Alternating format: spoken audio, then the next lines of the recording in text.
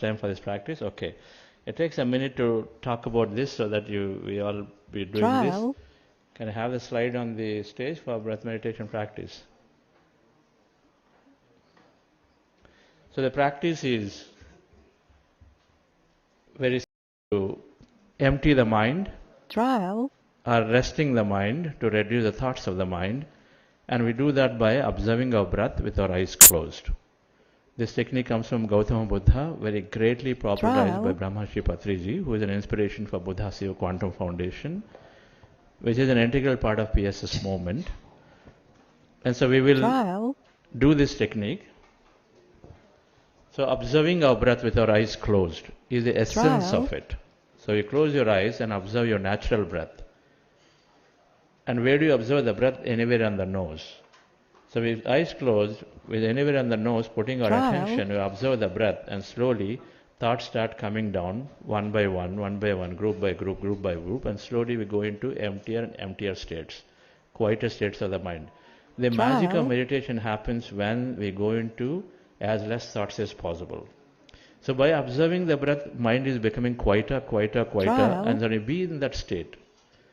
At any given time, thoughts come, and thoughts will come 1,000 times. When thoughts come back to again observing the breath. So process is, we start observing the breath with our eyes closed, anywhere on the nose. Slowly mind is becoming quieter. As it's becoming quieter, be with it, and at some point there may be so much quietness that you don't know where you are. Great state to be in. At any time, if you notice thoughts are coming, then our job is to be with the breath again. So that's the time to go back to the breath. So the emptiness or reduced thought state will happen automatically. Our job is really to observing the breath to begin with. And anytime you know you have an active thought, coming back to the breath. Very, very simple instruction. All right, friends? And so then the posture is there, sitting on the sofa or a chair. Then all of us are in that posture. So please cross your legs at your feet, at ankle. And then fingers into fingers and hands rested in your lap comfortably. So cross your fingers into fingers and hands rest in your lap comfortably, and then closing eyes. Those of you wearing glasses, please remove them. Spectacles. Remove the spectacles, not necessary. And so your eyes closed. So eyes closed, fingers into fingers, hands in your lap, cross your feet at ankle. Body needs to be comfortable. That's all we need to do. There's no special requirement of spine being erect and this and that, not necessary. Be very comfortable. Even that posture you can't do, then it is okay. Then take a posture that's comfortable to you. But we suggest you have feet crossed and then fingers into fingers, hands in your lap. All right, friends. So with that, let's start the process of meditation. Relax yourself, and I will be playing some light music. And I might do here and there a little bit of guidance. And we will be in the practice. The practice is observing the breath, and anytime thoughts are there, going back to the breath and observing that. Right. Relax yourself, dear friends. With your eyes closed, relax your body. And definitely would like all of you to please check your cell phones. Please put them into the mute or off, better yet, if you want to really go in. You don't want to be disturbing 100+ people here.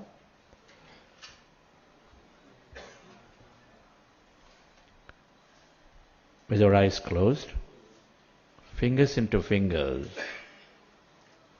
hands comfortably rested in your lap, with your feet crossed at ankle, resting your attention on your nose. Observe your normal, natural in-breath and the out-breath.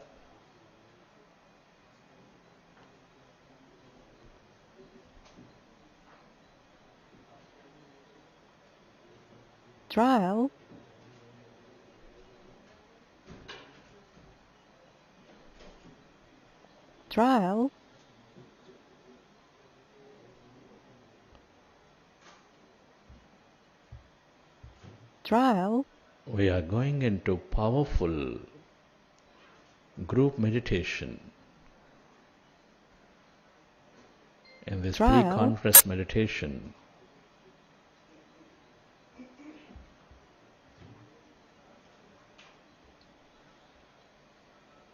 and collectively we energize Trial. this beautiful cause.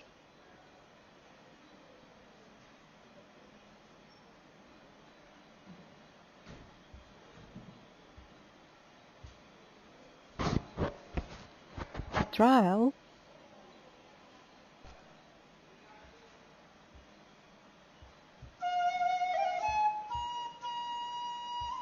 Trial.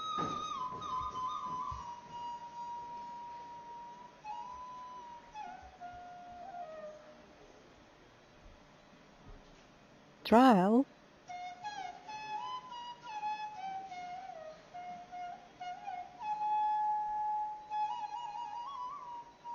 Trial.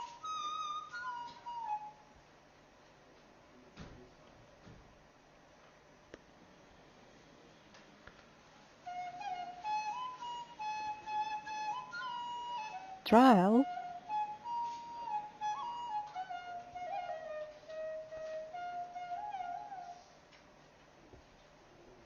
Trial.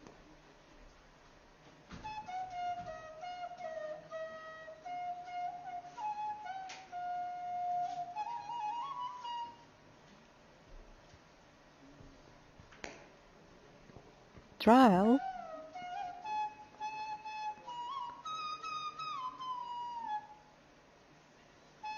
Trial.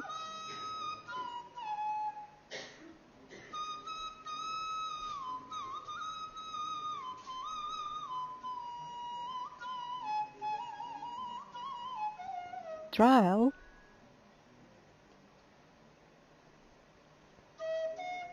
Trial.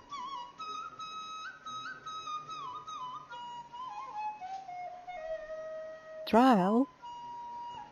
Observe your normal, natural in-breath and the out-breath.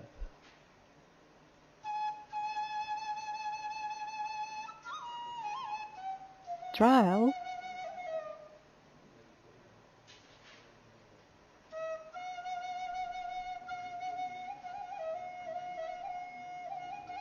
Trial.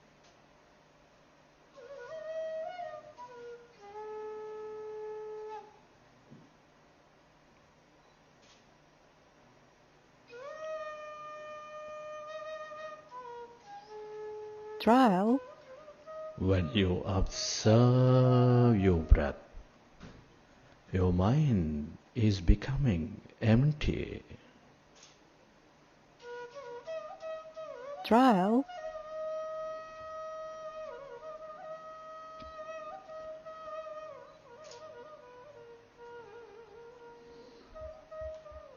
Trial. As the mind is becoming empty, allow yourself to experience Trial. calmness, emptiness. Trial.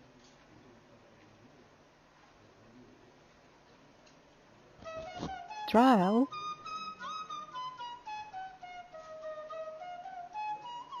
Trial.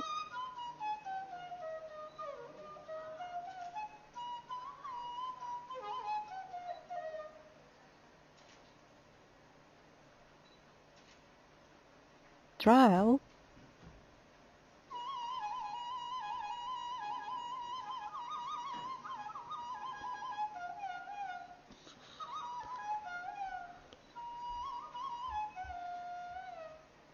Trial.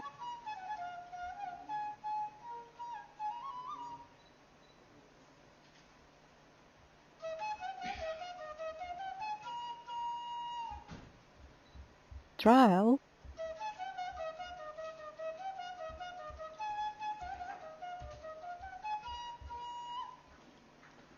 Trial.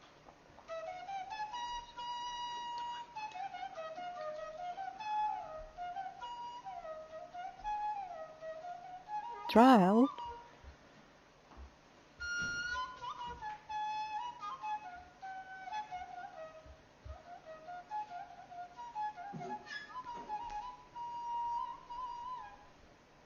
Trial.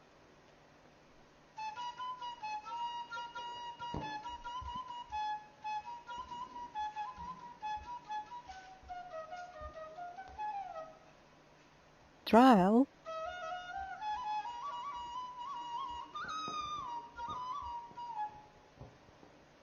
trial,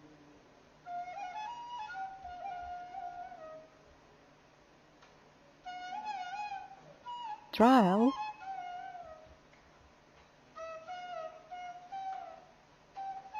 trial,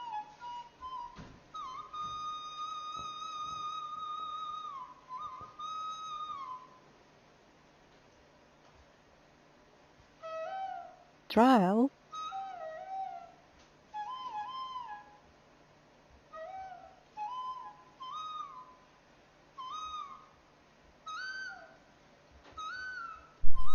trial,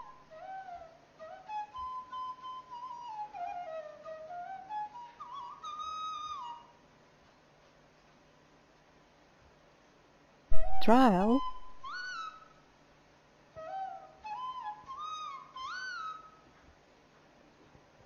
trial, It is natural to have thought.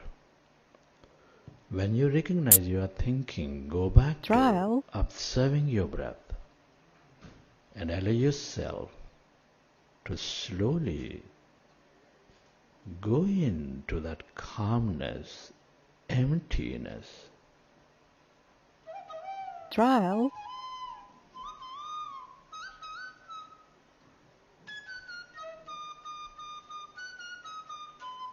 trial,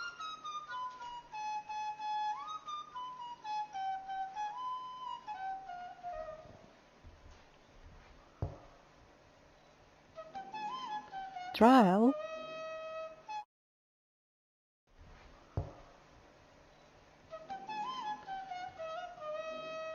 trial,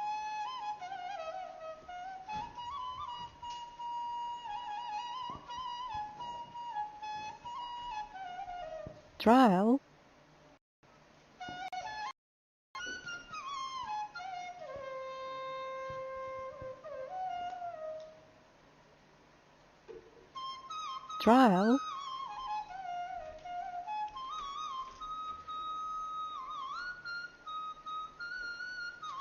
trial,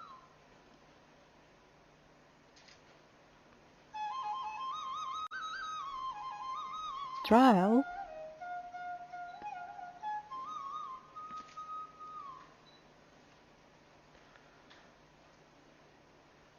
trial,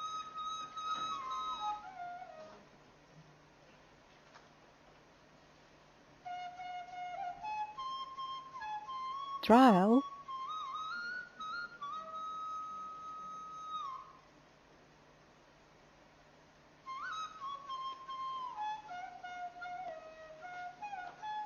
trial,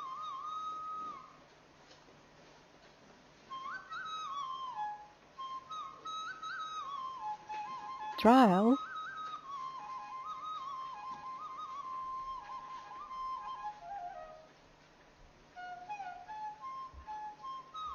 trial, trial,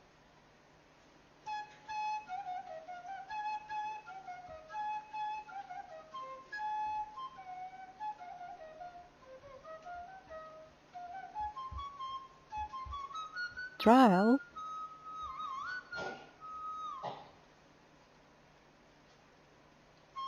trial,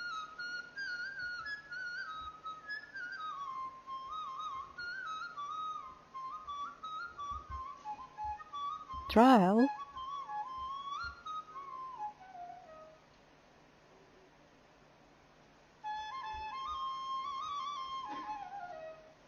trial,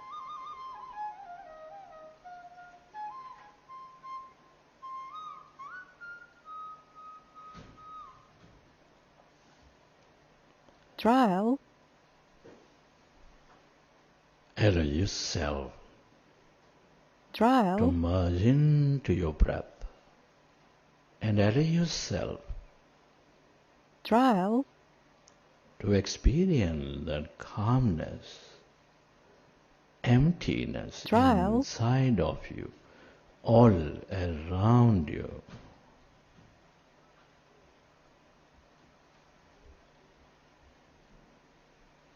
Trial.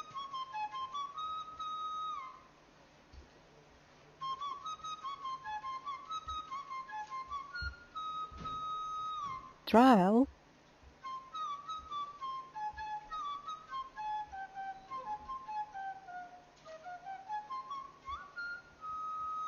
Trial.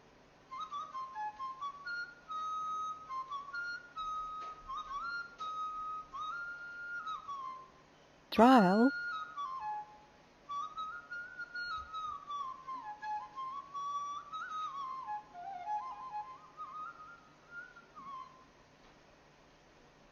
Trial.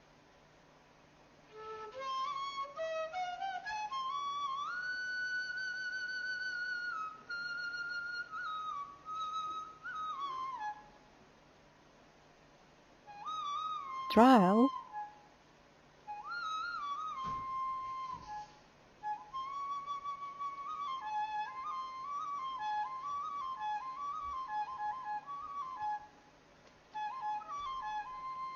Trial. Trial.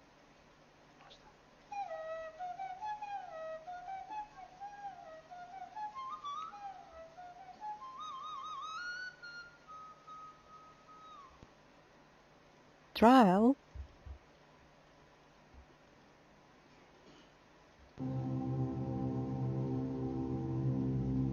Trial.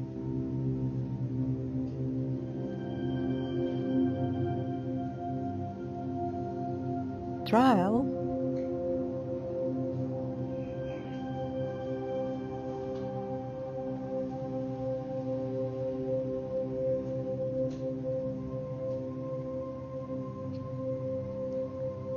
Trial.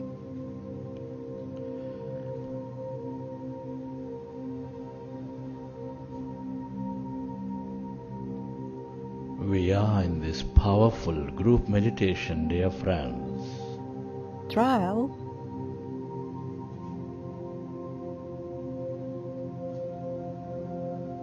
Allow yourself to merge into your breath and allow yourself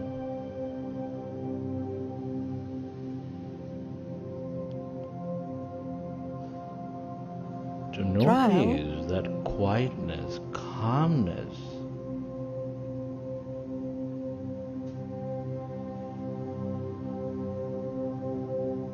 Trial.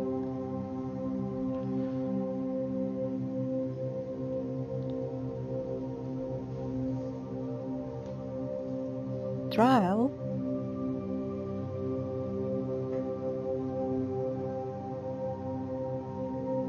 Trial.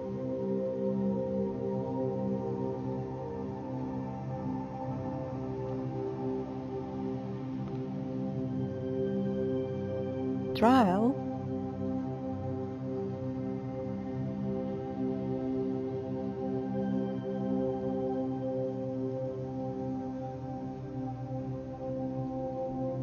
Trial. Trial.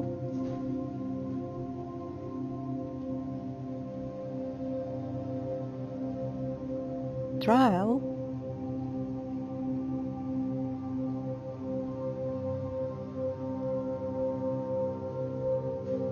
Trial.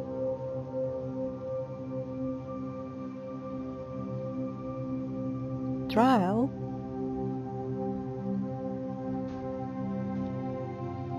Trial.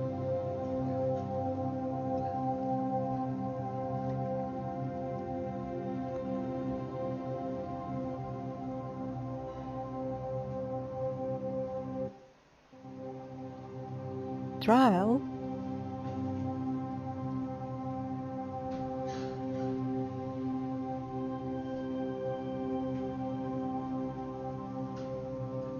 Trial.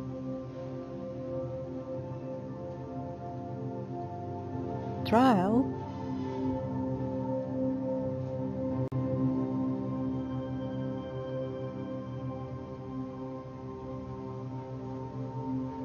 trial,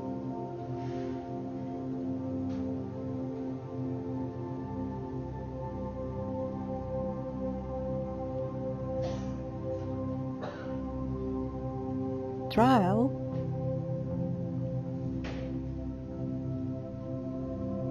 trial,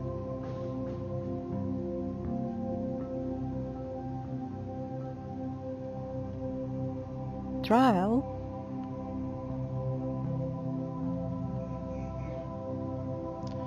Can you become aware of the emptiness, trial, blackness inside of you, all around you?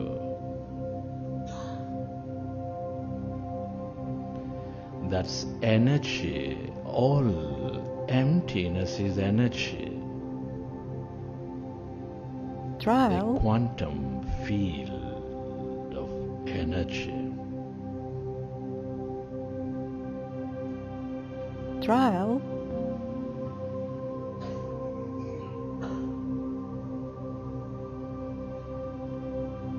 trial,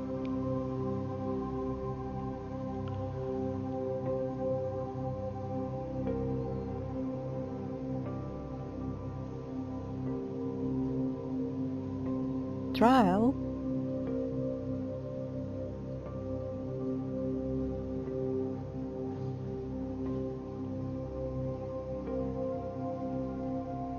trial,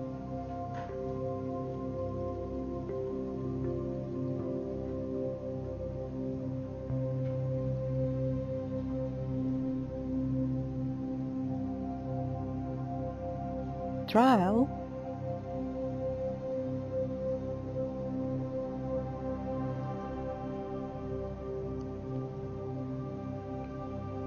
trial, This is the field of infinite possibilities. trial,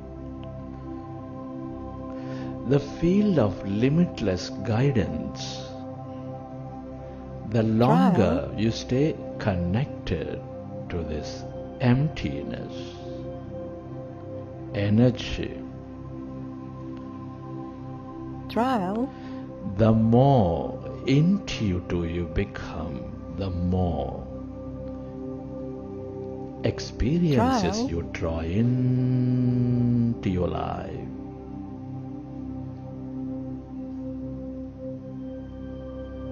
trial,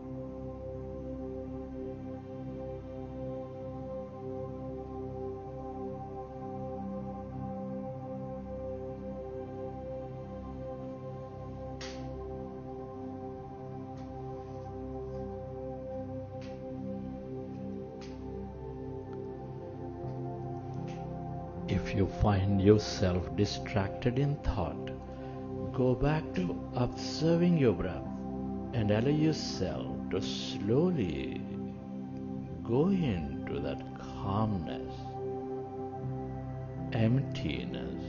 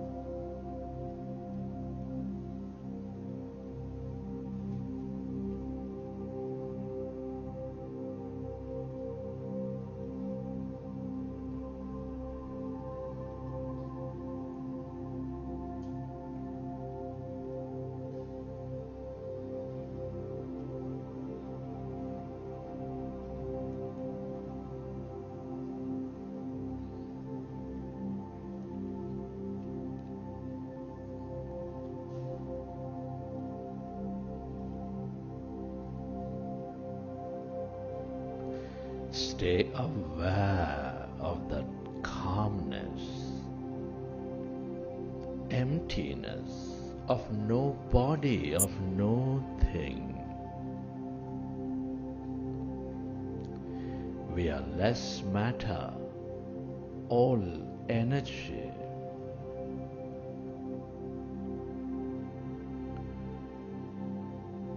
When you empty your mind of thought, you move away from matter.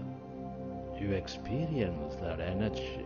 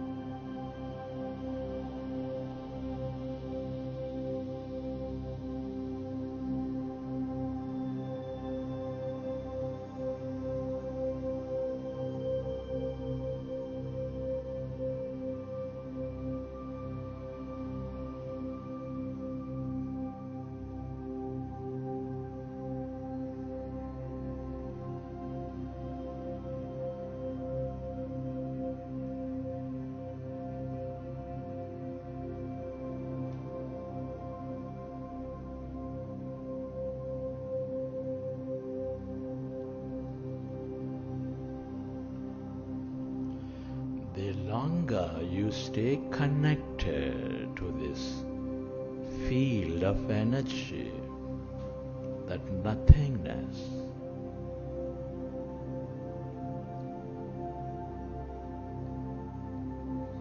the more conscious you become, the more connected you become. Merge into it.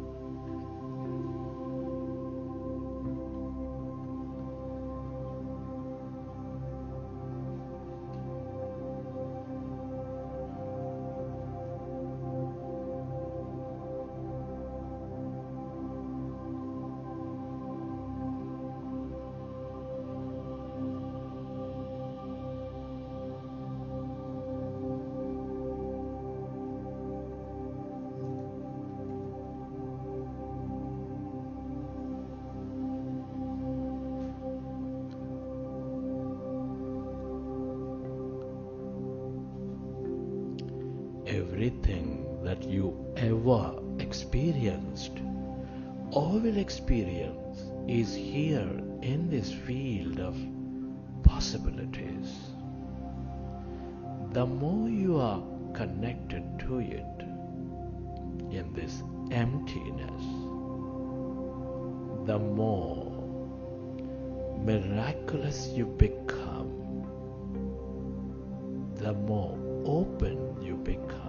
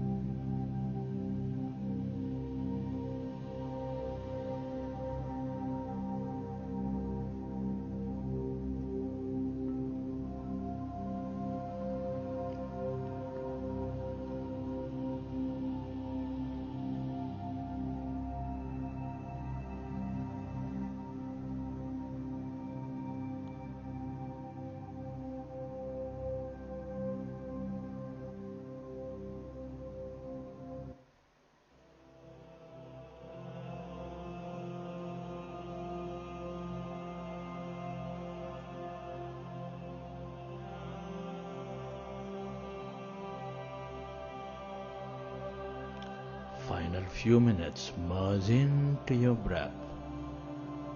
Allow yourself to lose into this nothingness, emptiness.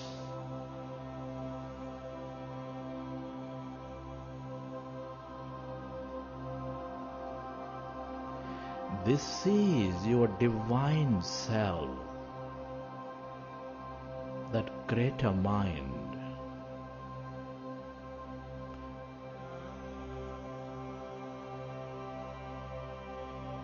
Where everyone and everything are connected.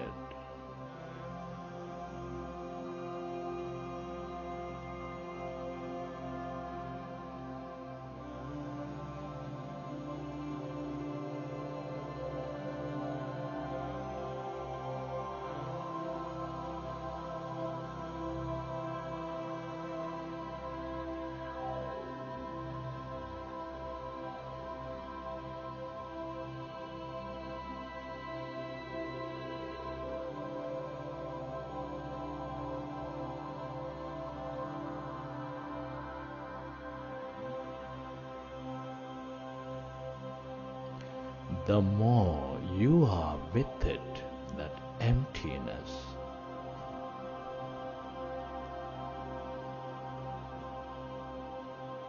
the more one you become, the more whole you become.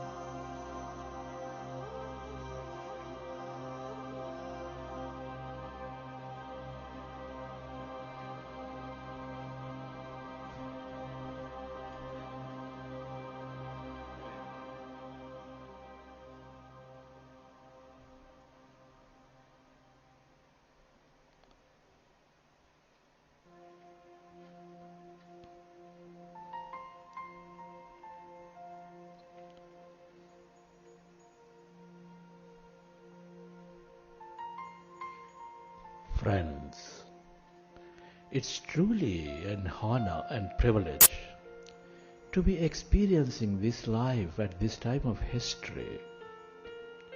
Can you express gratitude to all things and everyone? Express gratitude to your parents for giving this beautiful connection to life.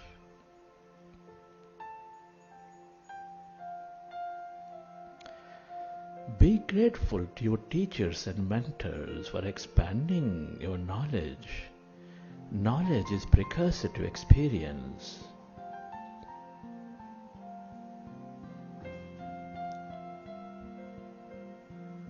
Give thanks to all the people in your life, your family, friends, colleagues, relatives, everyone, for helping you learn many aspects of life.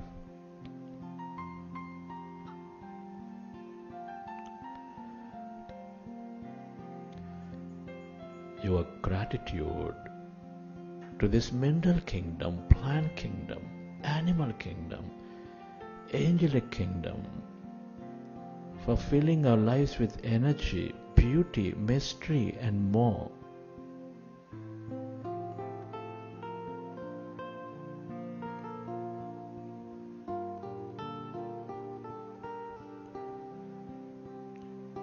Be grateful to all the technology, everything you use, the system, the companies, the governments that make our lives so comfortable.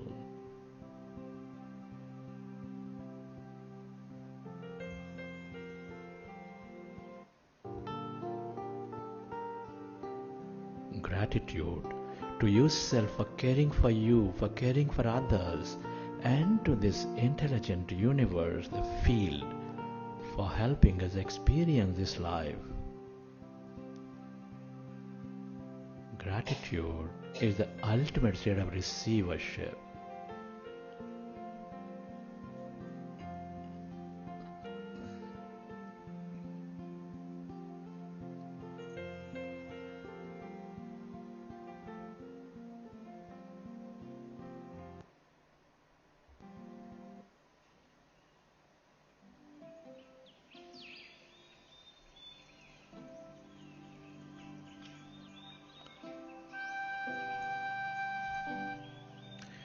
Recollect your experiences from the session. How did you feel? What have you experienced? And whenever you're ready, you can keep your hands on your eyes for 5 seconds and then you may open your eyes.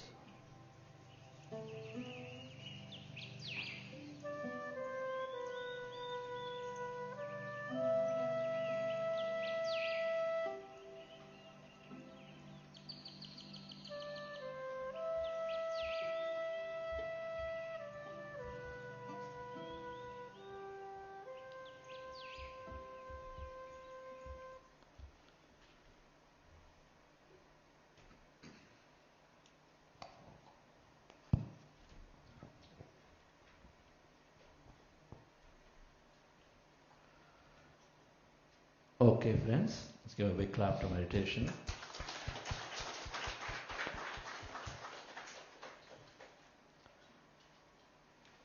How is the meditation, Manu?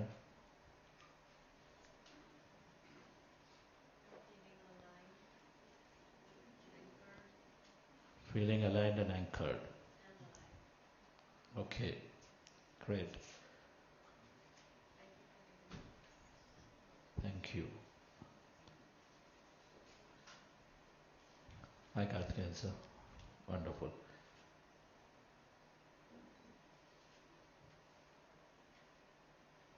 This is the meditation that we practice throughout this conference, and this is experiential. While we are, a lot of experience of individuals are shared throughout the conference. It's more experiential, and then along with that we actually practice meditation also several times.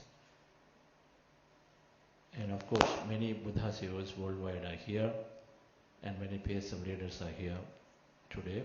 Is more of our internal, more of our vision in terms of where we are and where we are going, and primarily an inspirational sessions today in understanding how everyone is contributing, how they're transforming meditation and how it can help me, and then how I can contribute. Those are some of the aspects that we learned today. Yes.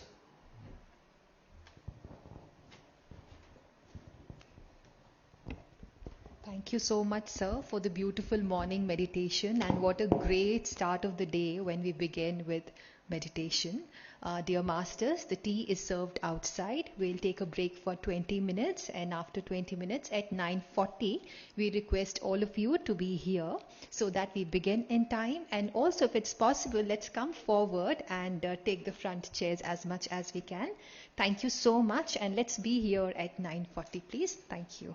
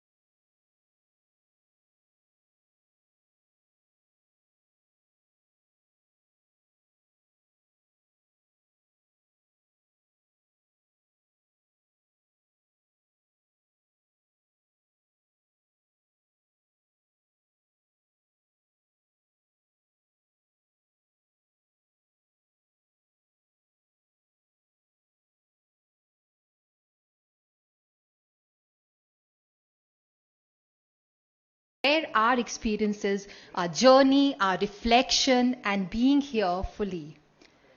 Buddha CEO Quantum Foundation is a global non-profit dedicated to building spiritual governance and leadership and advancing personal transformation through breath mindfulness meditation and scientific wisdom.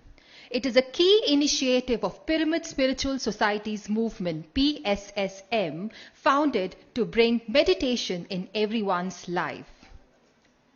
Buddha CEO is deeply inspired by Brahmarshi Pitama Patriji, founder of PSSM, whose vision was to create a meditative, peaceful world. His message, Yogaha Karmasu Kaushalam. Yoga is meditation.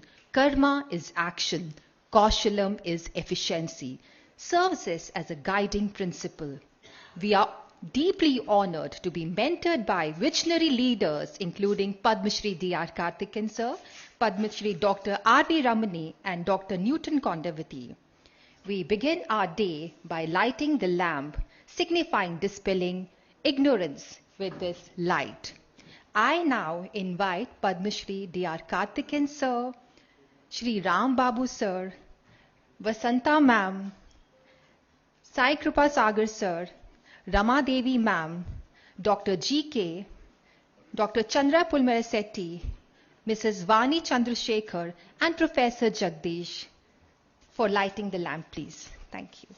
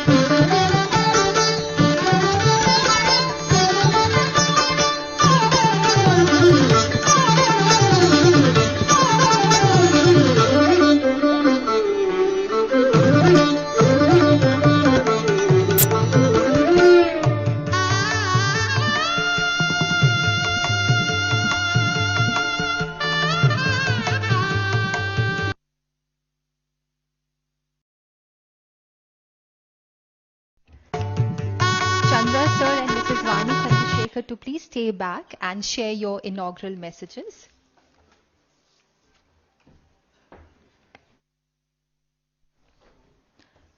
Padma Shri D.R. Karthikeyan is a decorated former IPS officer and CBI director celebrated for his landmark investigative work and service to National Human Rights Commission. Honored with the Padma Shri, he now serves as a global advocate for mindfulness, sitting on dozens of corporate and spiritual boards worldwide. A key inspiration to Buddha CEO Quantum Foundation, he continues to provide invaluable guidance and mentorship. And chairman to this GCML. Dr. Chandra Pulmerasetti, founder of Buddha CEO Quantum Foundation, chief meditation mentor, and founding trustee of Pyramid Valley International Meditation Center, is a former vice president at IBM and a seasoned entrepreneur with over 24 years of meditation practice. Mrs. Vani Chandrasekhar, co-founder Buddha CEO Quantum Foundation, is a meditation counselor and a senior pyramid master for 20 plus years and is finding happiness in daily interactions with hundreds of meditators worldwide. I now request Dr. Padma Shri D.R. Karthikeyan sir to share his inaugural address.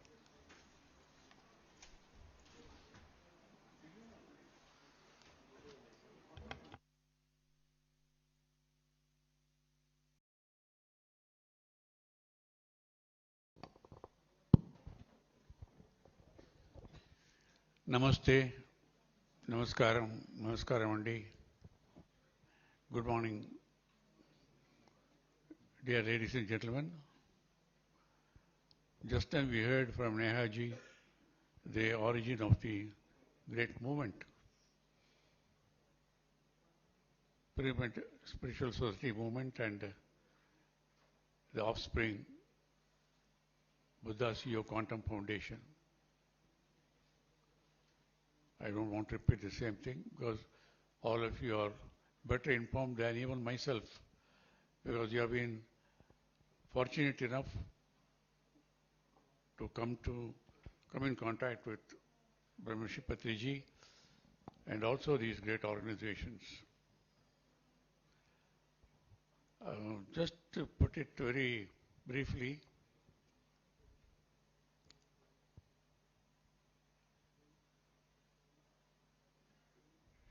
Guruji Satyanarayana Goenka-ji, known as the Guruji in the Vipassana movement, a prosperous diamond merchant in Burma. When he was younger, he had an incurable headache. It is there, part of history, and he has told me himself a number of times. And at that time, we were so rich, even then he went around, but there was no cure for him. When he came back, he suffered a lot. Then somebody said, why don't you go and do this Vipassana meditation? But then at that time, some staunch Hindu followers, they said, no, it's a Buddhist meditation. How can you go and do it? Delayed it, but ultimately he did go to Vipassana master. His master, Uba King Sin, if I remember correct, Burmese master.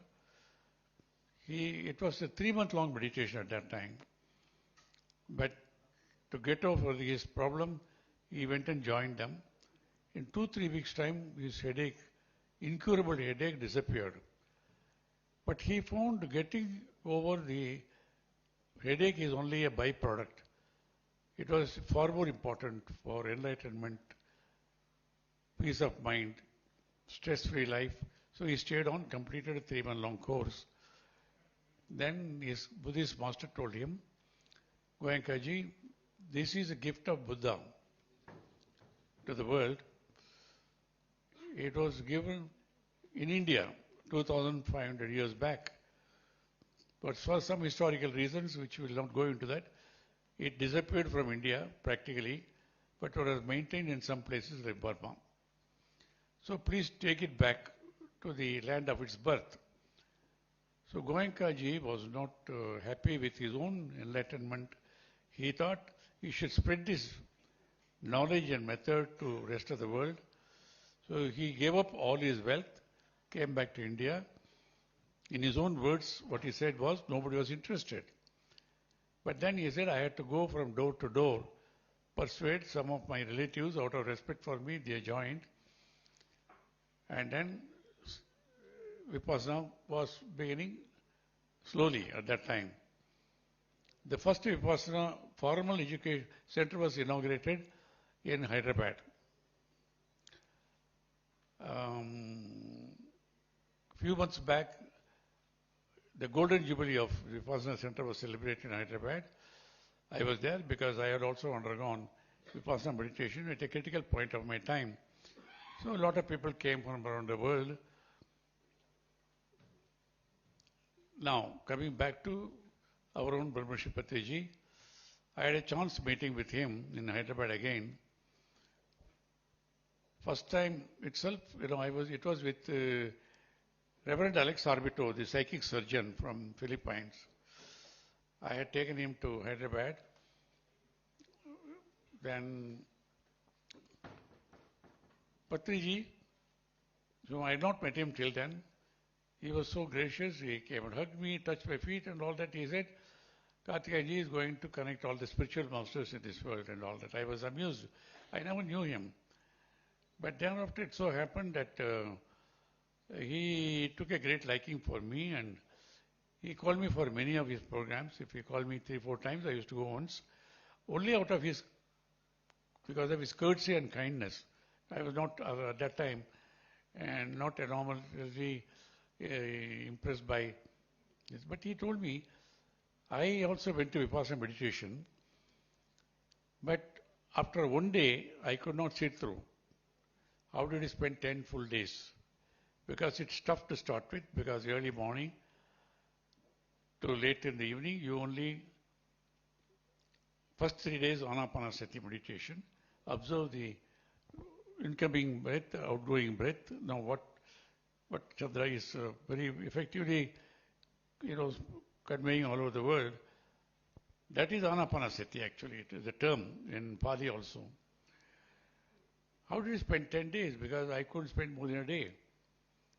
But I had to spend 10 days because it was a critical point in my career life, morning to evening. Then after 2 days, total silence. You can't talk to anybody. You can observe only the video of recording of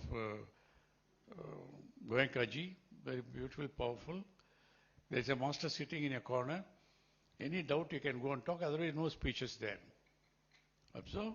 Any doubt you can quietly go and sit with the master teacher and then say 2 simple meals a day. I'm sure some of you have done it. If you have not done it, I would strongly recommend you do it because according to me, all great masters, to my knowledge, whatever may be the technology they are spreading now, they've all undergone Vipassana. It's a must for everyone. Okay, then like Goenkaji, who thought he should spread it, Patriji also said it's not enough. I got enlightenment, I got peace of mind. I must spread it. Again, he went like for door to door, village to village in Andhra Pradesh. I call him barefoot spiritual master because very simple, humble bag. No paraphernalia, nothing. When he used to come home, he will sit with my driver and cook also. And he had such a generosity. He didn't bother about the status of the person before him, rich or poor, and learned or not learned. He thought every human being, he respected the inherent divinity in the person, and that's how he spread it. That's about 40 years now, about 40 years. Let me correct me, 40 years? Yes. Yes. He was working in a private company, he left it because he was born for a bigger vision. And he did succeed in, and also one thing is meditation. Number 2 is plant-based diet, vegetarianism. He had the courage, in Andhra Pradesh and many other parts of people, most of the families are addicted to non-vegetarian. They must have breakfast, lunch, dinner also. In that, with courage, he had to go and tell them, don't eat meat, it's not good and all that. He used to use stronger words. I used to tell him, Patriji, you too. He said, no, yes, I do. Whoever is eating meat, I call them like that and all that, to say that. But a simple man, he did succeed in spreading meditation, plant-based diet all over Andhra Pradesh. And then he used to tell me at that time, my task is to get Dhyan Andhra Pradesh, then Dhyan Bharat, then Dhyan Jagat. I used to be amused. Okay, good man, he thinking like that. I never believed he can do it, but it happened. Because of his intention and strong belief in what he was doing, he succeeded, And also, meditation, the pyramid. He did research And you know very well, you will hear more about it, the masters during the today, tomorrow and all that. You know, thanks to him, there are, of course, the biggest pyramid was built in Bangalore. I was there for the time it was selected. And later on, of course, in Hyderabad. And now many more pyramids, small and big, have happened all over India. And happy to realize last time when we went, our followers of Patriji, PSS movement, Buddha's Yoga Quantum Foundation, they are determined to build the biggest pyramid for meditation purposes in Dallas. Acquired 100 acres of land. We went and saw that. And they just tell me they already built the road. They say in 3 years' time is going to have the Omega pyramid is going to complete. What I'm saying is, a simple master in 40 years' time, he has been succeeded in creating a global movement and creating many masters. He never said anybody, I am a guru. He said, my dear masters, my dear guru, like that, Now, one such organization is Buddha's Yoga Quantum Foundation. When I used to go to Pyramid Valley on the invitation of Patriji, he was so gracious, such a great master, simple, humble, so warm, courteous, hospitable. Very often he received me when I went there. And I can recall so many of the occasions where it was so touching to meet him. He used to hug and touch and all. Apart from, he's fond of cooking. He cooked and served everybody. Then he used to take me home and say something his favorite. And such a man of many talents. Excellent cook. Sing beautifully in many languages. Spoke beautifully. And with enormous energy, tirelessly he traveled. Tirelessly traveled all over the world. And very often, after all, it's a body, human body. I used to tell him also, slow down and all that. He wouldn't listen because he was sure that his time on the planet is limited. He wanted to spread this message to as many as possible. So with the result, he didn't, to a large extent, I would say, had the courage to tell, he ignored his own health of the body, whatever it is. He achieved what one takes centuries to achieve. A simple man, no big birth or wealth or great formal education. Today we can look back and say he has created a global movement. This only we can say that, but after 100 years people write about it. But very few masters are celebrated in their own lifetime. If it's just from Jesus Christ and all, our own masters, you say that, it is only centuries after ago they were, but here he had the good fortune of being recognized and celebrated in his own lifetime. And his vision of creating Dhyan Jagat is happening, thanks to masters around, hundreds of masters there. It's happening now. Now, I don't want to too much of your time coming back. Now, when I used to go to Pyramid Valley, both his dedicated disciples, Chandra and Vani, used to take care of me.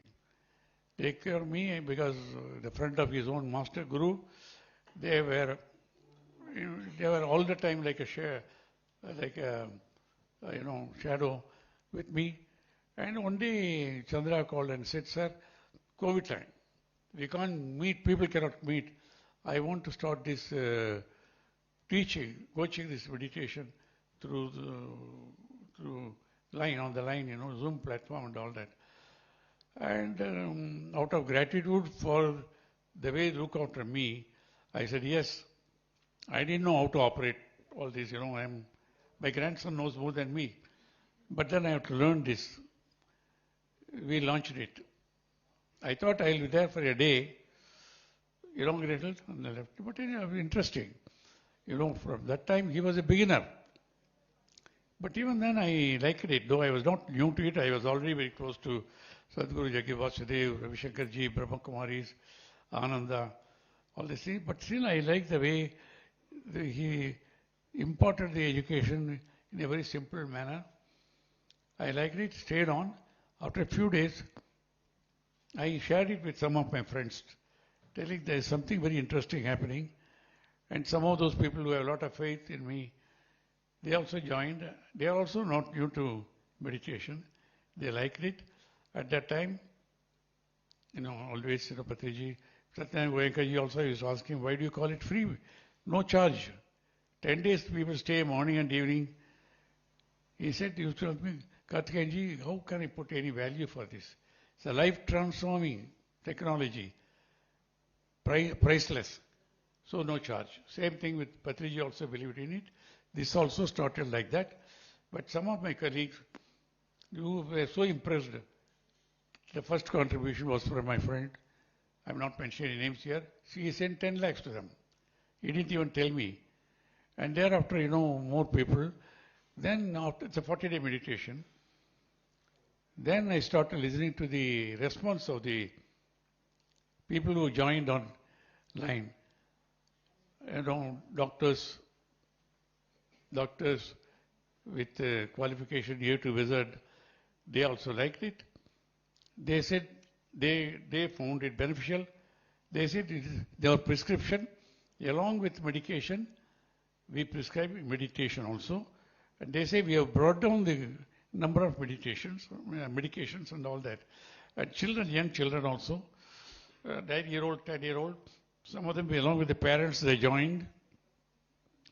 And some of them were so impressed, they were there before we opened. And even after they closed, after the parents left, they stayed on. And some of them wrote to me also, shared, telling how their own performance improved in the school. The school appreciated their own behavior and all that, all these things. So like that, I know families, husband, wife, they said we are living as husband, wife, but in the same building. But after joining this meditation, our lives are transformed. We are really living as a harmonious life and all like that, many. So every 40 days, I had no hesitation in recommending it. We went to thousands of people around. Many of them here, I don't want to mention great masters, they joined like that and they have become totally dedicated, and then they in turn are spreading this message now, all those things. Now, in the last few of the regional world conferences, we focused on, 13 years, we had the first International Day of Yoga in 2002 in Lisbon, Portugal. The great master, Amrita Suryananda, is a Portugal man, brilliant person. He called for the International Day of Yoga in Lisbon. I attended that. Dr. Nagendra, people came from all over. It was he who said this has to be practiced all over the world first. There a few years later, we had a big program in Art of Living with Ravi Shankarji, Dr. B.K. Sayangar, and Ramdevji, and many of the great masters came. We all passed a resolution telling 21st June should be International Day of Yoga. I took it to the United Nations. Nothing happened. But it's only when our Honorable Prime Minister Modi ji went and addressed the UN about 13 years back, I think, I don't know, when he addressed, because of the power of intention of the man, the world accepted it. World accepted it. It was declared as 21st June as International Day of Yoga. Thereafter, all over the world it's being practiced. You know that very well, irrespective of the religion or color of the people they are doing it. But we found Hatha Yoga is good, important, but originally yoga meant Hatha Yoga, pranayama and meditation. But over a period of time, Hatha Yoga is identified only with physical exercise, which is very important. But it's not enough because there's so much of negativity all over, addiction, disharmony, and global warming, people living in constant stress, and all type of new diseases coming, psychosomatic diseases. We found only meditation is the technology. Now you know what's happening in Ukraine, Russia, and West Asia, America, Israel, Iran, and apart from the smaller wars all over happening, First World War, League of Nations came. Millions were killed. Then they brought, again Second World War came, then United Nations was formed. But we have seen all these organizations have proved to be ineffective. I don't say they are not doing anything, but they have not been able to contain all these problems now. You know, today, unlike the First World War, Second World War, today many nations are having destructive nuclear weapons. You know, one or two nuclear weapons either be intention of a mad ruler or by accident exploded, the entire planet can be destroyed. That is the reality today. Reality today. No doubt we have got a lot of technology, we have got comforts and all that. All parts of the body we can get replacement, spare parts are available. But even today, no laboratory can create blood, which can be created only in the God-given human body. But the man has acquired all the capacity to destroy everything that is created by the divine. So this being so, we found ultimately meditation is only technology, surest technology.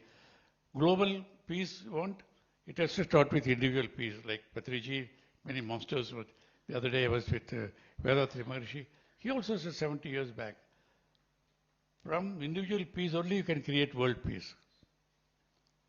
So we have seen in a number of these regional conferences and all that, we said there should be a day by the UN dedicated for meditation. Like ultimately, last year you know very well, 21st December, the UN declared 21st December as the International Day of Meditation. That's a great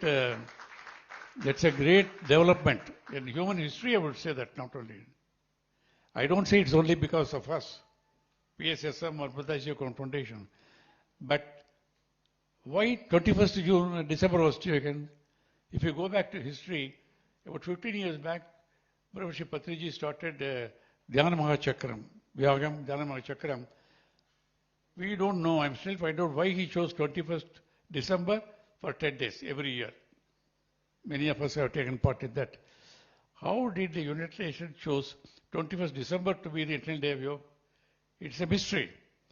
But I believe that it has something to do with the power of the intention of Patriji. I believe in it. But you know, if we tell the world we will not accept it, but at least we feel like that now.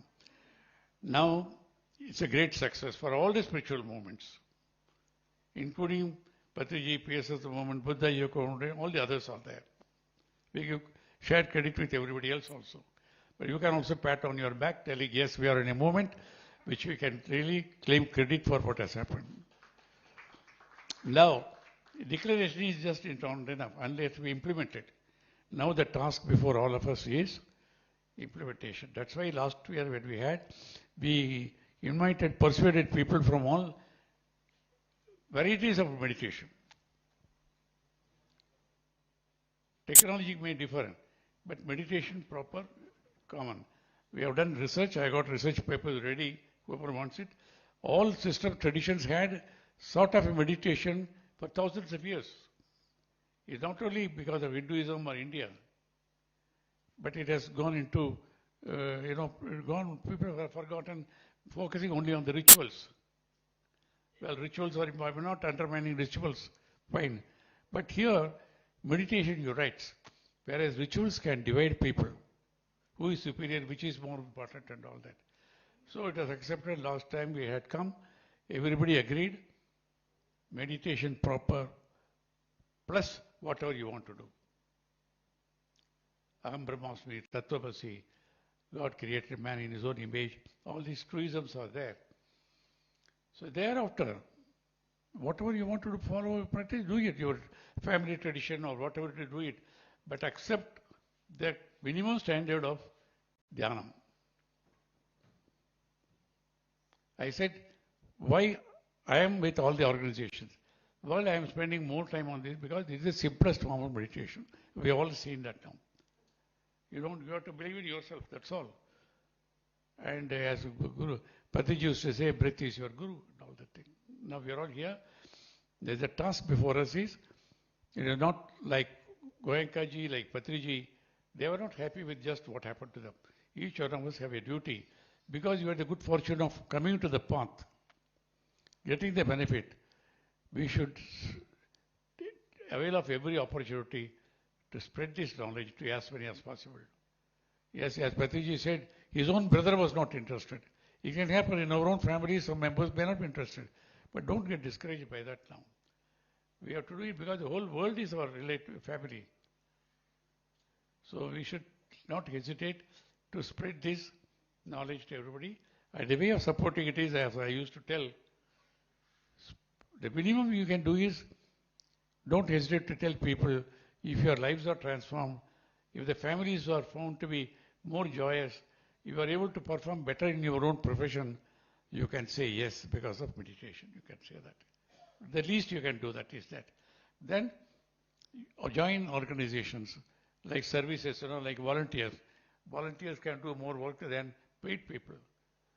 And then you've got to do it. Now this, to go all over the world, a lot of people have joined. A lot of youngsters have joined this movement. Now we know very well. And some of them are comfortable. Some of them have to be looked after, families. So make a contribution, whatever you can, by way of material. Small donation, you can, whatever you can do it. All that. So now I can go on talking. Now the others also to speak. All I say is, this is it's a, what should I say? It's a divine task ordered to us. And we have been chosen for that purpose. Otherwise we will not be on this path. And we will not stay on this path. So I only say is, let us reconfirm and reiterate our faith in the movement and take a decision in whatever way we can, we should spread it, because unless the world is better, we are not going to be better. We alone cannot live.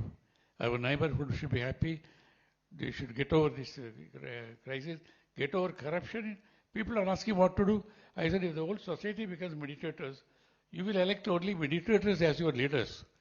And a man who is sincerely meditating becomes leader, they will not be corrupt. They will be loyal. They know they are chosen to serve the society, not to enjoy just power and myth. And if every country gets such leaders, we can create a world without war. We can create a world where there is no climate crisis. We can leave a better world for our grandchildren, grandchildren, and all these things. It is our fundamental duty. Thank you very much. Namaste.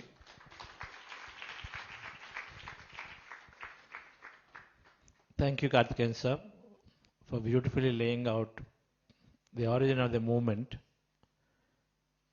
and Patriji, Grandmaster Patriji. People connect to people, dear friends. We go to conferences because we're inspired by people who are doing great work. Business conference for business knowledge, spiritual conference for spiritual knowledge. But ultimately it's a connection to the people through which we spread the energy.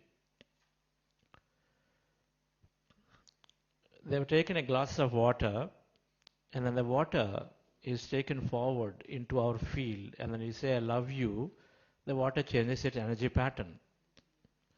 Masaru Emoto, a Japanese scientist, did a beautiful experimentation. So water is taken, drawn towards you, which means it is close to your field of energy, and say, I love you, then it organizes itself into beautiful crystal patterns. You say, I hate you, it disorganizes itself. It disintegrates into a broken pattern. To demonstrate that we all have a field of energy. Now, quantum physics beautifully explains that we are an energy field. And each of us are constantly emitting an energy, thinking and feeling our energy that is out there and influencing people around us. And so that's how people connect to people. And so that moment happened to me in the year 99 when I met Grandmaster Brahmarshi Patriji through my younger brother, medical doctor GK.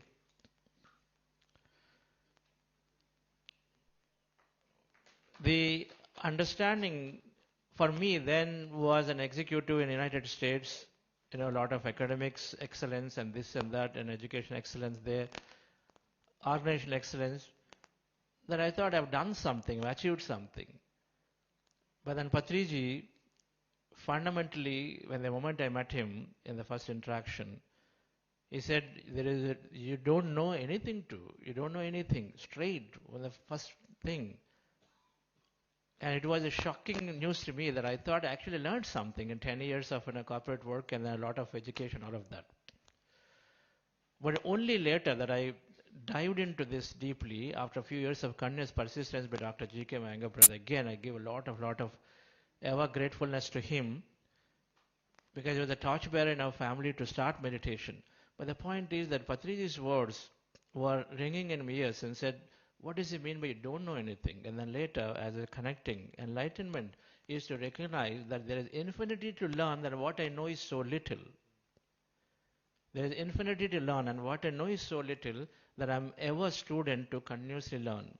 Gautama Buddha, in his eightfold path, Gautama Buddha said, there is suffering, which we all know, is a discovery, right? There is suffering everywhere, and then suffering is due to ignorance, and this can be resolved, and then through eightfold path. And the eightfold path, one of them is right speech. One of them is right speech. Patriji was big on speaking impeccably. So there are simple things, but then Gautama Buddha had right speech, and it is very, I thought I knew how to speak. But many a times, the more I would dug deeper, I did not know many things that were speaking just casually, carelessly, or many things that just speak. That how much scarcity, how much fear, how much negative energy is putting onto people, just did not even know.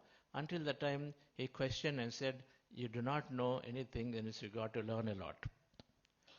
So that's the master that, he spread his energy that time. So then I dived in, and with the assistance of great masters of PSSM, were able to understand the science of spirit, spiritual science or meditation science. Beautiful journey thereafter. And I'm always inspired and say the beauty of meditation, many of us are meditators here, is that when you have it, you want to give it, which is the case with the human being, naturally. We want to share what we are experiencing the most. I go to a restaurant, and a new restaurant has come in the town, which is a Chinese restaurant, you love it. And so then suddenly your past experience of going to another Chinese restaurant is overshadowed by this new one. And then you will start talking about this to your friends, because what you experience most is what you share. Meditation becomes one of those greatest blissful experiences that you want to give. And so then naturally, all meditators, they are there supporting me in my journey in growing in there. So with Patriji, the moment he offered the opportunity to serve at Pyramid Valley International, we'll learn a little bit of that in this program, that we latched on to this with an understanding that, okay, get to spend time with other masters. Knowledge liberates. Knowledge liberates. Our understandings change, and so then automatically we do not take things as very personally, or many things drop. And so then Patriji was big on learning knowledge, and we learn from every master, learn from various practitioners and all of it. And so then with that understanding, I jumped into doing service. And Pyramid Valley International, establishing an international meditation center, became my purpose, and later realized, we do not even know many times, that what we are doing is actually we're living a purpose. If a pen and a phone and a mic has a purpose, and I'm sure we recognize that we too have a purpose. And then when we are moving ourselves into the purpose, automatically the body follows, automatically the mind follows, automatically our intellect naturally falls in line in thinking the right way when we align to a purpose. And so that's what happened to me when I pursued this meditation knowledge. While parallelly I was progressing my career in IT as running a software company. And I was doing service with Patri sir along the way, and then Pyramid Valley, and then associated myself with several PSM projects one way or the other. But when my company got acquired, and then by IBM Corporation somewhere, and then was working through it. Now this concept of Buddha's view was there. Patriji mentioned long ago, leaders possess many amount of resources, material, technology, resources, and all of them are there. If a leader transforms, then this meditation can go beautifully, much more quickly. And so you do it. This is the work that you can take on. Success is there for each of us when opportunity meets our presence at the right time and place. It is there when opportunity meets our presence at the right time and place. Opportunities are there. There are so many leaders in PSSM who are business leaders, successful in their own businesses. Not just me, many, many people are there. But then it is coming to me. And so then, what is it that is making us happen that you are there at the right time and place, not other people at that moment? What is that makes it happen? Everybody wants to do it. Everyone wants to be doing this work of taking meditation to the leadership, meditation to the towards the governance and all of it. But it's knocking on you, knocking on the door. The door is being knocked onto you, is given to you. This is what we call grace. This is what we call consciousness. There is something that is orchestrating billions of events in the planet. Many times we think, okay, it's because of my work and I am the one who got it and I am the one who is because of this has happened. But I recognize that of many, many leaders who are there in PSSM, everybody wants to, of course, contribute in a beautiful way, but it comes to you. They recognize that, okay, there is something that is happening towards you. The grace, the consciousness wants you to take it up. And so then, this particular deep desire and intention to take Buddha's Quantum Foundation to the best possible way of the mission of Patrisa, connecting to this Grand Master's vision and energy, because one master that I've seen from the day one of his enlightenment that he says in 1979, from the day one of his enlightenment, even before that, he was saying that he wished to see every person on the planet to be a meditator and everyone to be a vegetarian, Shakahari, and there must be pyramids as universal temples so that every faith, all people irrespective of the faith, go into it and then meditate. And that is his vision he was talking about, as Karthikeyan said alluded briefly, that he was saying Dhyana Jagat. From the day one, Shakahara Jagat, he was courageously talking about it very, very openly. Even if he had just one person with him, he was showing it because he truly believed that we are consciousness. He truly believed meditation makes his consciousness. Aham Brahmasmi, I have gotten beautiful understanding of it when this meditation was taken, which is breath meditation. I loved the way Patrisa was taking it. It is very simple. It only took some of us practice. It takes a minute to learn and then we go into it. It's about practice. And then the knowledge that he was assimilating and then was helping people to take it through everyone, not just him. He never said, learn from me, learn from everybody. That's also one of the reasons this conference, we have so many masters from different organizations. We have Brahmakumaris, we have Heartfulness, we have Habil, we have many, many, Ananda. So many masters are there. Of course, several PSM masters are there. And then we learn from all of them. And so with that simple understanding, they learn from everyone, and then simple meditation practice, it really got me to be in PSS moment in Patriji. And this call came when I was at IBM. One of the that Buddha Seva needs to be taken. The question is, what is the right time? You also need to fail. And so one of the conversations, while I was in one discussion, I set up. I was an executive, senior executive in IBM, running a global business. Now, when I set up a day-long meetings with my team, with a visiting very senior leader who's coming in there. And then I set up the meetings to do the transitioning and the training and all of it. But then the leader said, when we had a breakfast meeting that day when he came into India and then in a hotel we were having, he said, Chandra, I don't want you to be in these meetings. If you are there, then people may be biased to understand because it's sort of a business meeting that we are trying to understand what's going on. I said, I am facilitating here, I am there, but then you don't want me to be there. But a moment, then I realized and said, okay, there is a discomfort for this individual. And there is some kind of a potential survival challenge may be there. Then if he feels threatened that if I am there, that the right amount of information may not come because each of us have our own aura that spreads onto the teams. I said, fine, no problem. It took me a moment to step back and say, no problem. If that's what you want, then we will do it. The point is, I wanted the information to be beautifully transitioned to rest of the teams because we're an acquiring company. We go in there and then we want to spread the energy, the knowledge and technology to everybody and in the best possible way. Even though I was being facilitating and then trying to work through this meeting for a few days, and then the moment he said, you don't be there in the meeting, I said, fine. My team was very mad. The moment I told them I'm not going to be there, I said, look, This is very important that we give the knowledge and transfer. Only then you give, then people can, then we can do other finer things. So that's when I recognized and said, conflicts can easily happen between leadership. If I took my position, there is only conflict, nothing else. And then teams are divided.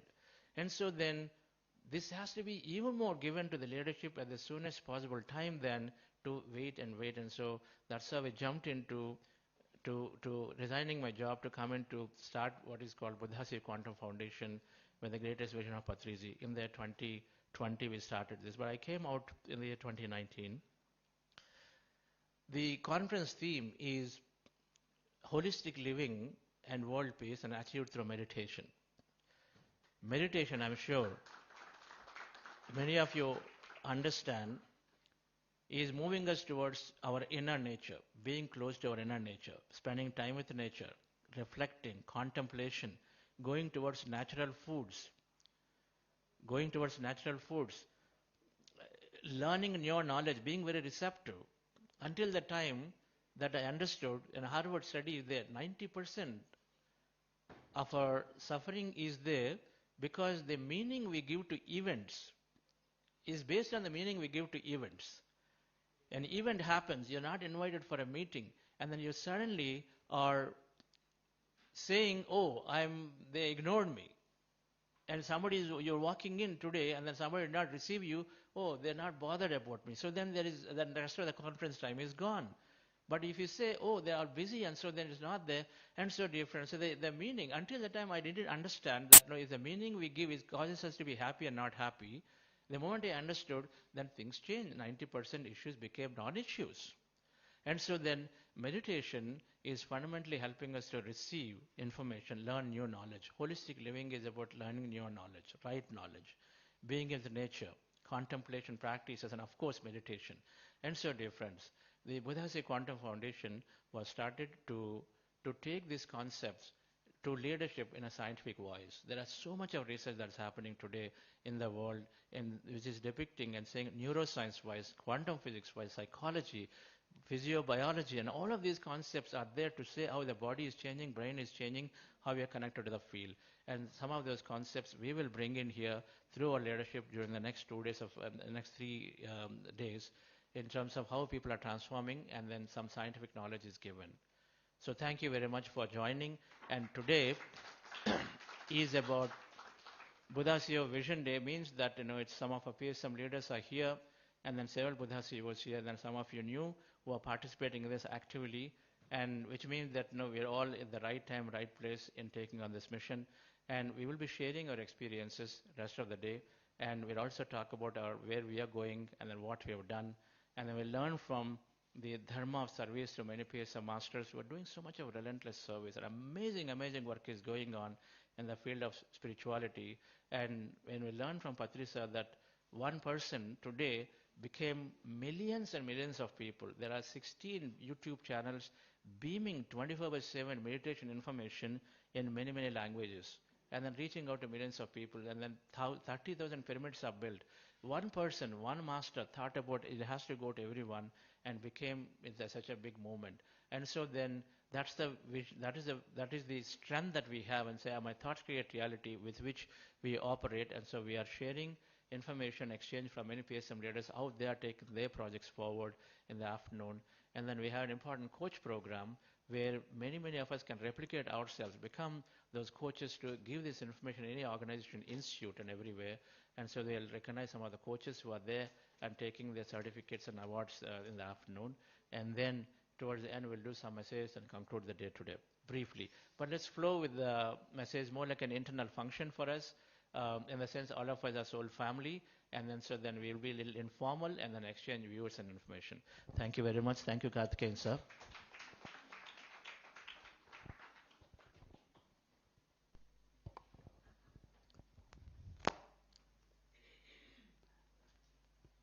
Thank you each and every master here who all, this is the most important, you thought and you are here. The program is already successful.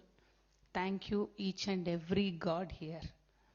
This team is a very important, because most of them who is spread the meditation This is important. We all have to be here. Those masters are here. Thank you each and every one.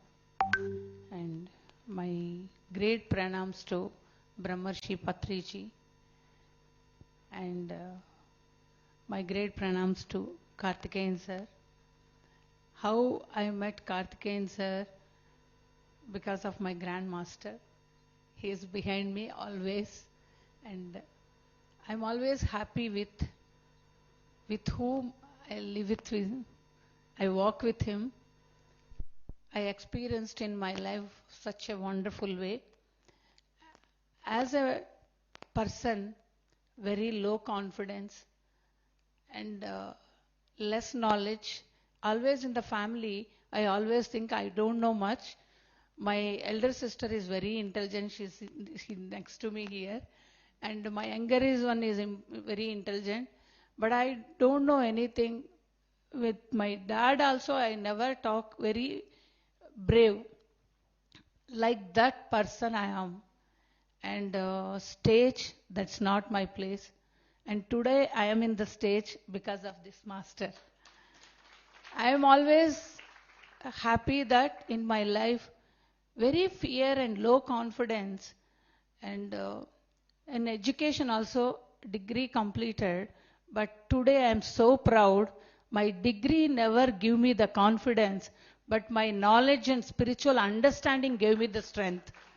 With that, with my children, with my family, my extended spiritual family, today I am extremely happy. Most meaningfully, I am living my life. And this is the most gift because of this Grand Master. And recently we went to Shirdi. After I started my journey, because of my brother-in-law, I ever grateful to G.K. Gopalakrishna. And I am so thankful to my parents in my life, attracted right people, right decisions taking such a wonderful way. They brought us.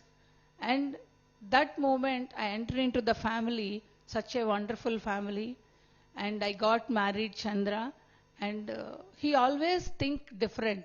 He always, the way he thinks, such a wonderful family, giving nature, helping nature. But even though the way he thinks, how he can think like this, I always admire. And that way, we always understanding things. Life is very easy, enjoyable when we was in US. And I got married, and 6 months after that, my brother and his brother, they met a road accident that in whole family shaken like anything. Especially I am a very fearful, always insecureness. Something always a fear used to carry. When I moved US to India, my brother-in-law introduced meditation, introduced Patriji. Every time meeting that master in a life, what should I carry, what should I leave it? Every time giving the best, talking with the masters, living with the family, how to improve ourselves, what is the best we can carry for each and every moment with every person. Like that, in every aspect, meeting him, such a wonderful experience to learn. And with that, always, Pyramid Valley project, when we enter, meeting every time, meeting Grand Masters, PSSM Masters, how unconditionally doing selfless service. And only giving only they know, not expecting anything. Such kind of family, because of Patriji, I got it.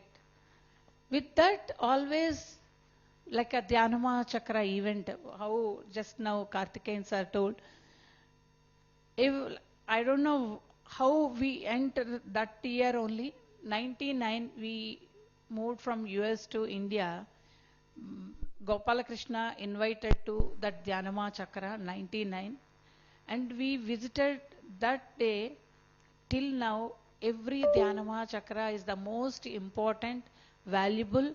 We have to attend that event because there one barber, one watchman to stage who are organizing, every master giving best for themselves to do service. They don't have money, they don't have anything, but they always, Patriji told, I am doing. Patriji told, I am doing. What he gave, only meditation. With that, they always, what is best in their life, they understand. What has to carry, they understand. With that, every master today, this grand master physically is not there, but all over the world he is there. Because of his great vision, everybody is taking responsibility. This is my work. I have to spread meditation. I have to spread vegetarianism. I have to spread pyramid energy. And such a wonderful master, he doesn't have a wallet. He doesn't have a cell phone. He doesn't have an account, bank account. He doesn't have a house. But in a world, every house is a house.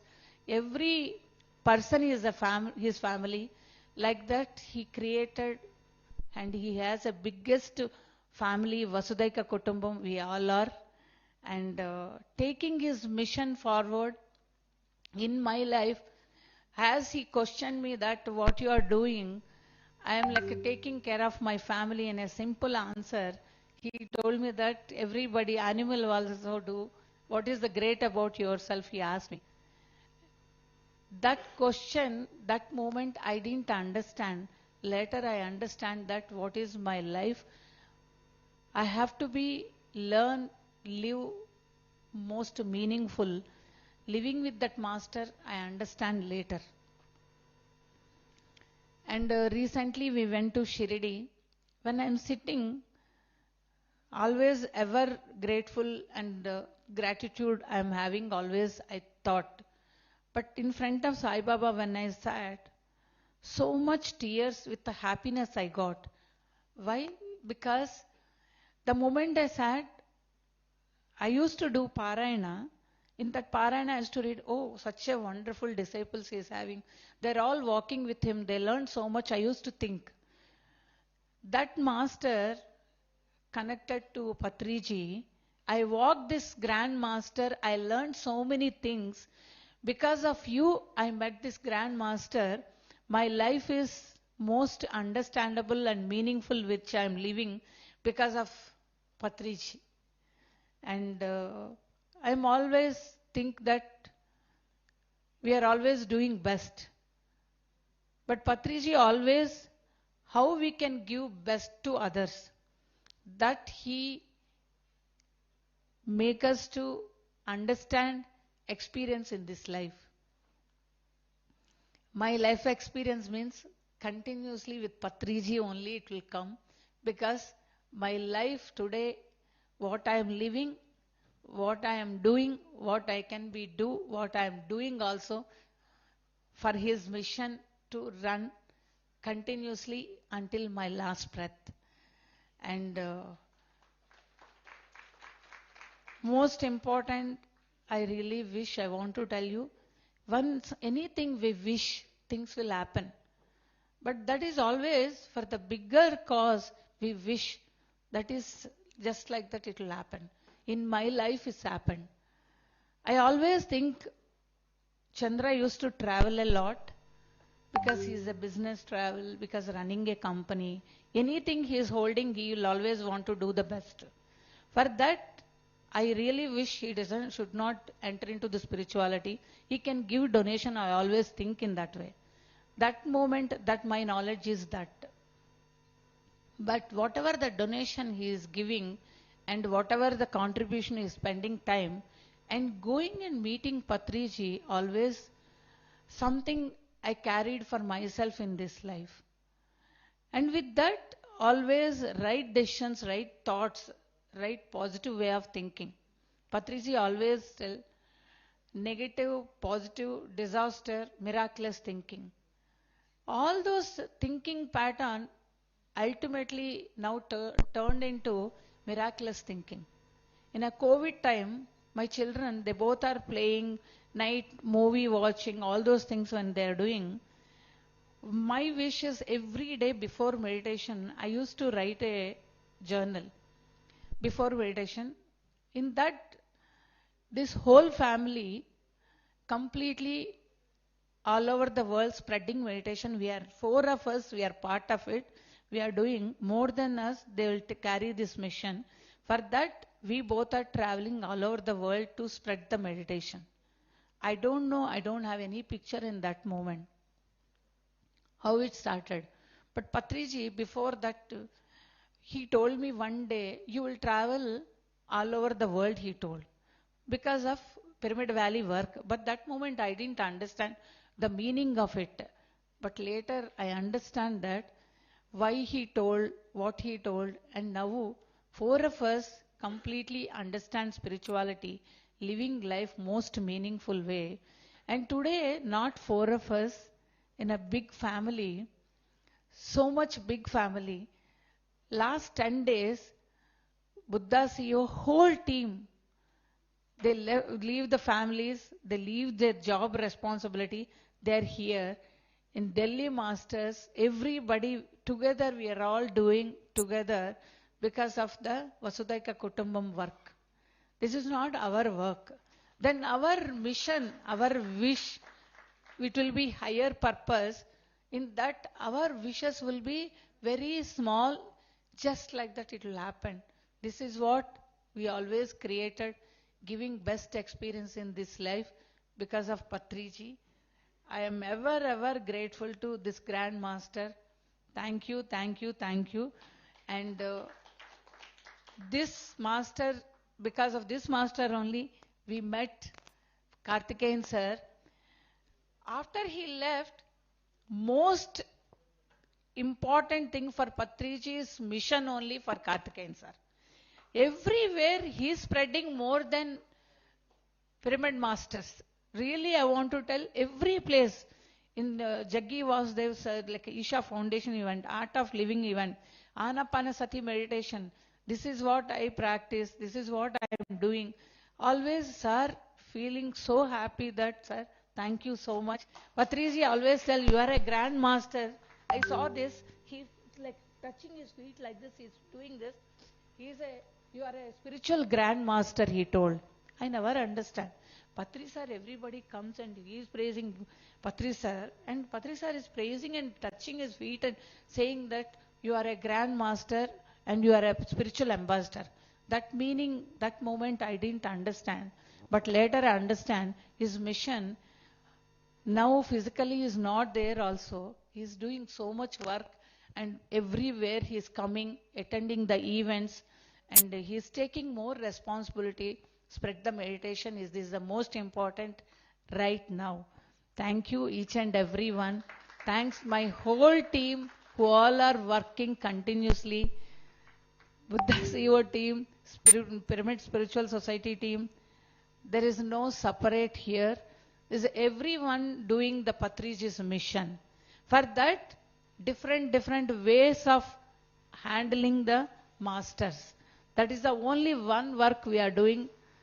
Thank you, thank you, thank you. Okay, friends. Before we invite our leaders who are driving this conference, if this conference is there, today is thought about and imagined and is implemented, it's because of one master, that is Padma Shri Karthikeyan sir. Karthikeyan sir is the chairman of this conference, is directly conceived, is about whether any senior leader, if you see here, are invited by him personally, and then we also have messages from Sri Sri Ravi Shankar ji and Isha Sadguru Vasudev ji, and all of them is only through Padma Shri Karthikeyan sir. We are ever grateful. Our conference, one was through him, two was through him, and all conferences have been there amazingly, the vision behind as a true ambassador of spirituality across all organizations. So thank you, Karthikeyan sir, once again, wonderful. Yes.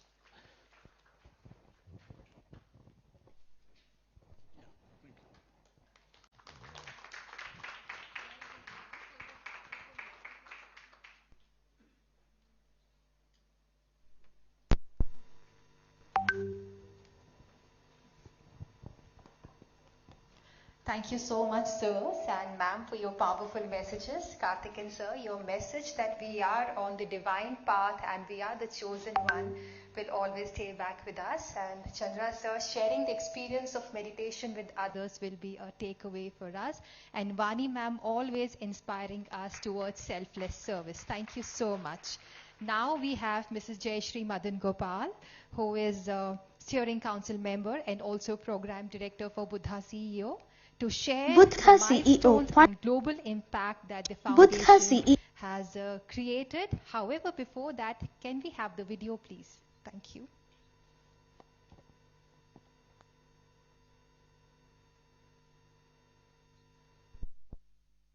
Buddha CEO Quantum Foundation, inspired by the teachings of Brahmarshi Patriji, began its journey to share the wisdom of meditation and to nurture meditative and compassionate leaders across society, empowering people with clarity, purpose, well-being and growth.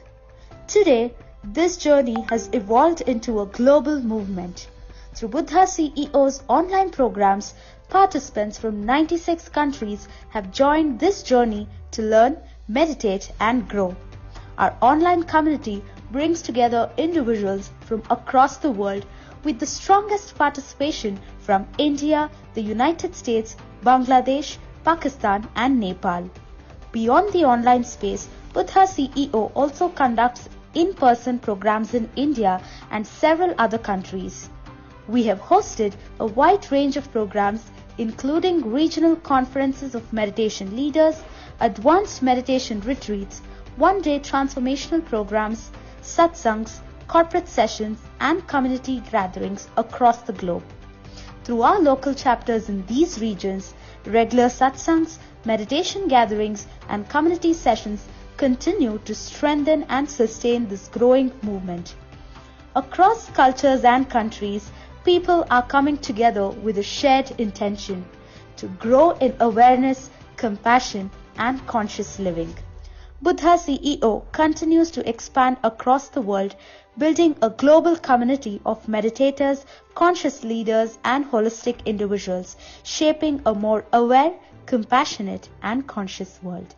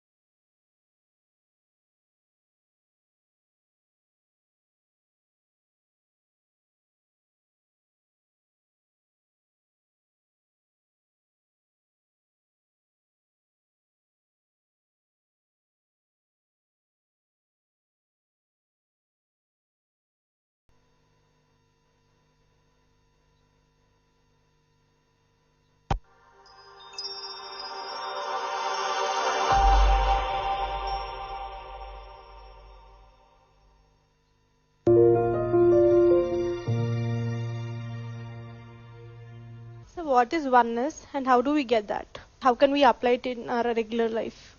We get oneness, we don't apply it. Application happens naturally when you get oneness. There are no special efforts to apply it. There are special efforts to get into oneness. Once you get into oneness, you naturally apply it to every situation.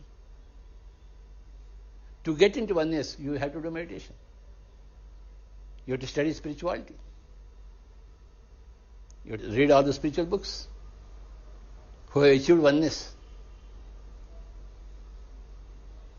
You have to listen to so many people's experiences. Do a lot of dhyana, lot of swadhyaya, lot of sajjan sangatya. When you do all these things, you are into oneness. Once you acquire oneness, you act every second in that state. You have to do a lot of meditation, swadhyaya and sajjan sangatya to get into oneness with everything.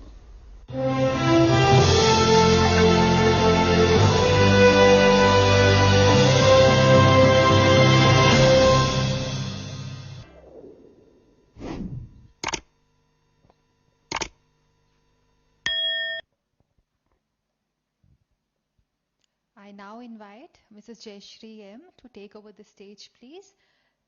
Jayashree Madan Gopal is a former senior network consulting engineer and associate project manager at Cisco Systems, an educator in GEMS Education Dubai, and now a steering council member for Buddha CEO Quantum Foundation. Over to you, ma'am.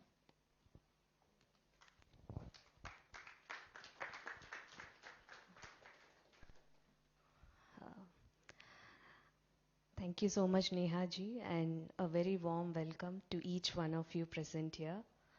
We'll start with heartfelt gratitude to our inspiration, Brahmashri Pitama Patriji, and to our chief mentor and inspiration, Dr. Padmashri D.R. Karthikeyan sir. And like Vani ma'am mentioned about Patriji, I'm here today because of my dear mentor, Chandra sir and Vani ma'am. Heartfelt gratitude to each one of you. So let's go through some of the milestones and global impact of Buddha CEO Quantum Foundation in 2025. And we have divided them into 4 projects. And each project has its own significance and the awareness it creates also. So let's go through that one by one. First project, we have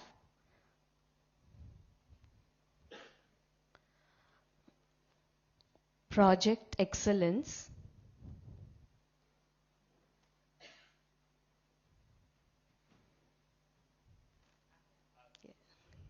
Thank you. So Project Excellence is about all the public transformation and professional transformation project, because what we thought about when we had this vision about Project Excellence is first an individual should change, right? An individual, and then it transforms towards the community, society, and in a larger group. So like the name of the foundation itself, Buddha CEO, embrace the Buddha within you and become the CEO of your life. So that is the basic motto of this project, Excellence.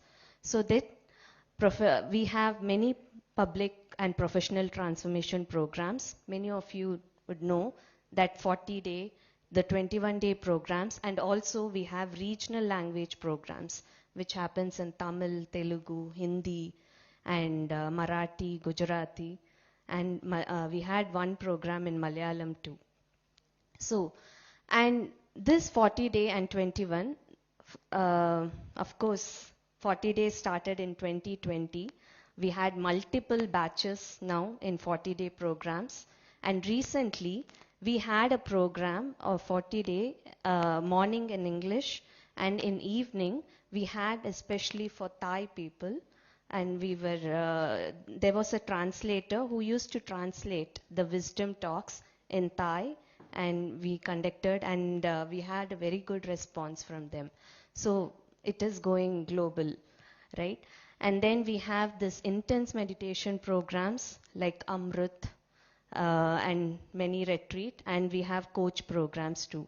And of course, we partner with organization for underprivileged and rural outreach. Yes, so the next slide, please. So then we had a question. Now, okay, the adults are taken care of, but what about these young minds, the younger generation? So we have this project called Project Inner Edge. So where we create the awareness and introduce it with the scientific wisdom, and we have a structured 15-week classroom integrated scientific-based multi-week program, which happens, actually the program happens every Sunday, but when we reach out, according to their college, institution, or organizations, according to their time schedule, we can create a program for them. But the structure, everything is there. So Project Inner Edge was developed.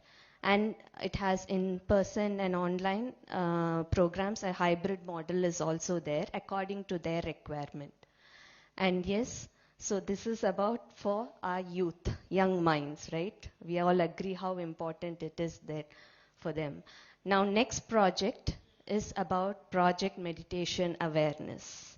Yes, where we create awareness and we want to bring this in policy level. Please ask me how important is this, because I reside in Middle East. I've come from there, and you all know the situation, what is happening there. So every day from this time, when I used to think, okay, of course we did 2 global conferences. This is the 3rd one which is going on. How important it would have been if it would have already been implemented as a policy. And like Karthikeyan sir very, very intensely, nicely he explained how a meditative leader will take decisions. Yes, it will be, his decisions will be for greater good and with compassion. Yes, so this is the right time happening. This global conference is happening, and we have this global annual event which happens yearly once, and we have many regional conferences also. So regional conferences, until now, we had 2 GCMLs and the 3rd one is going on, and we had 8 regional conferences, RCML. So, and one every year we have an RCML happening in USA and in Middle East too. And we had 10 symposiums conducted across India, USA, and UAE during the World Meditation Day last December 21st. So this is where we bring the leaders, policy makers, change makers, we invite them to create that awareness so that they can take it to a larger audience, right, from the top-down approach. So that's why this project is there, Project Meditation Awareness. If you want more details, please come and talk to any of us with us here, volunteers here. And yes, and this is happening, of course, because of our inspiration, Dr. D.R. Kas or Karthikeyan sir, and also with many, many partner organizations. Yes, without their support, this won't be possible. So with all of their support, where every organization, we all come together for these events to create this level of impact and awareness. So next is Project Applied Meditation Research. So we all agree, right? Most of us, even leaders, when we have to convince them, we need some data, right? How do they believe in it? Of course, our programs, our scientific wisdom is there in it, because even I have a very analytical mind before. Wherever you don't need to use that mind also, we use that unnecessary, right? That is how we are conditioned before. So we think, okay, this, how do I believe in this? What is the proof I have to follow this approach?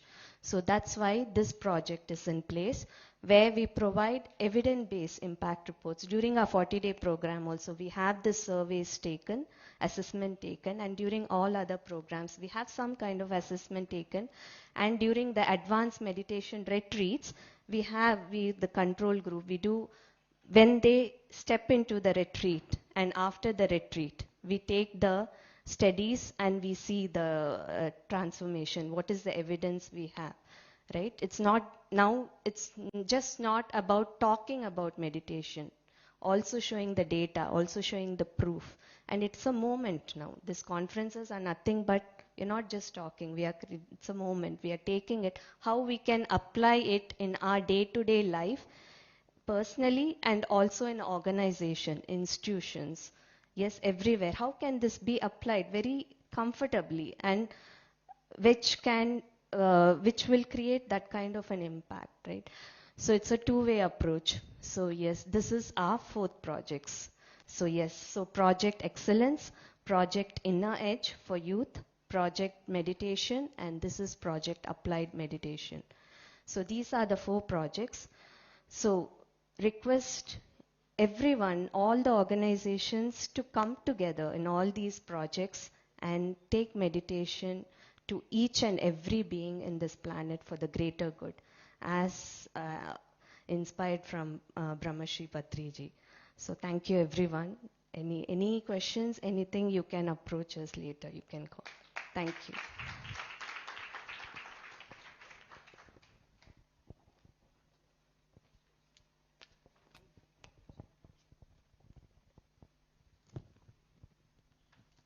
Thank you so much, Yashri ma'am.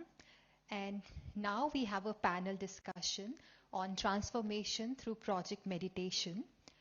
The vision of Project Meditation is to cultivate strong awareness and engagement among leaders regarding meditation as a powerful solution for national well-being and global peace.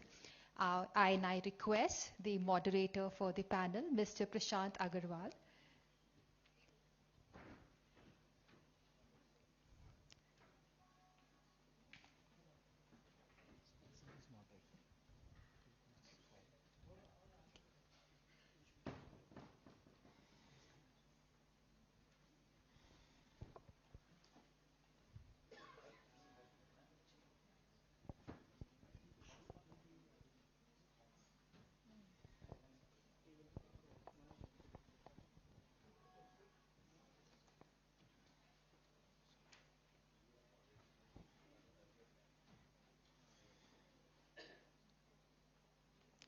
I request Dr. Sai Kripa Sagar, the moderator for the panel, to take over.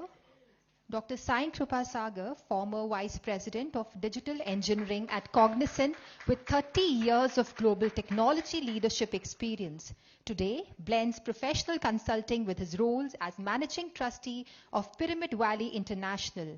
Currently, he serves as CEO of Quantum Coherence Technology, dedicated to spreading meditation through technology.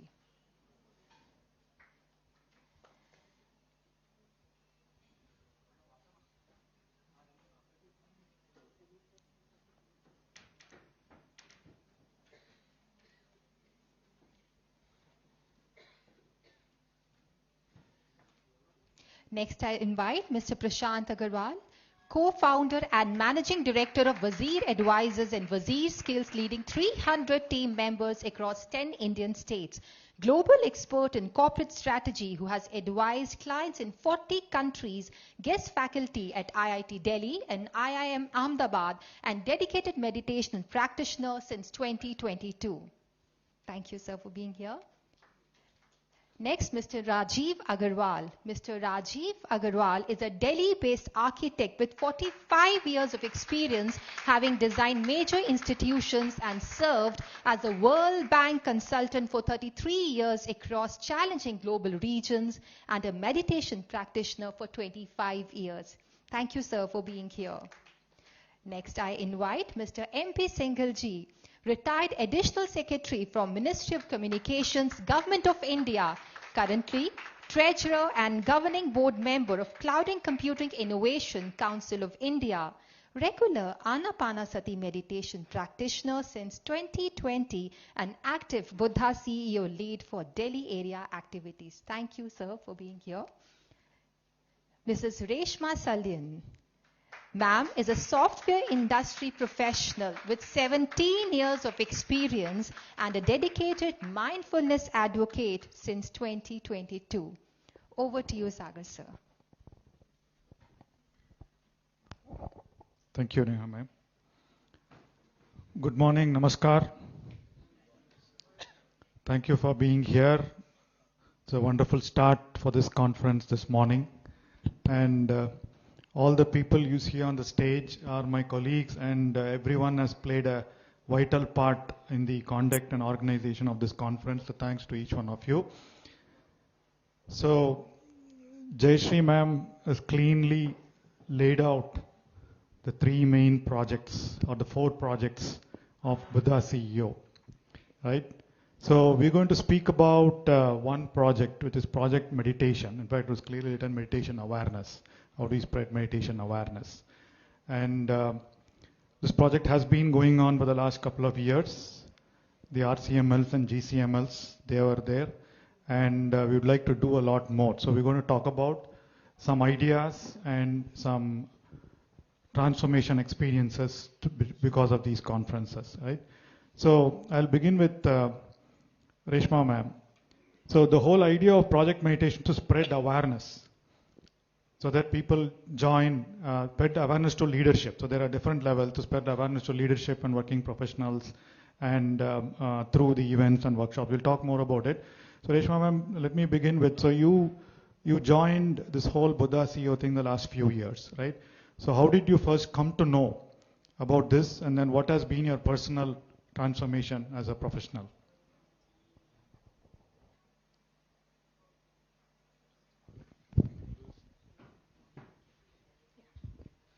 Hi all. Yeah. Um, the main thing, I was like in my IT industry, I was overdoing things and I used to get stressed out and I was not living mindfully. So, right? During Corona, I joined Buddha CEO program. With the 40 days program, I could see a big transformation in me. The main thing is awareness about my thought, my emotions. Once we are aware, 50% of the problem is solved. Rest is only about implementing the correction, right? So the programs in PSM Buddha CEO, what I see is it has equal importance to the wisdom and the meditation practice. Both goes hand in hand. And we have open question answer session where we can clarify all the doubts. So this is how I started living mindful in office, even in home. Right? In office, I can see a big change. The basic thing, my memory and my creativity and my performance improved. Dropping judgment, creating healthy boundary, all this has come up with the awareness. So this is how it changed my life professionally and personally. And yeah, we introduced in office and even in the apartment, all things. And so I'm so proud to be part of this conference. Thanks to Chandra sir and entire Buddha CEO team and PSM. We have back-to-back programs which keeps us on track. Yes, thank you, sir. Thank you, wonderful. So, Singalji, you've been, each of you can also talk about your personal transformation before you answer the question, core question. So, Singalji, you've been from public sector, you've been working with a lot of agencies here, and one of the goals of Buddha CEO and especially Project Meditation is to reach a wide range of leaders. And there are a lot of conferences that happen throughout industry, in different industries. So your views on how do we make the meditation technique to a lot more levels of leaders or professionals across different types of organizations? Thank you, sir. Good morning all. As I started my journey, in fact, I am not a spiritual man at all. Before 2020, I never even, not only meditation, I never only did any puja, any spiritual or any religious things. I am the least spiritual or religious man. But circumstances, some challenges in the life brought me in this path. Maybe that was my destiny. So definitely, when the challenges comes, it is for the good only, that I can say. So I was introduced to PSSM, one of my friend who is doctor by profession. And then first time I attended 40 days program with Buddha CEO in July 2020.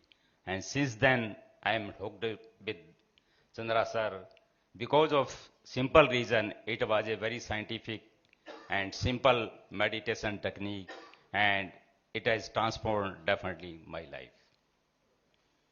I'll say the regular thing which everybody talk about, the health, efficiency, other things, definitely, but meditation has given me not only in my professional life, but it has given a lot in my personal life. It has taught me how to be mindful, how to be responsive than reacting, how to work in the team way, instead of being in a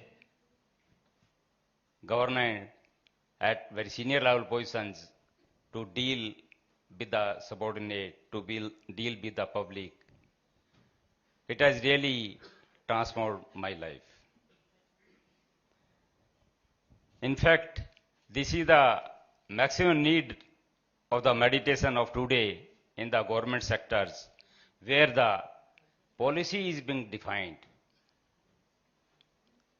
Other level, it may be implemented, but for the direction of country, direction of the world, over the how it will proceed, complete policy is being defined by the government level.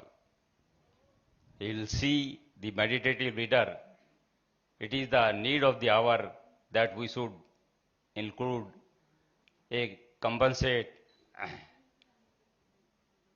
empathetic leader who is well known toward all society of all strata of the society, who can include the different strata of the society and frame the policy for the benefit of all.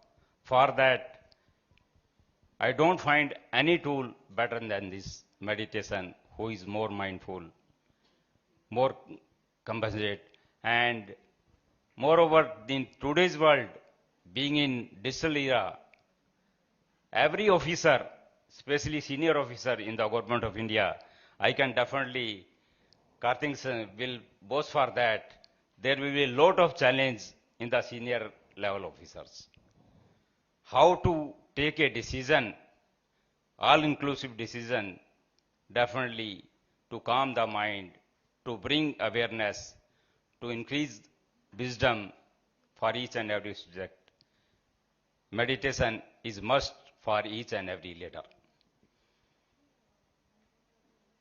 To increase the meditation in the government sector or in corporate, in NGO, definitely Buddha CEO has done a lot of work I have seen during last 5 years, but still lot is to be done. We have to be an inclusive excellence project which include integrated diversity, equity and inclusion in all fields. We have to bring the meditation at the grassroots level. We have to create the organizations in each cities, in tier 1, tier 2 level, taking the meditation on regular basis. And then definitely the regional language, the native language of the people, we should include more and more. Definitely I see a lot of progress during last 5 years, but still lot is more to be done. Yes, there is a initially hand-holding hiccups are there in the every field and especially in the government setup. But as Karthik mentioned, UN has declared 21st December as the meditation day. So it is become very much easier for us to include it more easily in the government setup, in PSUs, in the corporate NGOs. Yes, we have to be, another thing, integrate the various organizations as Buddha CEO is doing it, various spiritual organizations, and taking the mission toward taking it further and speeding up the work for inclusion of this meditation in the government sectors, corporate, and all. Thank you very much. Wonderful, thank you. So I think Global Conference of Meditation Leaders, the fact that we are doing it in Delhi is to involve a lot of government officials, right? And I think your point is also to reach a lot more government servants. We'll have to do it in different languages based on where we are doing it, right? Because government, again, we have a multi-layered approach to governance. So for example, in different states, it could be different languages. So that's one point we'll take away from that, sir. Rajiv ji, it was your experience, and also you've been working with global bodies like World Bank. We would love professionals and leaders in global bodies and NGOs also to be practicing meditation. So what are your views on how do we take this to them? Yeah, sure. It's absolutely the very urgent need, rather, I would say. So just to start with my, as you said, with my journey, like, I started meditation when I was around 35 years of age. So like all other young architects, I was also ambitious and I wanted to, do well, design big buildings. So I, like every, selfish reason, I started meditating, I was told that you meditate and then you will get good designs. You will start manifesting good designs. So that's what I started doing, and I certainly noticed that the designs are flowing in. And those buildings which I designed after meditating on them, people appreciated. Other buildings were okay. So that I tasted blood, and then I started, working extensively. And then later I realized the other benefits that we all know. And the health benefits, reduction of stress, better focus. So all these things were the byproducts which I realized later, which came along with it. So working in the bank, World Bank, I see stress everywhere. All World Bank staff, they need to rotate every 3-4 years to a new country. They have to take their families with them. They have issues with their children, their schools, their families, their houses. So on top of that, they have these targets to be met. They have to do certain amount of work and, get certain number of projects. So this stress, I think, is very, we have to, and I have been working on it, so we have to get it to the organizations. And, in World Bank, they have a thing called retreat. So different teams go on retreats about twice a year, and they spend around 4 or 5 days with their families in a relaxed atmosphere. So that is where I have been trying to get our meditation sessions, and I am sure I'll succeed very soon. And I had a very interesting experience 2 weeks back when I was in Ghana.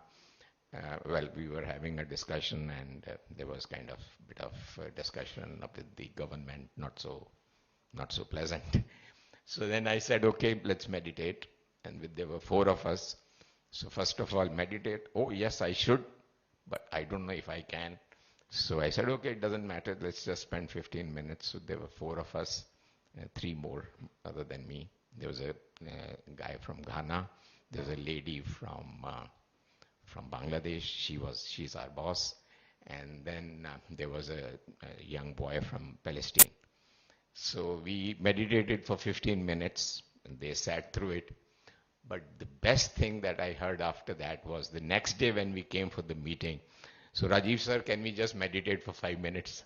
So that was very, very good feeling. And now the Ghanaian was a Christian. So the other day he messaged that he is practicing singing carols for Easter. So he was saying that, I'm practicing a little bit in the morning. So I said, yeah, that's enough, never mind. I'm coming again mid-April, and then we'll do more. So there is an urgent need to take it to these international agencies, and same thing one hears about from UNESCO, UNICEF, UN. The stress level is very high, and given the pressure conditions and the political pressures that they have to work under, so this meditation will, I'm sure will help, and we will do. And the GCMLs are helping. Some of the friends are going to join tomorrow, day after. So it'll be good when the word gets spread. Wonderful, thank you. So 2 takeaways. I think Jayashree Madam and team, so we should start architecture profession specific program, right? So that people get ideas, wonderful, brilliant ideas when they connect with their soul consciousness. So wonderful. And then the second thing is retreats, right? So at corporates, we always do off-site retreats. I think we should introduce something called off-mind retreats. Let people go away for 2-3 days, be silent, be in a meditative space. So that's another way we should probably position. And as you said, sir, definitely leaders in all bodies, all global bodies or local bodies need a lot of meditation. I'll come back to you. Yes, Prashant ji, first your experience, and then I know you've been on the road attending a lot of conferences and having a lot of food at conferences, food and fun at conferences. So conferences is one part, we all know, right? There's a format for the conferences. And then at Buddha CEO, we also do symposiums, right? 1-day symposiums or half-a-day symposiums on specific days. We also do it for corporates, 1-day events. And then there are workshops that we do. So in your view, after you speak about your experience, in your view, are there any other new ideas, new ways that we can take this forward to leadership and professionals? Thank you, Sai, and thank you, Buddha CEO, for making us come into meditation. And thank you, Narendra sir, for bringing us here. Actually, when we were talking about having this panel discussion, and we thought, okay, what's the vision for Buddha CEO? What's the vision for meditation? And I read through that vision statement, which talks about that you have to really focus on leaders coming into meditation for national well-being, for sustainable growth and global peace. Right? Very good. So all of us have to understand. For me, if you ask personally, it's very difficult to really remember these. So I have to read it many times to remember what is the vision statement. For me, I think into meditation is about being there and understanding and bringing a change in oneself. So this is, I think, my first interaction. After 40 days of Chandraji's program, I went to AMR Valley in Pyramid Valley there, and then I happened to meet Patriji once. And lucky for me and Vinita that we were able to have a 15-20 minutes interaction with him, our first interaction. And a lot of questions keep coming in our mind. And one of my questions was, what is the truth? What is truth of life, you know? And he kept quiet and he said, Prashant, you are the truth. And like, okay. So you are the truth, so I have to really understand. It's a deep meaning word, and I spend time in understanding. And what people can have different meanings out of it. And what I understood the meaning out of it was that when you are the truth means you have to really work on yourself in life. So what you are, what you create of yourself, that is the truth for you. Truth can be different for different people.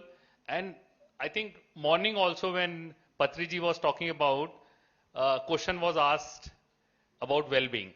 The answer he gave is, when you feel well-being from inside, then everything will come out naturally. You don't have to think about it. It comes, it flows. You know, I think that is important. Again, for me, everybody talks about science is important for meditation. For me, it's not science.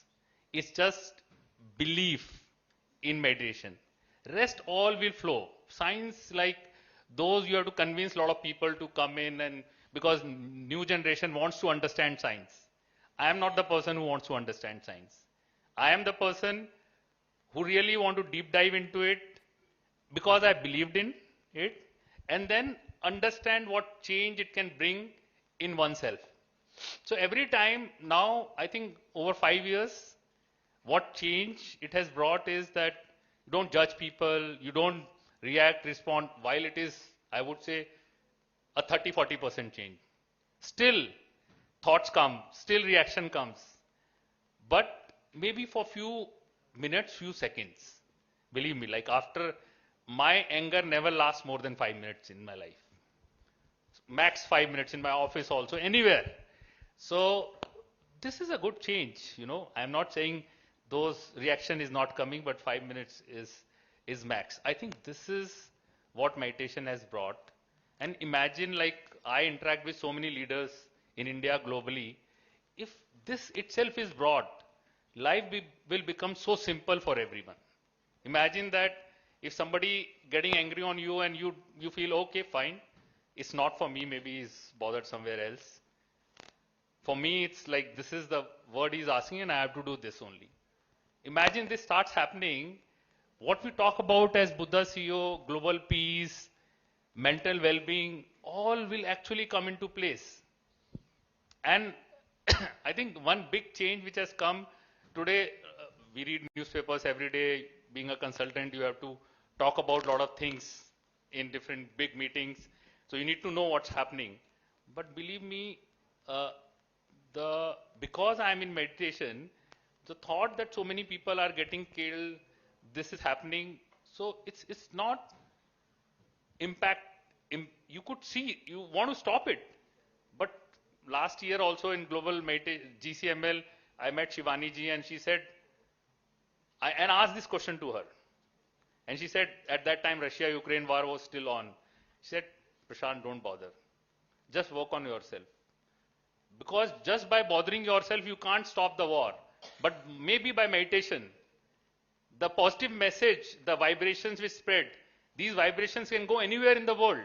Maybe all of us meditating together can really have an impact on, okay, it might change the mind of Trump. So imagine. So I think this is the positive attitude. If you want to work with, this is what the essence of meditation, what I could get.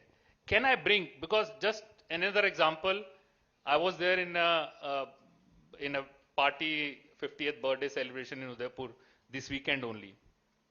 Morning you go and I was meditating near poolside for half an hour, and people who came, they saw, they said, okay, what you are doing, explained. And because it was coming from inside, few people said, okay, share with us, we want to be in meditation, and they are all leaders, they are big leaders. So when we talk about influencing the leaders, I think it's not about explaining. Nobody wants to really get into, okay, methodology. They want to see a change in you, and they want to actually implement in their lives. I think all of us here, this is what Buddha CEO has taught us. This is what we all need to do, that bring a change in ourselves, which will bring a change in life of people, because everybody, whatever, even you say fashion statement, people want to follow leaders. Anybody wants to follow. Karthikeyan he talks so good. He is such a great leader. He treats everybody equally. And suddenly you want to, oh, can I spend some time with Karthikeyan ji? So it's this change we want to bring in ourselves. And the next point, Sai, that you talked about, what new different changes? I think we all meet so many people. Today is the world of influencer, So as I was saying, you change yourself, it's a world of influencer. If we can bring somebody into meditation, for example, Deepika Padukone talked about depression, and everybody understood there is something called depression and needs to be worked upon. While honestly till today I do not understand what is depression, but still people have some. So that means there is something, there must be something, right? So it's not necessary that I should understand. So when she talked about, everybody understood, and they really started working on it. So that, and meditation is one real solution for same. So I think influencing leaders, identifying even government circles, who are the leaders, who are thought leaders in medical profession, in skilling business. So who are the leaders? If these leaders start following, I think our life will be becoming much easier instead of just going in GCML and implementing it. So I think influencer in every field. Influencer does not mean who wears good clothes. Influencer means somebody who has followers, right? So I think we have to identify those followers and really work on. And thanks to now our expansion of GCML, Rajiv ji has been there, Rajiv Arora ji, Rajiv Agrawal ji, Singhal ji, they are all influencers, honestly. They go at right places, and because they are there, and people follow us. I think thanks for creating this platform, Chandra ji. And now our mission of influencing so much that maybe suppose 1 to 3% maybe people meditate, how can we take it to 50%? I think we keep our efforts on and we'll do it. Thank you. Wonderful. Thank you, Prashant ji. Two takeaways. One obviously is how meditation helps us in the corporate world, right? In terms of, as he said, no anger, no depression, which is what most of us need in this age of geopolitical uncertainty, right? And then influencers, yes, very good thing. Obviously, so influencers are basically people who influence someone's thought and behavior, right? Most of them in terms of knowledge, most of them in terms of shopping behavior. But today it's more about changing their inner behavior through the practices. So we either get influences from outside, talk about meditation, or we should make our Chandra sir and Prashant ji and everybody influencers by getting them 1 million followers and they become influencers, right? So that's what we will do. Okay, so we all passed the first round of question with lot of writing. So I think except Reshma ji, all of us come from the age where if a question is asked, we write 2 pages with the answer in the last 2 lines. That is how we all passed. We all got marks, right? So He is absolutely right. so now very quickly to the question point, that's 90 seconds of answer. All right. So Reshma ji, now we're doing these events. We are doing this global conferences, regional conferences, symposiums, right? And one of the things that we want to improve is the follow through out of the event, right? How do we engage? Because see, if you look at it, I saw the data, 5,000 people introduced into new meditators through these project meditation. And then I think I saw 50,000 touch points. So how do we improve the effectiveness of follow through from these conferences? Yes. So I think the follow through begins from the day the event is here. Like, as we know, like for these such conferences, we put a lot of efforts to bring in the influential, as I said, leaders, embassies, government officials. So when they are on site here, I think it's the main responsibility of each one of us to meet them and spend some time with them, telling about mission and how we can execute in their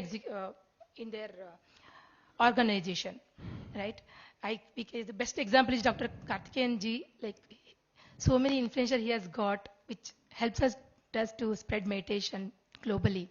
So each one of us has to put that effort, meet people, and and also the leaders who are come, right? Maybe after the conference is over, we should try to reach each of them and have a personal connection with them and tell about the plans we have, like 40 days program app, we can get them installed.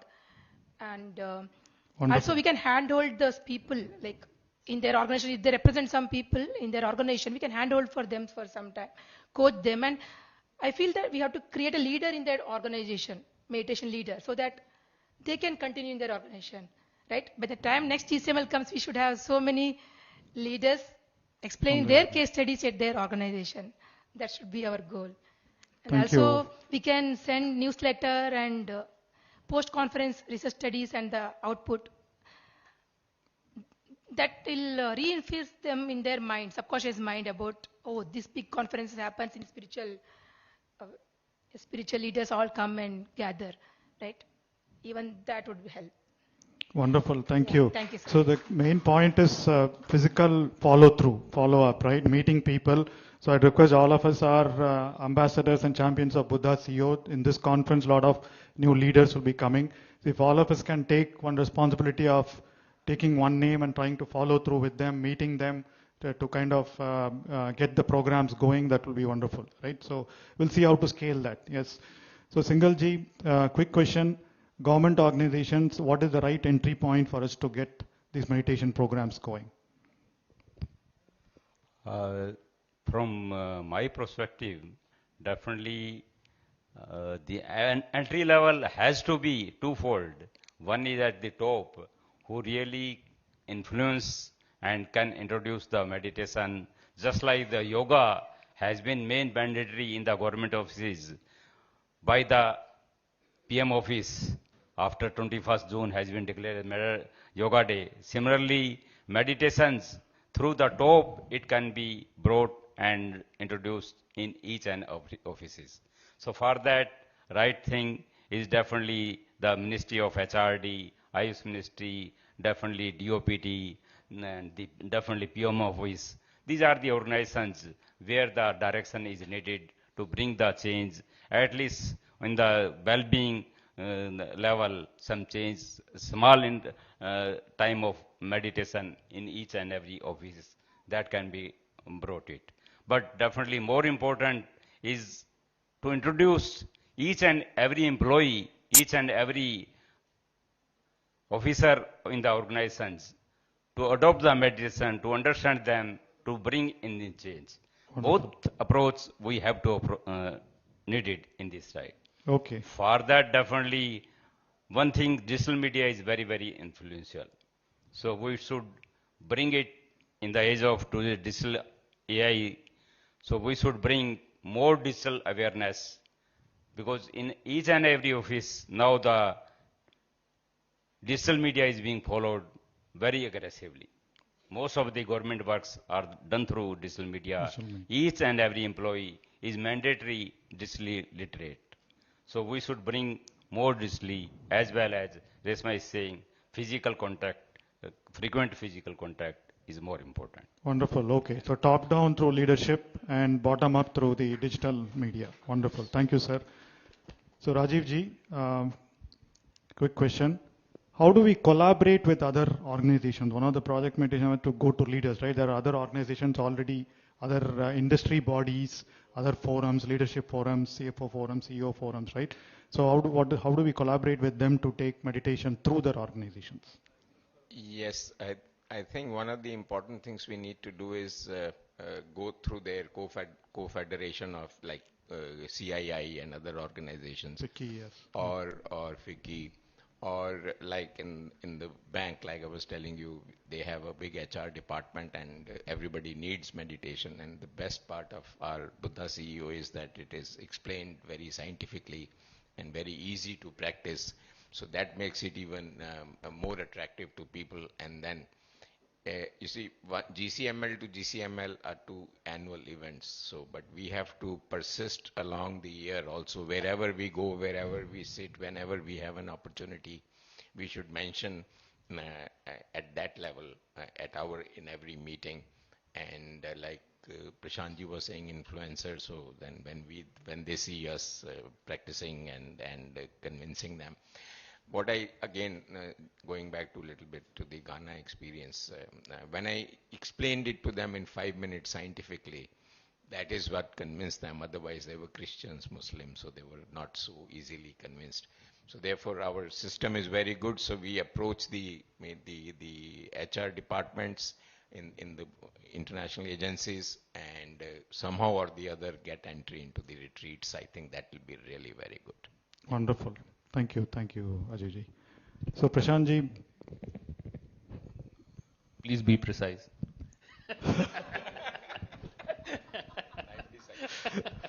So as they say, you cannot improve anything that you can't measure, right? So we are doing these events. So what are your thoughts on how do we start measuring? What are some metrics that we measure the success of some of these events? So I think definitely, and we were talking about, I and Rajiv ji were talking about metrics. So today the focus is how many government officials, for example, we identify health, skill, Ayush, education. So how many people from those ministry join from GCML 1, 2, 3. Similarly, institutions, UNESCO people are coming this time, UN people are coming this time. So how many of these organizations we want to target, how many came. Similarly, from educational institutions, how many people we want to target, how many. So I think our target is very clear, how many people come. This is one part, and second, to be very precise, is I think the way you have in Bangalore, you are committed, Pradeep ji is there, then you have Reshma is there, and then you have now Jayashri is there. So all of these people who are kind of fully committed, similar kind of people you need to be there in Delhi, so that who can actually, there are so many resourceful people sitting over here, and then Rajiv, we can connect to anywhere. I think, but somebody needs to be there for continuous follow-up. I think this is important to take it forward, to make it more impactful year after year after, because after GSML we normally forget for a few months, and then we again recharge. So, if somebody is full-time, then they can recharge. This is my bit, what is very, very important. Wonderful. Yes, I think I agree with all that you said, and thanks for being precise as well. So wonderful. Thank you very much. Thanks to each one of you for your thoughts and comments. I know we're probably a little bit over time, and I hope you found it useful. A lot of points. There are action items not just for the Buddha CEO team, it's for the entire Buddha CEO team here. All right. So with that, thanks to the team. Thanks, Pradeep. Just one more point. While we talked about influencers, I think all of you sitting here are influencers. Influencers, So yes. whoever you meet and you can spread, I think is important. So it's like that's the kind of, because even one added, you should pat your back that yes, another person added. Thank you. Thank you. Sir, I request all of you to be here for a minute for quick felicitation. I would like to invite Chandra sir and Rambabu sir for doing the felicitation ceremony.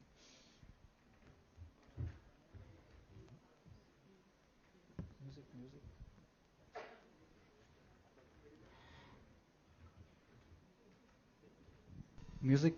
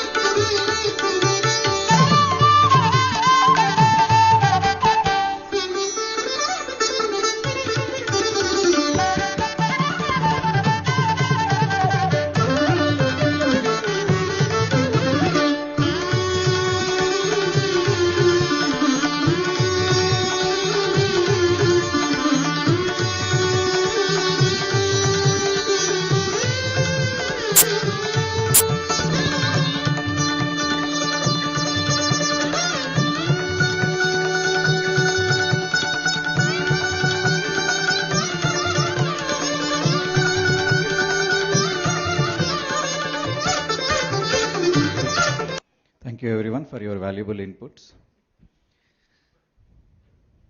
Good. So next we will have another panel discussion on project meditation. So I think all of you are here would have attended at least one of the Buddha Siva programs, right? Either it could be a 40-day program or Thrive program, or it could be an advanced meditation retreat. So okay, so now let me invite Ratnavel onto the stage, who will moderate the project meditation. So a quick one-liner about this project meditation is all about to enable the leaders, professionals and general public to gain well-being, connection, growth and purpose with scientific meditation, wisdom and practices. Okay, so Ratnavel is a business analyst with 18 years of experience in the IT industry, and he's also one of the active volunteers of Buddha Siva Quantum Foundation. Please take over. Next, I would like to call upon Srikanth Gadara, Senior Engineer from Broadcom Corporation, Bangalore, and another active volunteer from Buddha Siva Quantum Foundation. Next, Santosh Kulkarni. Santosh is from semiconductor industry from Intel Corporation.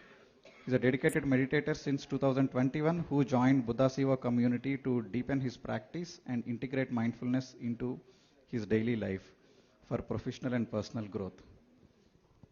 Yes, Santosh, please. Next, I would like to call upon Nidhi Mehta, ma'am. She's an engineering professional with over a decade experience in civil and environment engineering. As a Buddha Siva meditation coach, she committed to spreading meditation with a scientific approach for society's upliftment. Next, I would like to call upon Radhika Athota. So she's a head of product management at Quantum Coherence Technology with 20 plus years of experience in technology program management and product development. Yes, ma'am, please.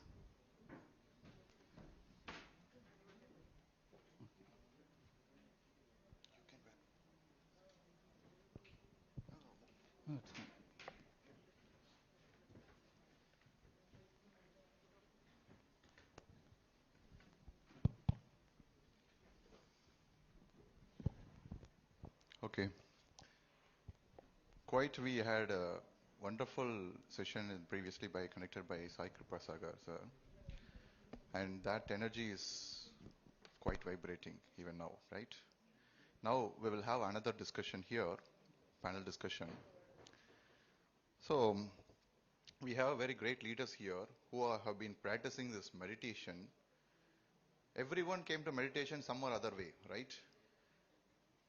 But then, once we started this meditation journey, and then we are holding on to it, now we will listen from everyone. We will listen from everyone, starting with how meditation created the personal transformation in them. Just very short, brief. We'll start with Nidhi Madam.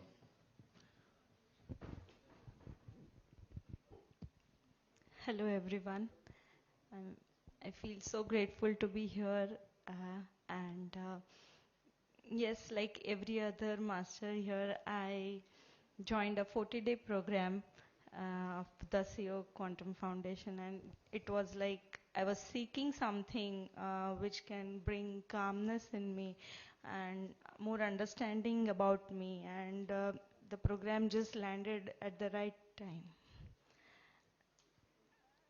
Like what you're seeking is seeking you, I feel that way. And then with this consistent practice has really helped me, and the key change I see in myself is shift in my mindset. Earlier, I had a complaint about each and everything, like we unconsciously many a times complained about many things, small things. But this shift I got through the 40-day program which I attended, and have been attending since then. Like from the complaint mindset, I came into the gratitude mindset. So from complaint zone, definitely the zone shifted for me. From complaint to gratitude zone, and then I'm seeing the miracles automatically flowing to me. Okay. So thank you so much. What a wonderful, right? Complaining mindset. Everyone complains, oh, traffic is this and that. Every day we complain at work and everywhere. But wonderful, madam. And I would say that what is that one change in your personal transformation that has created a great impact in your life? What is that one change? The mindset. Okay. That's the great change in me, because every time I would fall into the loop of negativity and worries and overthinking, which has now stopped, and the whole world of opportunities and growth has landed into my life through this meditation. Wow, So wonderful. this is the shift I see in myself. Wonderful, madam. Thank you.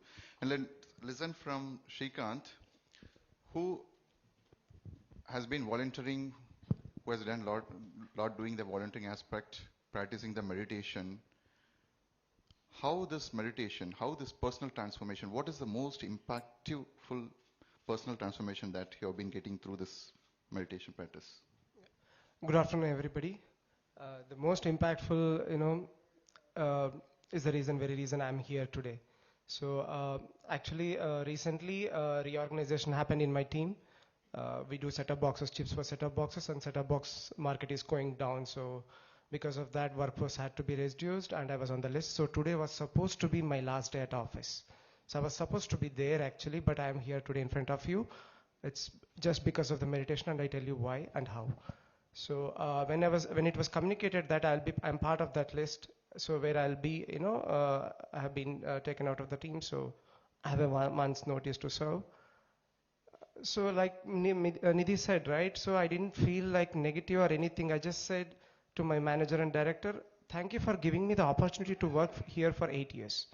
So there was no question of why me, why am I on the list, I was doing so well, no such thoughts, just gratitude.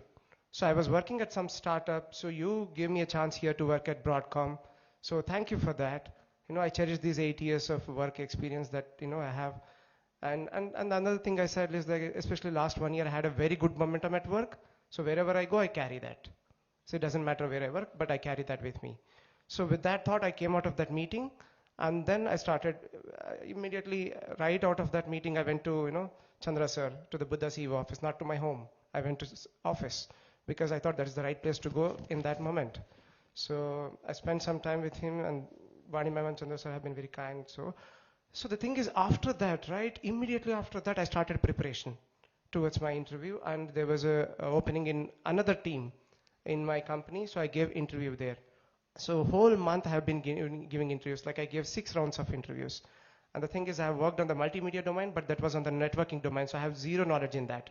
But my interview performance was so good, so they were not sure what to do. This guy is so good, but he doesn't have the domain knowledge. He has worked on a different domain. So they were interviewing other guys with the domain knowledge, but they were lacking my performance. So round after round, they kept on calling me.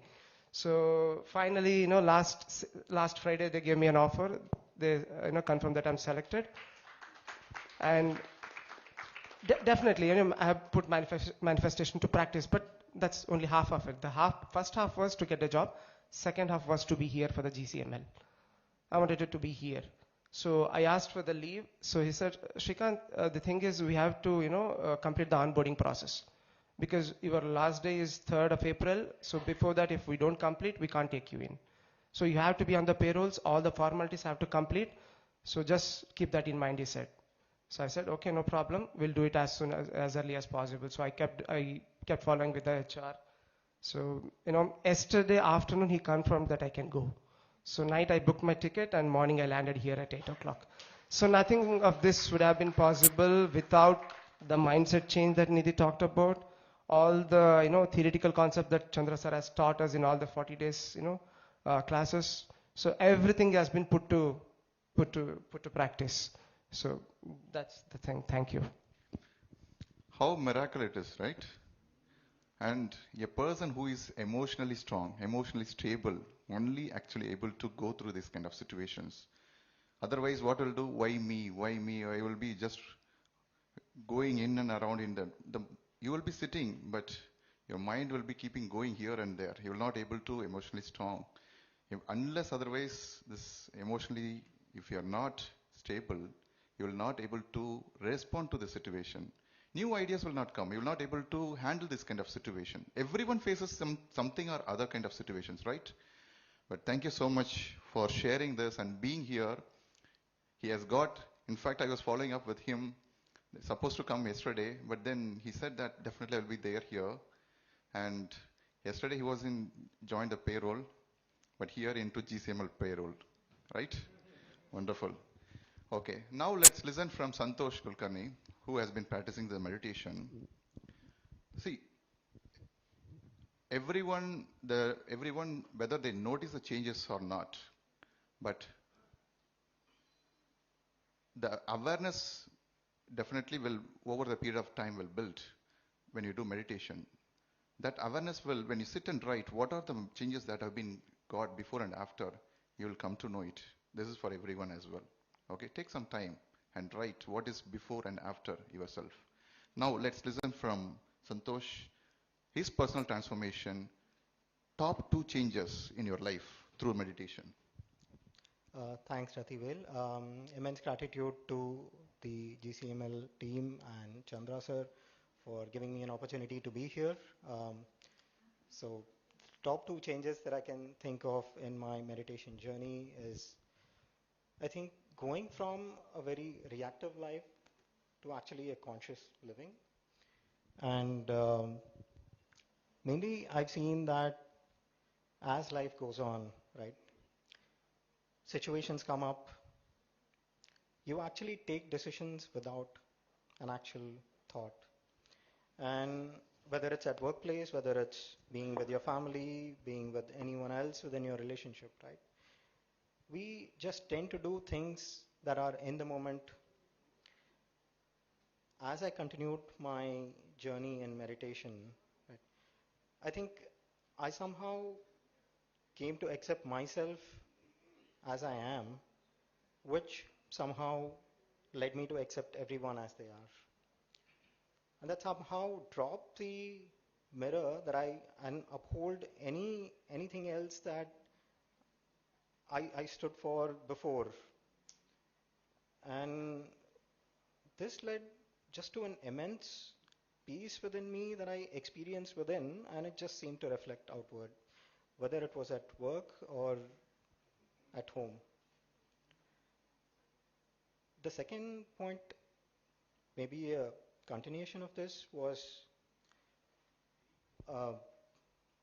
coming every day we go to work. I've been in the industry, semiconductor industry, for about 20 years now. we are tasked with ensuring that the chipsets are delivered, which are going to our mobile phones, our laptops, and they're dependent on foundries which have very, very strict deadlines. So everything becomes a hard deadline. There's no Saturday, Sunday, right? How do you deal with such things? And those Saturdays, Sundays, which you lose, it's not only just one weekend. You lose it over a couple of months.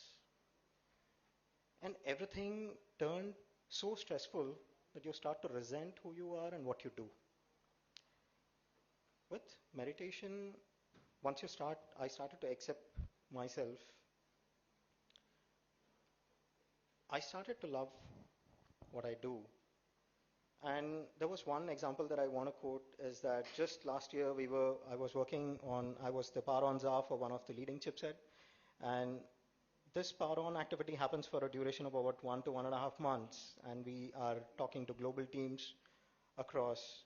And this was during my coach program. And my schedule pretty much starts at 8 or 9 in the morning and goes on till almost 1 in the night.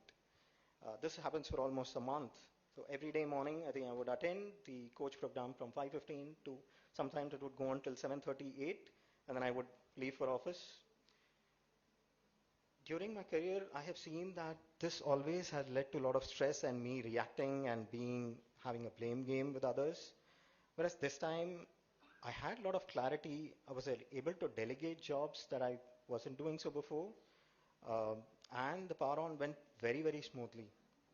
I got recognized for my role. I got awarded for it. That chipset has been PRQ'd sometime about in Jan. So I'm very happy that no matter which area of life I step into, it just shows me the way. Wonderful. This personal reflection, where I'm going, what I'm doing is very, very important. Otherwise, we don't know. Every day we are rushing, doing the work, right? And where I'm going, what I'm doing, and what I need to improve my life. It's always very important, right?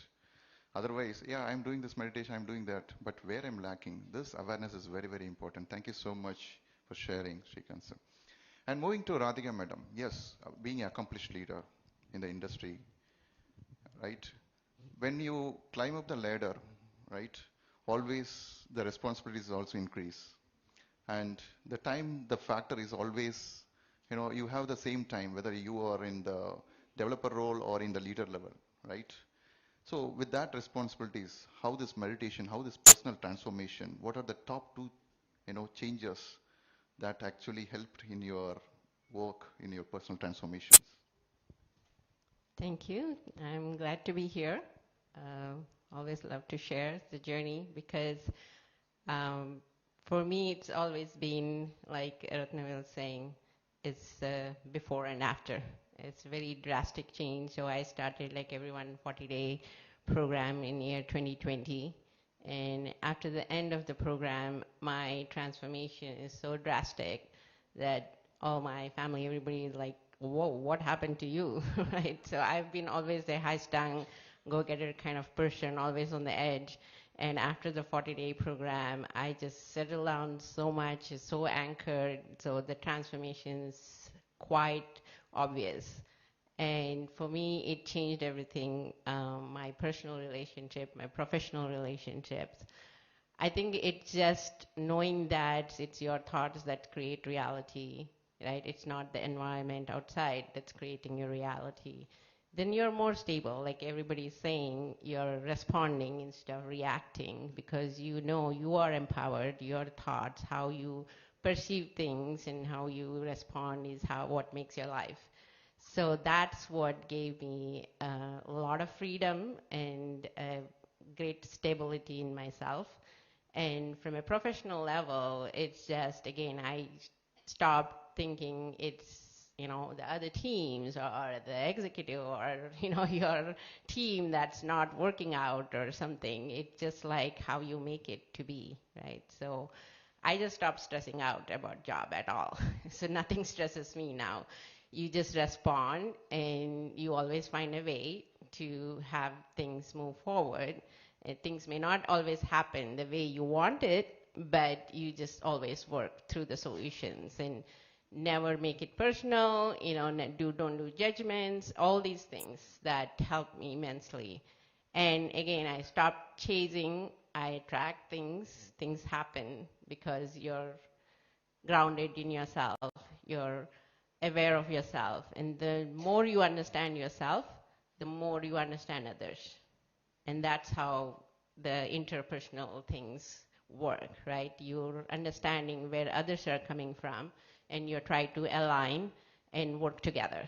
So that's how, even in personal life, with my kids and my family, it's just like, yeah, you'll have momentary reactions, but like I think others said, you recover quickly and you move forward. So life has been joyful since then. So I'm really grateful for Chandra and Vani and entire Buddha CEO family to be part of this group and this movement, and always happy to help and share. Wonderful. So, understanding ourselves is the first thing, right?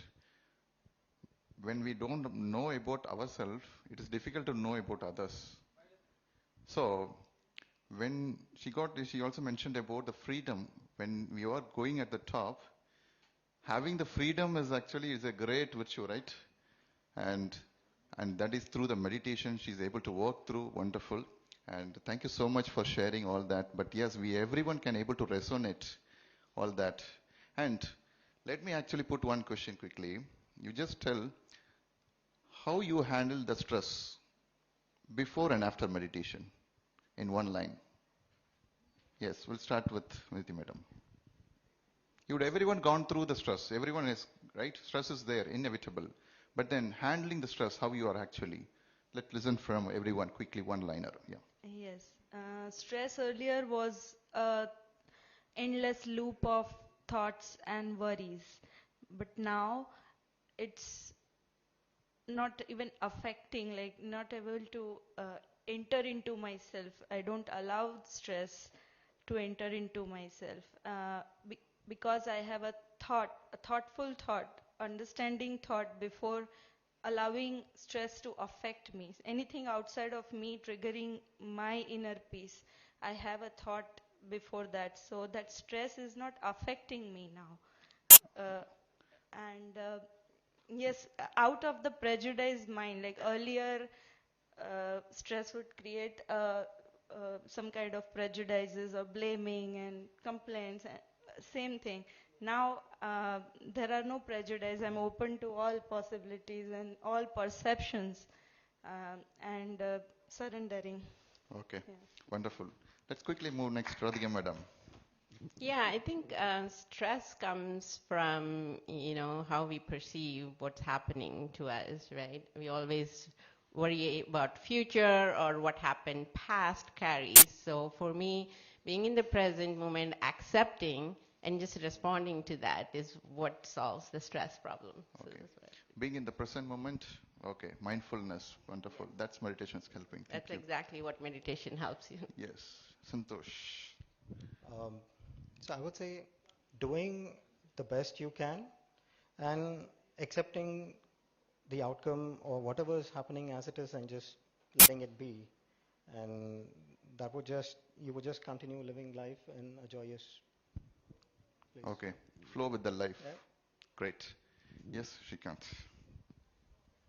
Well, what is stress? Stress is like, being in uncomfortable space or situation. So first thing is to accept whatever comes your way. It's fine. It's for my good. So acceptance. And the second thing is why the stress continues. So what happens next? The anxiety. So accept the fact that whatever comes your way is for your good. So accepting the current situation, why the reason you are under stress, and what happens from here. Acceptance of the both, and and understanding that it's for your good. And I always keep, telling one booster sentence for myself. Nothing worries me. I can do anything and everything. So I just keep telling this to myself, that lifts me up. I think everyone can have this one, right? This quote. Nothing worries me. I can do anything and everything. I can do anything, everything. Wonderful. Let's quickly, actually, everyone actually here being part of this Buddha CA family, I'm always ever grateful for Chandrasar and Vani Madam for being conducted this one of the 40-day program at my organization. Through that, I am sitting here. And I'm always ever grateful for Patriji, because through that simple person who actually taken this meditation here, right? Otherwise, we are not here. Now, everyone actually doing this, the service and then volunteering activity, right? We have been here, and the one question I was asked, right? Hey, you are actually going to Delhi, you are putting your own flight ticket. What is actually you are getting through it? What is how much return you will get it? This is what I was asked. Okay. I'm sure many of them are actually gone through something similar. Now, we are doing this voluntary service activities. What is service activity? It is meant for you, how you are enjoying, why you are here. Volunteering has really helped me in my practice, and otherwise we just start with a new thing, we learn things, and we end up, because there's a negative bias in ourselves which just removes the good thing out of you, just fights against the good thing, and then we just leave things after practicing few days or something. But due to volunteering, I would say I have been consistent in my practice, because once I'm volunteering, it's my duty to be there, and because being there, I do my practice. So I would say volunteering has given me a lot of things, like a great practice, consistent practice for myself, and great improvements and learning for my own self. So it's not like giving to somebody. Actually, I've gained a lot through volunteering, I would say. Do you feel happy being volunteering? Yeah, definitely. How much? Definitely, I'm Okay. very happy volunteering. Okay, wonderful. Yes, Radhika madam. And she mentioned that consistent in practice, that helps, right? Being there, building that habit of consistency is very, very important. Being perseverance, right? And thank you. Yes, Radhika madam. Yeah, I think after the 40 days, the thought that came to me was, why didn't I learn about this before, right? Why did it take so long? And that's it. That's what, drove me. You have to share this, and because it helped me, it'll help everyone. So that's how I've been consistently attending the 40-day programs, or any program with the CEO, and trying to spread this in US, and I came over to India to help build the apps, and trying to make it with the CEO app for public and Be Supermind app for corporate. So it's just like trying to share the thing that helped me should help everyone, and yeah, that just gives pure joy. So Contribution, right? What the best that I can contribute back to the society through any other one way. Great. Yes, Santosh. So when you know that something has innately touched your life and brought so much joy, I naturally thought it's a way for me to share it with everyone, and that they should experience it for themselves. And in process of doing this, sometimes I would teach myself a lesson itself. So there's one example I want to give. So in November 2025, we were doing the 40-day program with few of the coaches.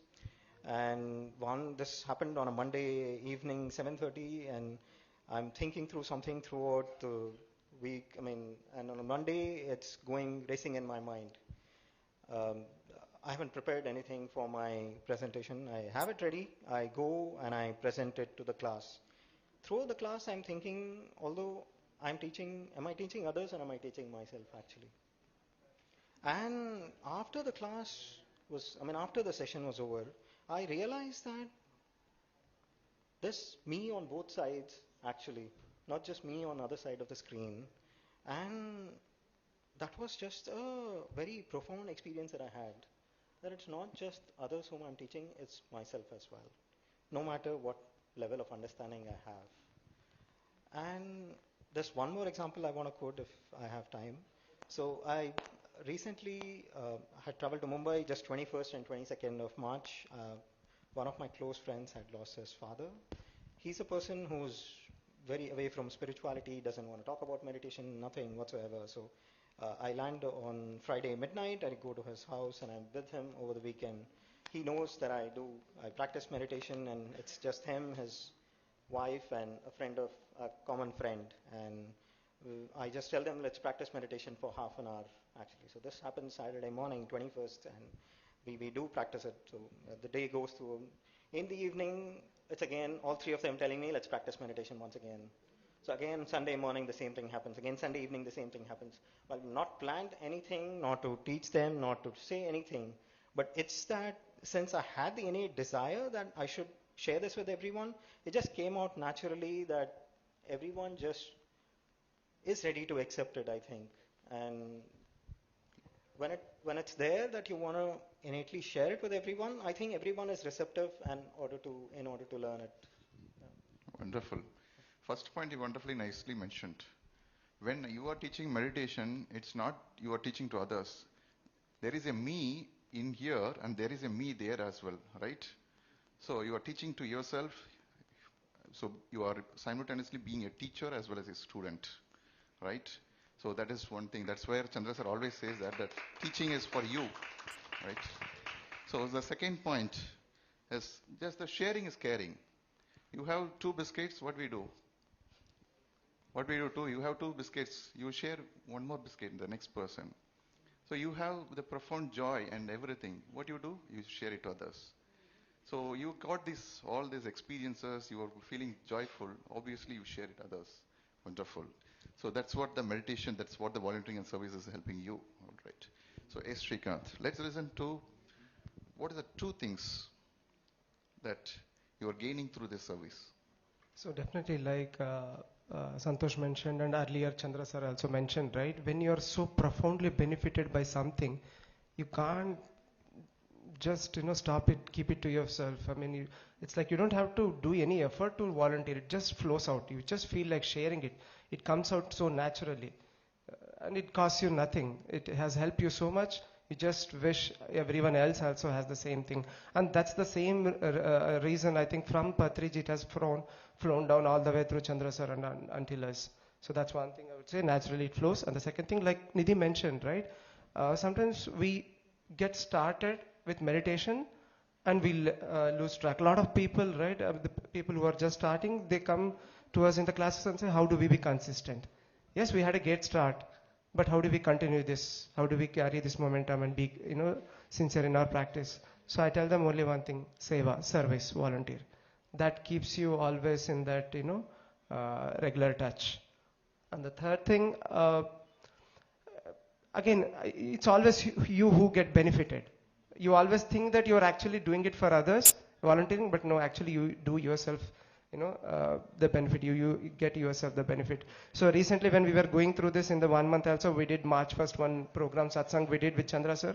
So at that time also, like my wife, we're going through some tough time, do you really want to do it? I said, this is the time we need to do it. A lot of times when we are facing challenges, we step back. No, so that is the time we have to step forward. So I tell you what, at my home, right, so because we conducted this program both in our clubhouse and in our home, there was no negative feeling. Sometimes the negativity does creep in, but these volunteering services make sure they are in check and you are in positive mode. Yeah. And Chandra sir, I couldn't volunteer for the GCML this time. I told you, if not volunteer, I'll be as a participant, but I'm sure next year I'll be volunteering.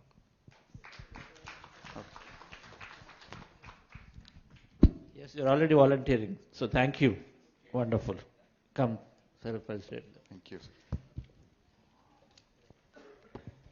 How is the panel of their sharings? Wonderful. Beautiful. Maheshri madam and Rajiv Aruraji, please come here. Please felicitate them. Rajiv Aruraji. You also can go if you want to go. Yes.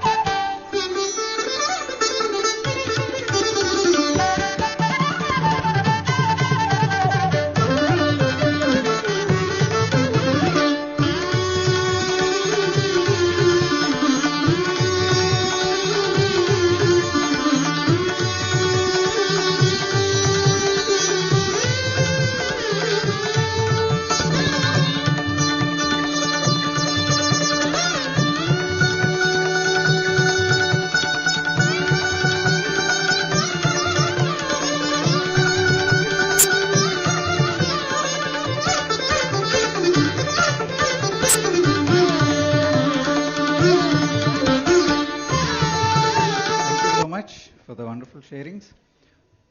Okay, so we have something interesting now. Vani Madam and Alekia have designed something exciting for all of us. So, Alekia, quickly take it over.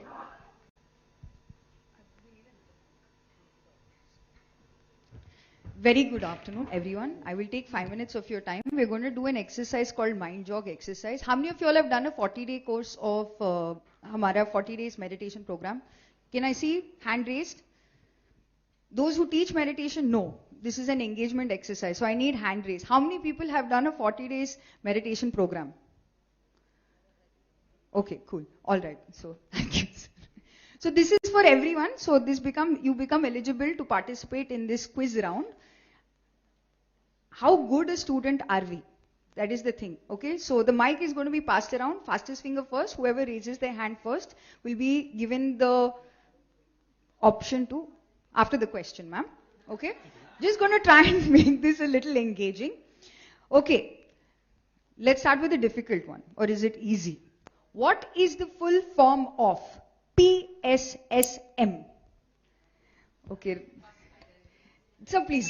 I know Jaikumar sir did, but yes, sir, please. Pyramids is spiritual societies. A movement. Wonderful. Thank you so much. Yes, those who know, PSSM stands for Pyramid Spiritual Societies Movement. Okay. So next question. This is an easy one. What is meditation essentially? I'll give you options. Okay. What is meditation essentially?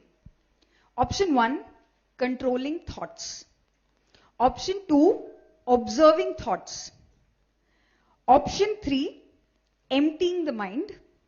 Option 4, sleeping. Okay, I'm finding it a little difficult. I need help who can pass the mic around. But what is the right answer?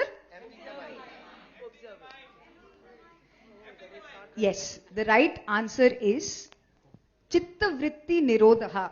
Yogaha Chitta Vritti Nirodha. That is what essentially meditation is.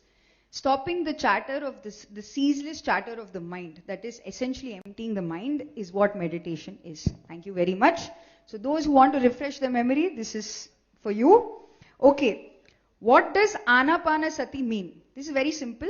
But I would like that those who have not done the 40 days, they give the answer. So ma'am, I know you all have not done it, but I spoke about it with you, so I would like to do it. So what does Anapanasati mean? 1, controlling the breath. 2, being one with the breath. 3, breathing deeply and calmly. And 4, holding your breath. Observing, being one with the breath. Very good. All right, that was simple. What is stress?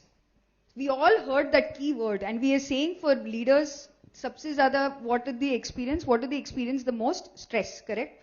So I would like to understand what is the definition, the scientific definition of what stress is. First, it's a physical disease. Second, a sustained thought causing unpleasant experience. Third, lack of sleep. Fourth, overwork. How many people say option 1? Option 2? Option 3? Option 4? Overwork. Very good. Okay, claps for everyone. So stress essentially, as we understand it, it's a feeling, it's an experience that we perceive, where we say that it is a thought which arises within us, which is not in attunement with our external environment. So there is no such thing as stress is what we experience when we come into meditation. So wonderful.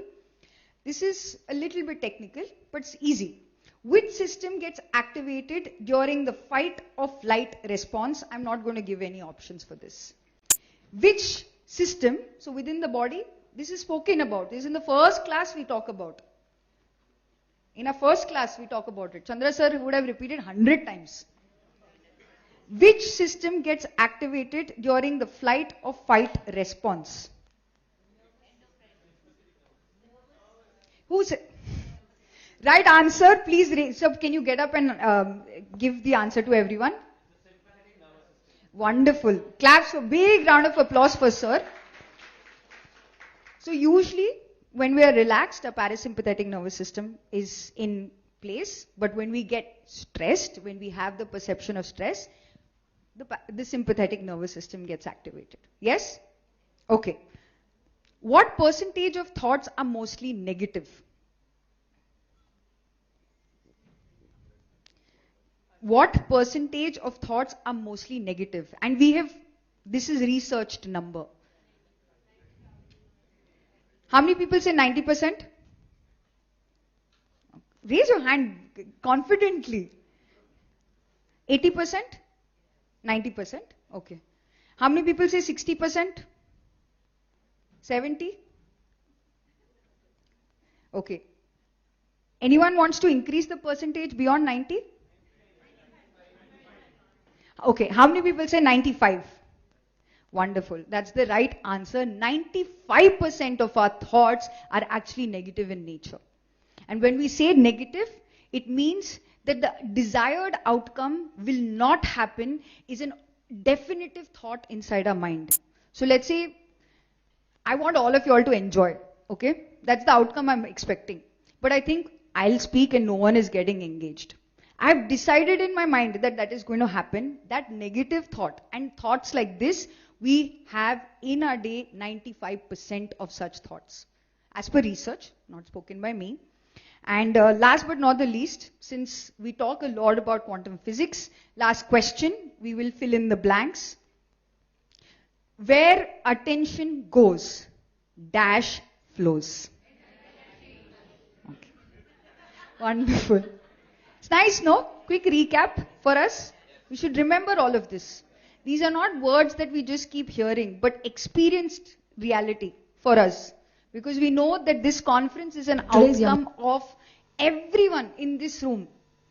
Especially Karthikeyan sir, since so many years, 40 plus years, working to put the attention that we all can truly come out of this stress and live a happy and peaceful life. So next, last 2 points. We are dash matter and dash energy. Can you give me the less percentage and more percentage? Sujata ma'am, you're a good student. You know all the answers. Someone new. 99.999% what? Or matter? And we are how much percentage matter? Can everyone say that out loud? So everyone who is here in this room right now, what are we? 99.99999% energy. Wonderful. And the last very beautiful message, the ultimate message that Patri sir gave us, that we can all experience, that has made this movement where it is today. Your breath is your dash. Your breath is your... Would love for everyone to just repeat that. Your breath is your... Thank you very much for being such a lovely audience, and I'll hand it back to Naga Pradeep sir. Thank you, Alekia. Okay, so now we'll get into an interesting activity, my favorite activity in Buddha CEO, like how we are reaching out to youngsters. We'll have an interesting discussion on that, but before that, let's see a small video on that. Today's young minds are more capable, more connected, and more full of potential than ever before. Yet, they are also equally overwhelmed and under pressure. Anxiety is rising, focus is declining, and clarity is missing. But what if the solution was not outside but within? Project Inner Edge, a pioneering initiative by Buddha CEO Quantum Foundation, bringing scientific and secular meditation into schools, colleges, and institutions, with one clear vision: to help every learner and educator cultivate an inner edge, a state of calm, clarity, and conscious awareness that drives both excellence and human potential. Its mission? To develop inner intelligence, enhancing focus, creativity, resilience, empathy, and purpose-driven leadership. Research shows meditation reshapes the brain, improves memory and attention, and reduces stress and anxiety. Because when the mind changes, everything changes. Across several institutions, including colleges like KMC, Saptagiri, government schools, KGBVs, and universities, Inner Edge has impacted students, faculty, and leadership teams. Supported by senior coaches, this movement is growing with depth and purpose. This is made possible through the simplicity of breath meditation, structured training, and technology that drive consistency and enable scale. Moving beyond awareness to daily practice. మా పాఠశాలలో Sujatha madam గారు meditation class అనేది ప్రారంభించి 2 సంవత్సరాలు అవుతుంది. విద్యార్థుల దృష్టికి వస్తే వాళ్ళు కోపాన్ని వాళ్ళు కూడా కంట్రోల్ చేయటము, ఎదుటి వ్యక్తితో ప్రేమగా మాట్లాడడం నేర్చుకున్నారు. సమయాన్ని వృధా చేయకుండా ఎలా చదువుకోవాలనే విషయాన్ని కూడా బాగా గ్రహించారు. ప్రతి సంవత్సరం ఫలితాల్లో 10th క్లాస్ లో ఎప్పుడు టాప్ లో డిస్ట్రిక్ట్ లెవెల్లో ఫస్ట్ లో ఉంటున్నాము. అలాగే ఇంటర్మీడియట్ కూడా అలాగే ఉంటుంది. టీచర్స్ విషయానికి వస్తే వాళ్ళు కూడా అందరూ కోఆర్డినేటెడ్ గా ఉండటం, ఏ సమస్య వచ్చినా అందరము టీమ్ వర్క్ గా చేసుకుని ఆ సమస్యను సాల్వ్ చేసుకుంటున్నాము. ఇప్పుడు మెడిటేషన్ చేయడం వల్ల చాలా కాన్ఫిడెంట్ గా మాట్లాడుతున్నాను, అలాగే బాగా చదువుతున్నాను. మెడిటేషన్ చేయడం వల్ల ఆరోగ్యం కూడా చాలా బాగుంటుంది. అసెంబ్లీ చేయించేటప్పుడు నాకు చాలా భయంగా ఉండేది. ఈ మెడిటేషన్ చేయడం వల్ల అసెంబ్లీలో కూడా నేను కాన్ఫిడెంట్ గా బాగా చెప్పగలుగుతున్నాను. In many of these schools, meditation is not an event, it is a way of life. From classrooms to communities, this is education evolving from within. Because the future will not be shaped by information alone, it will be shaped by minds that are calm and aware. Project Inner Edge, leadership and education excellence from the inside out.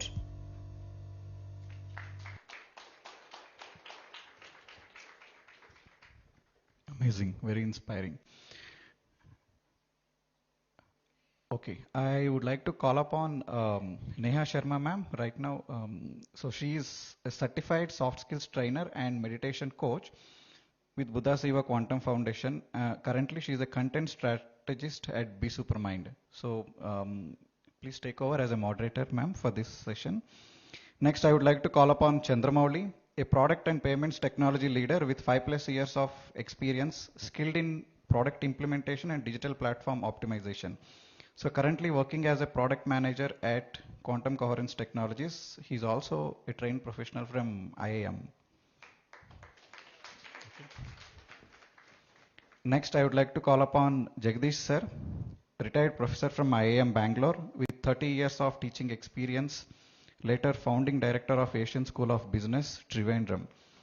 Now visiting faculty at multiple business schools, teaching quantitative methods, information systems, and business communication.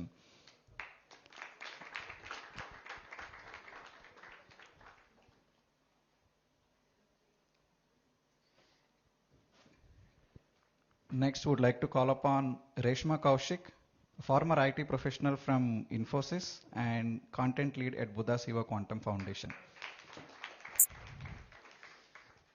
Next, would like to call upon Kiranmai ma'am, Dr. Kiranmai Talasila, financial strategist and community leader from United States of America, Iowa.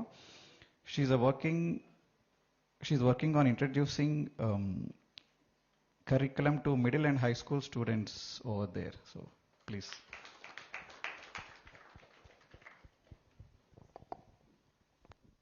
Yes, Neha ma'am, over to you.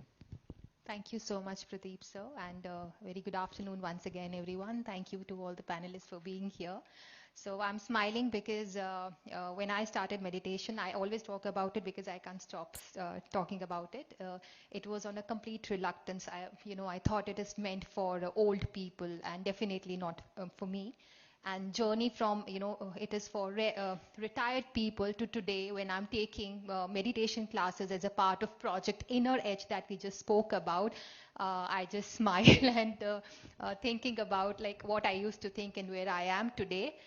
Through this Project Inner Edge, we have reached around more than 75,000 youth, young professionals, aspiring leaders, and conducted more than 916 sessions. So, yeah.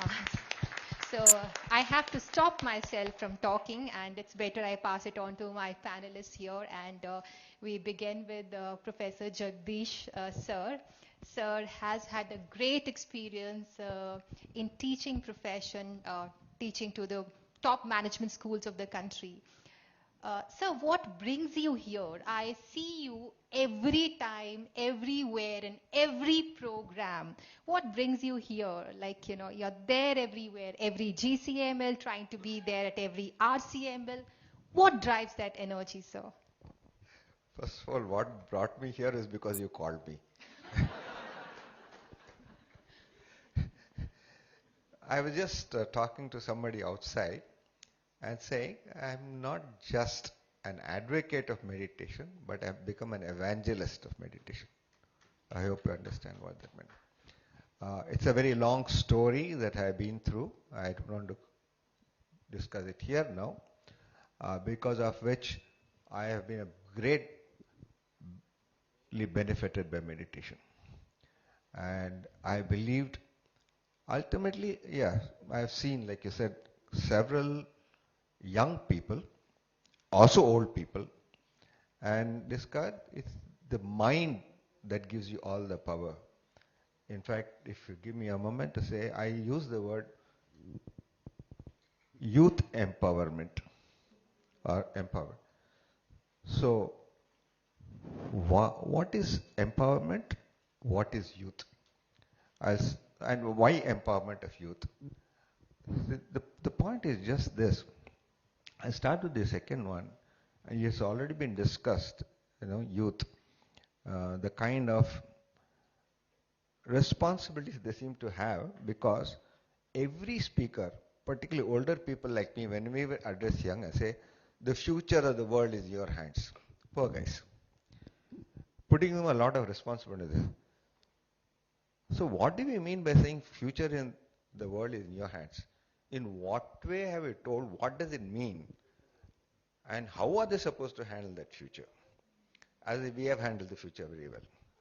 Because the whole kind of the paradigm the youngsters have come through is very different from the paradigm that we have been through, and from the middle. I'm much older. Many of your parents were not born when I graduated. So what are these things? Okay, so there are total different paradigms unless you understand that paradigm. So therefore, what does empowerment mean? So to be able to handle that different paradigms, and as a youth, when you go to that and you say you should handle that responsibility, the only way you can handle is through certain power. And where does that power come from? Through the mind. And it's the mind that has to be handled. And we all know how mind can be handled. It's a very long story. We can talk about meditation, different kinds. And that's what I was interested in. And hopefully, I'll continue to be an evangelist and continue to, wherever opportunity, continue to inspire youngsters in this way. And incidentally, I've been inspiring also people over 70, because I have a group of classmates who are my classmates, graduated, for whom I conduct meditation sessions 4 days a week, 4 sessions a week. So not only youth, I'm trying to inspire my own classmates. Thank you. Thank you so much, sir. That was a very powerful point. We always talk about, your future is in your hands to the youth, but how do we enable that? So meditation serves as a conduit, empowering them to take that step forward. Thank you so much, sir. Molly, sir, so you started meditating at the age of 8. When, I don't know, like most of the children are still, how meditation helped you there? Like, how do you see your childhood being a meditator at such a young age, being brought up in a family of meditators? How it helped you to go through that period when, a lot of things going on in youth mind, a lot of questions, lack of clarity. How meditation helped you during the entire time, and how do you look at it now? A very good afternoon to all the esteemed guests, my panelists, and ma'am, thank you for the question. I've been hearing in the previous panel discussion when Radhika ma'am said she had a before and after meditation. For me, it was always before and before, because I don't remember anything before the age of 8, before I started doing meditation.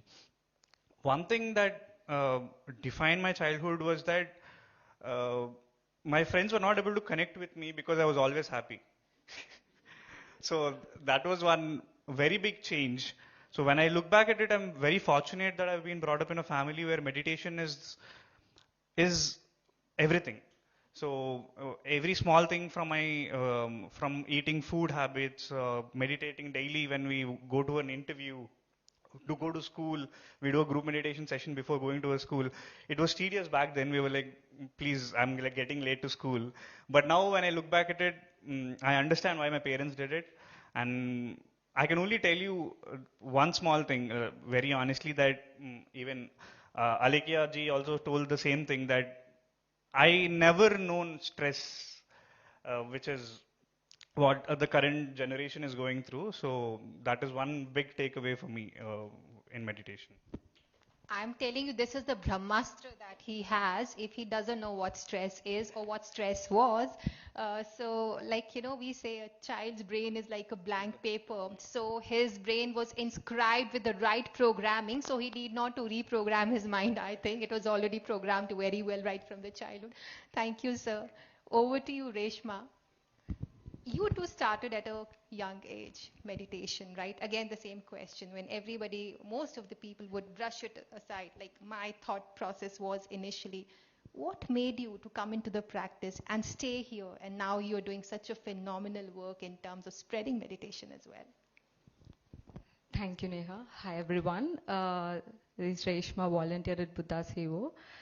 So, like Neha ma'am told, I used to think that meditation is only for old people and when you retire you can do. But when all those challenges came in my life, after trying all those methods, when going to psychiatrist or talking to anyone didn't help me. But when I came into meditation, after getting to know this knowledge, basically all my challenges, whatever I had in my life, made me to forcibly come to the meditation and try.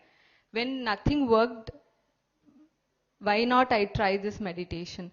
So when I tried the first 40 days of meditating, within the 15th day itself, when I had my back pain, I healed my back pain and I became calm. So back then I had the challenges with myself. I didn't had clarity. I was working in an IT firm, getting paid well, but not satisfied in what I had in my life. And I got married, and mingling with the people around in the family was very hard for me. So coming into the meditation, calming myself and getting energized myself, I felt that having a great relationship, having a harmony at the home. So that is, my challenges made me to come into meditation, and just by changing myself, I could see things around me changing. Till then, I always used to feel that, okay, because of them, I have problems in my life. Okay, because of my in-laws, that I'm having all my challenges. But after knowing that mirror concepts from Chandra sir, every person around you is mirror of yourself. If you think they're going to tell something, they're going to do something to you, if you are in that vibration, you always attract those situations in life. Okay, when I understood that concept, okay, why not I change my perspective of thinking? Okay, out of 10 situations, maybe in 2 situations the person might not be aligned with you, right? So why don't you keep attention on where 8 things is going well with that person? So I started thinking that positive things about that person, and I saw that amazing changes around me at home. Trust me, I am the biggest example for relationships, health. I've seen all benefits because of meditation. She's the true exemplification for holistic well-being she has spoken about, and that was a beautiful coercion going into meditation. Everybody feels when some challenges are there, then we enter meditation, but it's a beautiful coercion for the change to bring in. Kiranmay ma'am, so you have a daughter who's a youngster. So from a mother's perspective, how meditation is helping you there in terms of understanding, a lot of tips happen between parents, children, and a lot of things come up. How are you handling that? How meditation is enabling you in being, being in this? Thank you, Neha, and thank you, the panel and the audience. Thank you, Chandra sir, for having me here. So my journey into meditation just happened by chance, I would say. because for me, meditation, yoga, these are all used to be like fancy words, like, that elite people do. That's how I used to perceive. Until one day, like, somebody introduced that to me. And the first 40-day session I did was probably the second session that Chandra sir did once he started the Buddha CEO Quantum Foundation. Within one week, I was falling asleep and I felt I was wasting my time. So I quit and I didn't do it. But then in 2022, I just felt that if I cannot do something for myself, and if there is one more stress that is going to come into my life, I don't know if I would be able to handle. It just felt I was in the middle of the ocean and I was looking for something to hold on to and get to outside. So that's how the feeling was, and I started, and I think like I was seeking for something, and it was there right in front of me, but it came to me 2 years before, but I didn't recognize it. So when I started the meditation, it really helped me. That was about the time my daughter was like 16 at that time, and we would meditate, and both of us were learning, like both of us were trying to do it, and so she would listen, and at that point in the time. But later on, things got a little more stressful, at which time she didn't want to do anymore. So she just quit, and there was so much going on. She was depressed for many reasons that were going around her, and as a mother and raising her in United States, it's like she's more like that cultural barriers, like in that age, like a lot of things that she was handling, she was not able to figure out like who she is, what she wants, what her identity is, and all of that. So it was very, very stressful, and I didn't know what to do, and she was getting into that extreme anger, and she's not that, but I was just being patient with her. And everybody around me, including my own parents, used to judge me because the way things were going back then. But because of the meditation, I started to let go. I started to give her the space. I was afraid when things were going like that. I was afraid something would happen to her. So it was almost like I was protecting her like in a glass, like in a cage, and then that bird or like whatever that animal is growing in the cage, it overgrows and it's trying to push and break that cage. And that means like it is breaking, she's breaking me, and that is the amount of the pain and the hurt that I was going through. But I didn't know. I could understand her pain, but I didn't know what else to do to protect her in the given situations. So all I knew was like it was coming not from the space of her anger towards me, it is from the space of her own challenges, and that we both didn't know how to navigate. So meditation helped me to give her the space and to focus on just myself and just be compassionate with her, not be mad at her, even though it hurt me in that moment. Like thinking back, like even now it hurts sometimes when I think, but I still know that she is the wonderful kid that I have. She's very, very compassionate, and today she's doing psychology and she's in second year in college, and she is able to draw the boundaries. She's more appreciative of the way I have raised her. Now she reflects back and she says like, Mom, there was nobody else like around my friends. Back then I didn't know, but like now I know like the way you raised me. I'm so much appreciative because you always allowed me to be who I am. And in one of those moments, if I may extend this, is when I actually, because she stopped meditating. So I felt, I wish I knew this like little bit more earlier, when she was more younger. So she and I would have figured this out much earlier, right? So she wouldn't have quit. She would have taken the toll. So today, 4 years and now 20, she is still not practicing meditation. She's doing her psychology, but I know she will one day. Among so many things that you said, one thing is allowing her to be herself. Allowing somebody to be herself, and this is what mostly we speak about when Chandra sir talks about, no interference, no judgment, no complaints. Such lot of wisdom along with meditation. Like Patriji says, meditation and wisdom are like wings of a bird to fly. Both the wings are needed. So my next question to all the panelists here is, one thing, one wisdom that they carry, they try to implement in their lives, which you try to implement in our lives. It is okay in whatever phase we are in. We are in the learning stage, we are in the doing stage, or we are in the being stage. We are making an effort to implement that thing in our life. May it be from the sessions or from any of the books that we have read. We would love to hear that from you. And I think we would start with Jagdish sir. I know sir is an avid reader. So over to you, sir. The answer actually very simple for me. It's just that,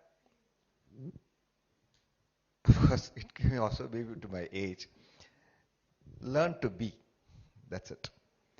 And every reading, whether philosophy, which is one, and literature have been my favorite thing, and then of course spiritual reading, has taught me only just one thing: be. That's it. You're at the moment, you're be. I don't know how to explain that. Just be, and that's what I mean. Thank you.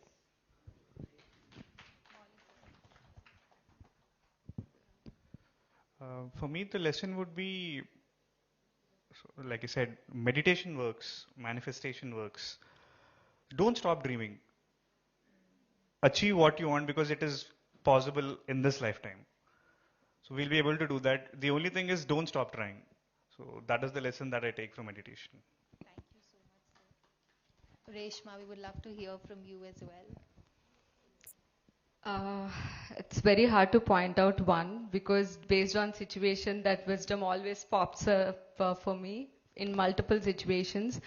But being open to possibilities, if we want something in our life, I think it can happen through multiple ways. Like it's not like if you want some house and you don't have to actually really construct and you get it. Someone might gift you. Anything could be.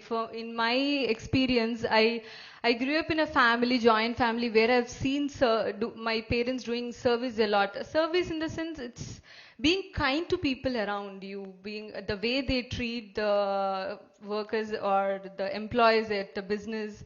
All those things I grew up. So service was always in me. I mean, I found joy in giving always. So I wanted to do medicine so that I could reach many people and freely I can offer them service because I have seen the workers at my home or somewhere they were hard to pay their bills. Then it was very hard for me to do the science thing. Then later once I joined my corporate life, when I was not so happy, then I thought I should see civil services so I can reach many people in that perspective. But that also didn't work for me. Then because of my challenges in my life, I came into meditation. So I've seen this enormous benefit. It benefits everyone from students to elders. Anyone can benefit in any part of their life. So I thought this is the best service I can give to anyone, right? So if I give medicine, money, anything, if that is done, then again they are back to their starting point. So if we give meditation, I think they'll be independent and they can serve. So in the same way, if you're aiming for something in your life, you should be open. It can happen in any way, anytime. They should not. Chandra sir always tells that there should be time limit for your goal. It can happen now or next lifetime. You never know. You should just believe and be open for it. That is my biggest takeaway. Thank you. Oh boy, for me, just like for Reshma, I cannot pinpoint at one thing. Now I'm more fearless, I would say, whereas I used to be very fearful. Now I'm sitting on stage where the cameras are going live and where one day my friend knows that I would not even talk to her. And many more, right? To be more calm, to be more coherent. no matter what the stressful situation is, like in the past, like my voice used to be very like extremely loud. Now, like no matter how angry I am, it is in a very heart coherent kind of a state, like so the opposite person also can feel the tonality may change, but the loudness, the sound, it has completely come down, so it is making me more peaceful. And no matter what is going on, like the stress, like this is how it would be. And most importantly, it has given the community of people around me, like very positive and vibrant. And I feel like I'm attracting more positive people in my life, because now I am not at all finding any negative people around me. I would say, like, you know, like that dishti that we call, like I'm not finding that. And health, like it has given me a lot of the situations like where like my physical health got better, like so yeah, it's more holistic, I would say. And most importantly, being a medical student, coming from having a formal degree from medical school, having to get into that like with a very good rank, and still not practicing, I was always questioning myself, what is my purpose in my life? Because if I used to think, like, if I were to not practice medicine, then why did I have to study? And if I did study, why did I have to get into medical school with such a great entry-level rank? Because I think like I was like 40th ranker in the MSET, and also a state-level biology ranked person.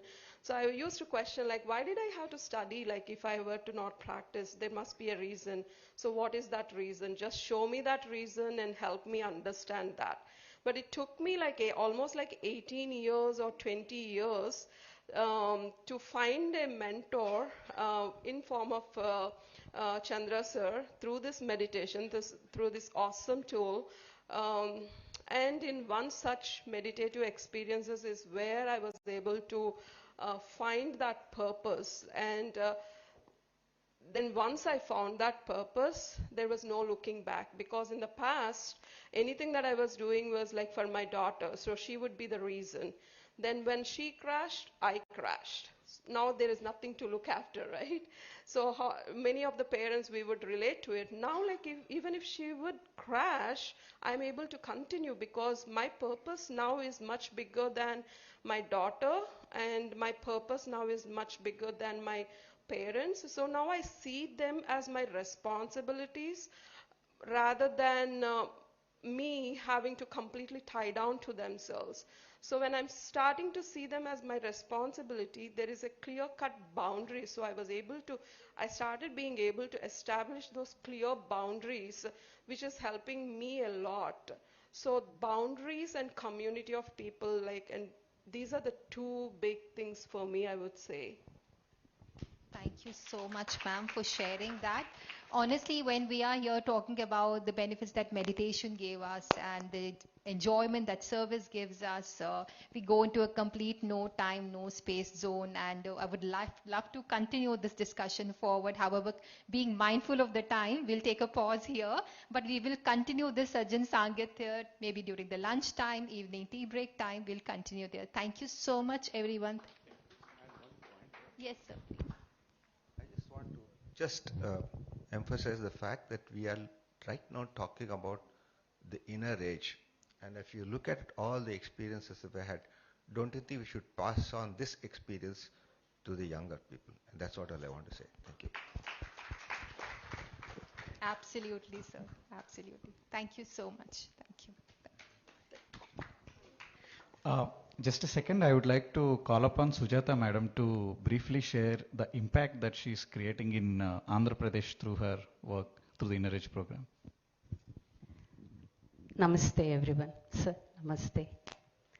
And my heartfelt gratitude to Patri sir and my parents, because of whom I am on this platform. Since 8 years, you might have seen, I took up the project of rural education. Mainly I'm focusing on younger generation. Yatha Raja Tada Praja. The child is always divine. Now you have seen, Sir said one thing. If I want to sum up that, what I noticed when I am seeing the rural or urban students, the common thing is only one thing. They are divine, but their exposure, that is the main reason. And everybody, we speak so many good things in all these discussions. But what I have seen in my life, what I have observed is, everybody is good when everything is good. Everybody is good in everything, in every fine situation.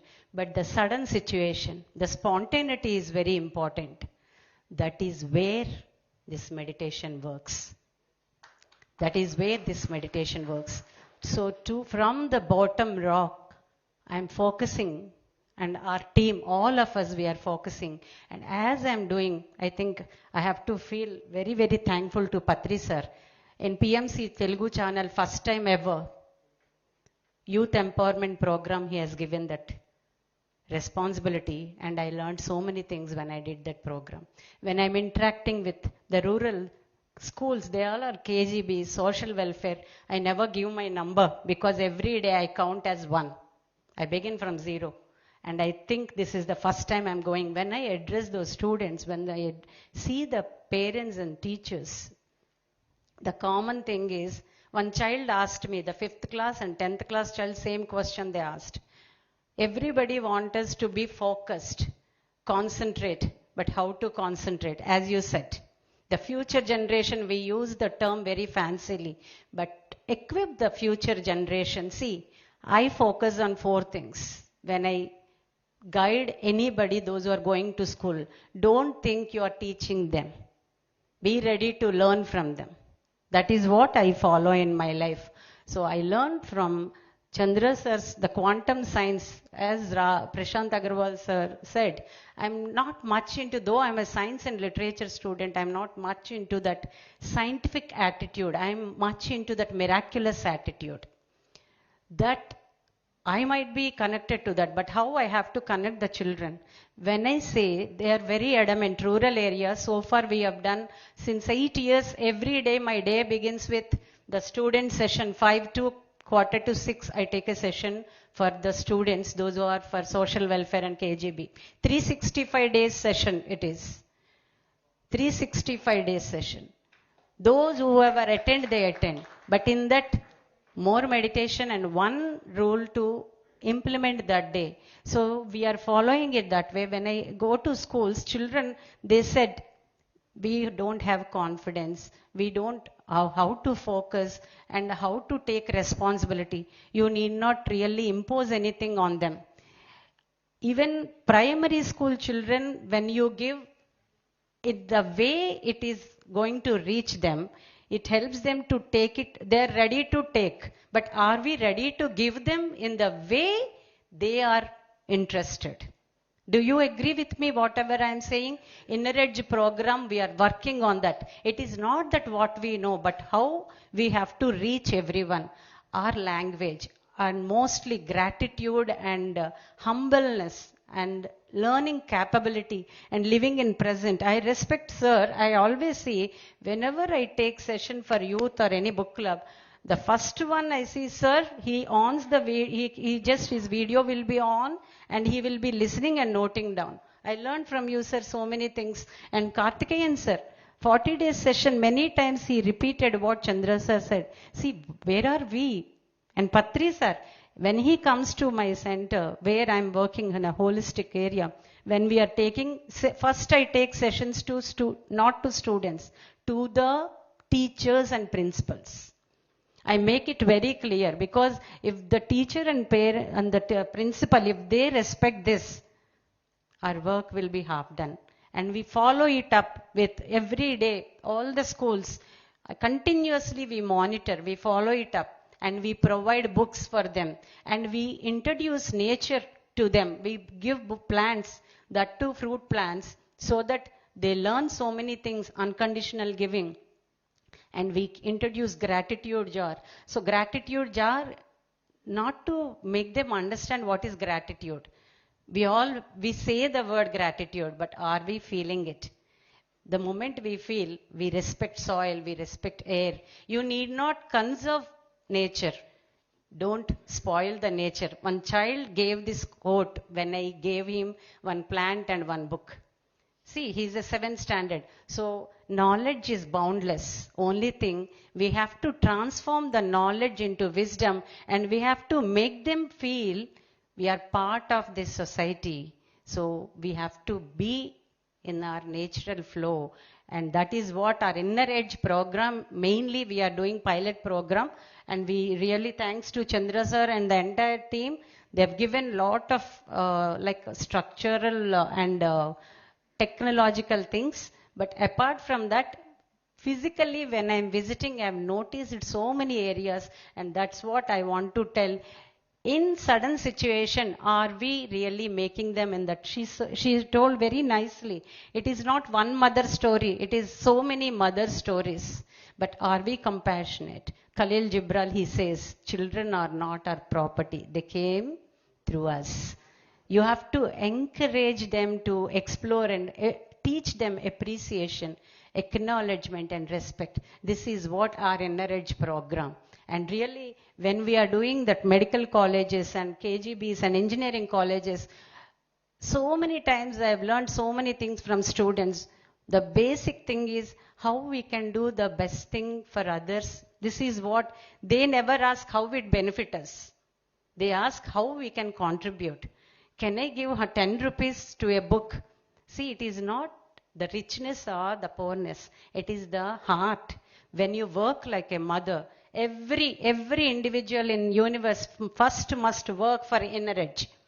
Everybody must adopt one school, one primary school, or go regularly and take your time, learn and go. Because the latest updates, we have to be aware of the latest updates.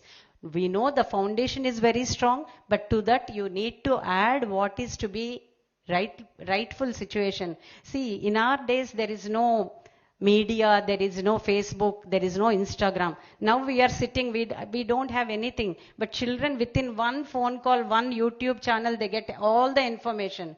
But teach them how to be close to nature and elders. And books. Reading, not mere reading, how it can be implemented. So in the schools, when we do this, we have seen the real change. So thank you once again. I wish everybody, those who are here, not only here also, adopt one school or one college and give your spiritual energies to them and equip them to face the situation. Thank you. Thank you, Sujatha madam. Amazing work that she does year on year. There are so many PSM warriors. This is an example project that she's doing in Vizag, and then so many projects of this nature are going on in Pyramid Society's movement. Patriji himself traveled to over 60,000 villages just by himself in teaching meditation in every rural area, every village across India. And then there are so many masters are there, and then Sujatha madam has been consistently doing for the last 7 years this project, touching hundreds of schools. And we keep going back again and again. So thank you. Project Inner Edge is to scale through coaches, through technology that is talked about. So the technology helps it to replicate consistently. And the technology helps us to learn whether you have access to teacher or not. Right? And so this is how we look to take it forward significantly. So thank you all. Of course, we always welcome partnerships.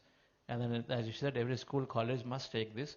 We'll talk more about this in the conference on Sunday. Sunday afternoon, there is a panel, which is PMC Hindi is doing an amazing job in a project called Yuva Jagriti in Hindi. And so these projects will be spoken.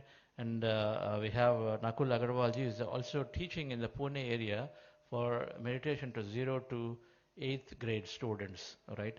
So we'll talk all of this on Sunday afternoon. And let's felicitate them. And then at this point, we'll be doing a beautiful live music meditation. We have Mitsuji and Abhishek Avadhani will do such nicely handpan and then singing. And we'll go into meditation before break for lunch. All right? Yes, please quickly felicitate them. Can Can I quickly have Harish Joshi sir and Neena Jain ma'am on the stage for felicitation? Music.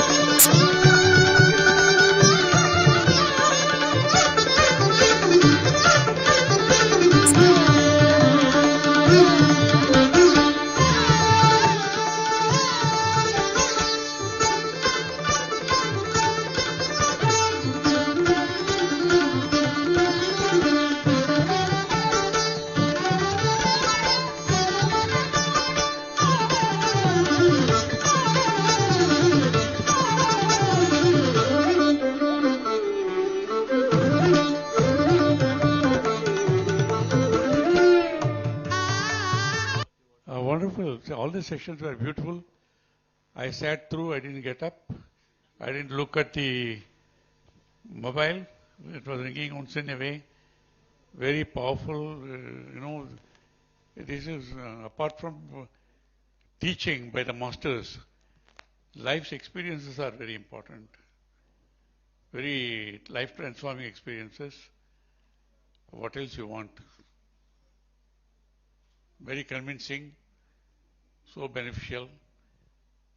So let us spread this wellness to as many others as possible. Thank you very much.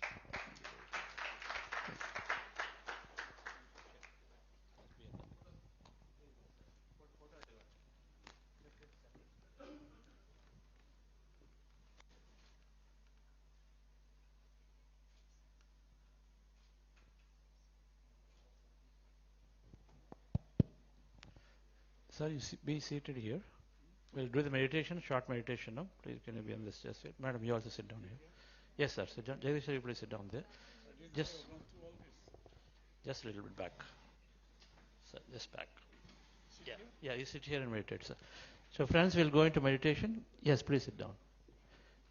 May I request Mitsuji, who is coming from Dubai for this conference, wonderfully, and a businesswoman otherwise in Dubai, and then doing several initiatives there. And then Sri Abhishek Avadhani, where is Abhishek? Abhishek Avadhani, one of the senior-most masters here, to conduct this meditation. Please come. What do you need? You need a chair, right? We have chairs? Put 2 chairs.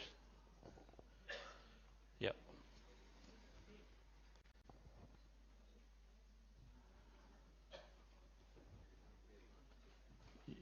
You need set up side by side or what? You need side by side? It's okay. Yeah, you can get side by side. Why don't you shift to that side? Yeah. Pradeep, a chair this a bit.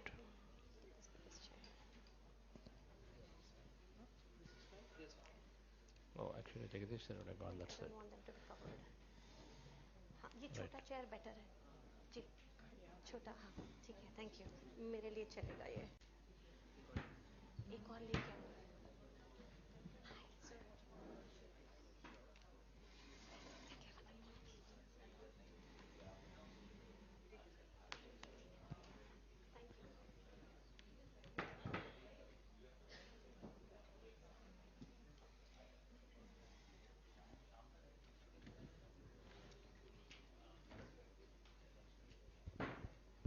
Okay.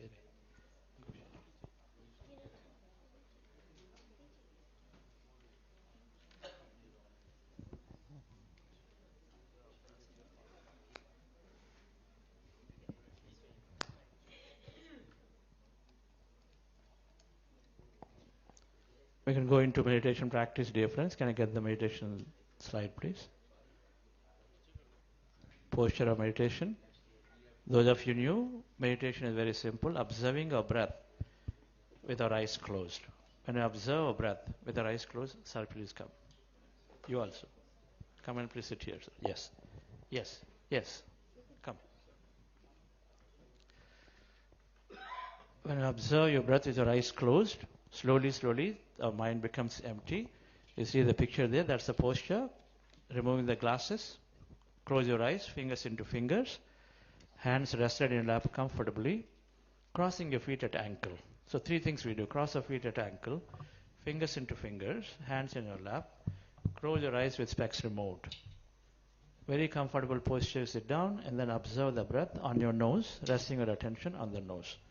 We'll have this nice music as we are going to this practice of meditation, friends. Relax yourself. Sit comfortably.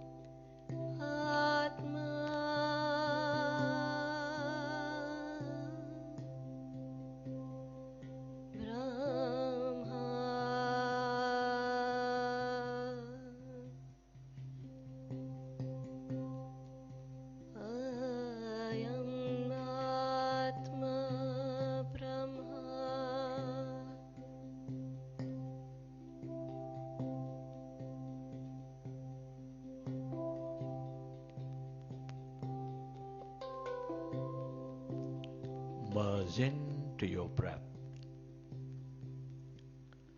It is natural to have thought.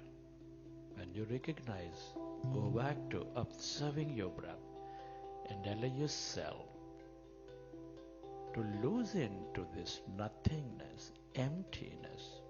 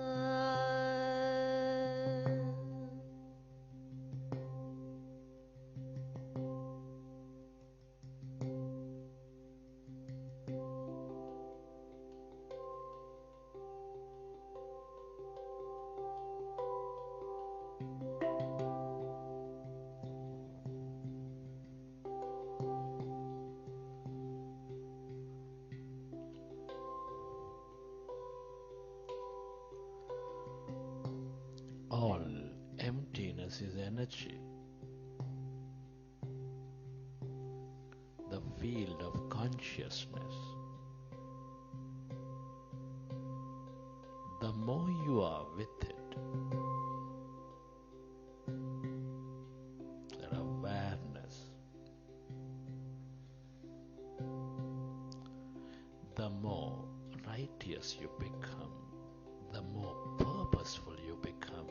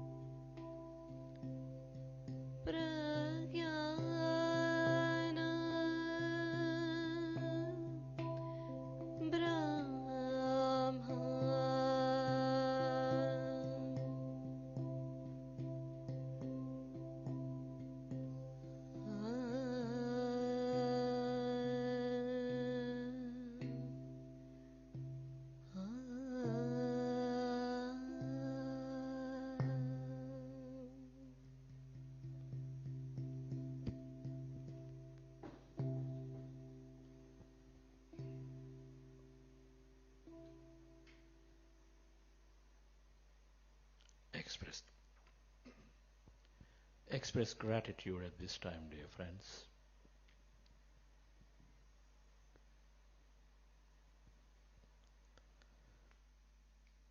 I am that infinite intelligence. I am the existence. All knowledge and wisdom is existence. Everything is that intelligence.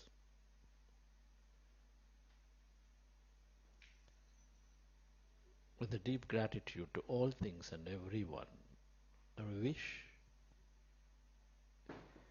we wish that this conference is beautifully coming together and energizing every leader, every person with this greatest process of meditation to know themselves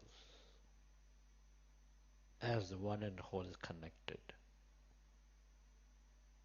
With that intention, whenever you're ready, with your hands on your eyes for 5 seconds, you may open your eyes.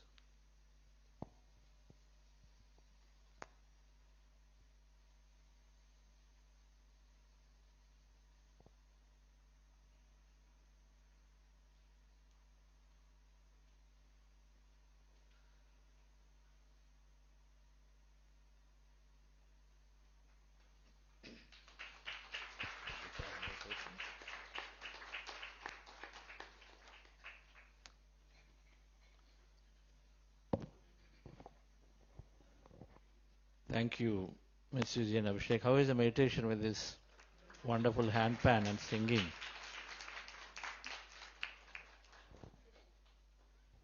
Let's felicitate them and then we'll take a break for lunch.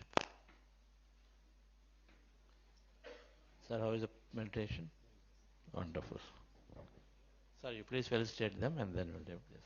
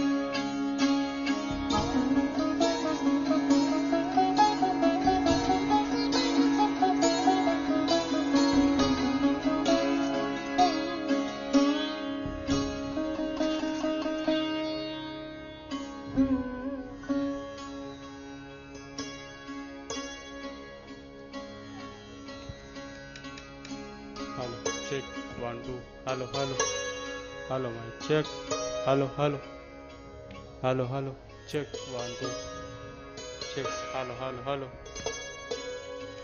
hello, check, 1, 2, hello, hello, mic, check, check, hello, hello, hello, audio testing, hello, hello, check, 1, 2, hello, hello, hello, mic, check, hello, ठीक है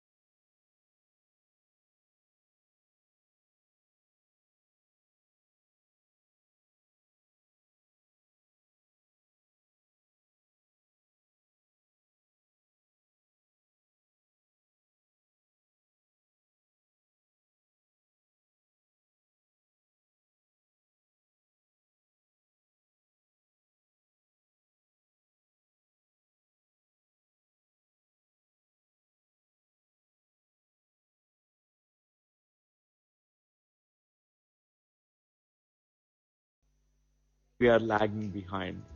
Those who have a serving heart and mind, they really can achieve greatest abundance.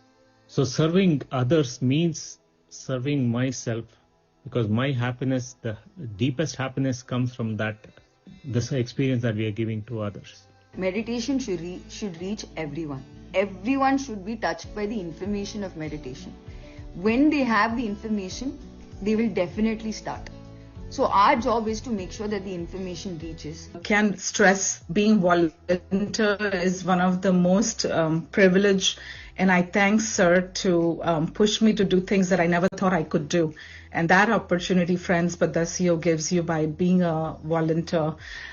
Through that, I think my journey has expanded even 1,000 folds. In past 40 days session itself, I started spreading the meditation to all the people. That is where I find the joy, enjoying, where like people are like, sharing their experiences. I definitely want to say that this 1 year, right, where I joined as a volunteer, that has given me immense shift inside. So we get a lot of opportunity to interact with such living examples. They are great senior masters living that wisdom, truth in their every action, every word. Volunteering in Buddha Seyo, I found some unknown confidence in myself. Like, okay, this is it. This is it.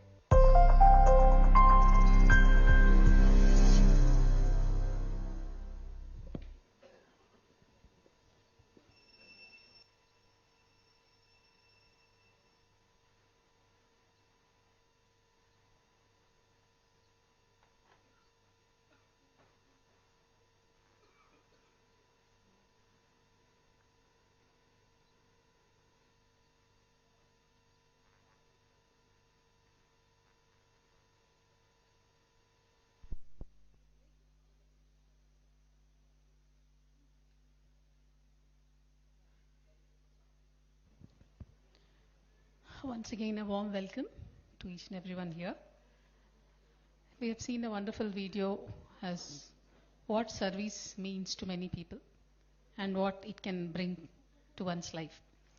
Let me take an opportunity to welcome Dr. Ayat Saad Ahmed, Egyptian counselor, onto the stage. And wonderful, please come on to the dais, madam.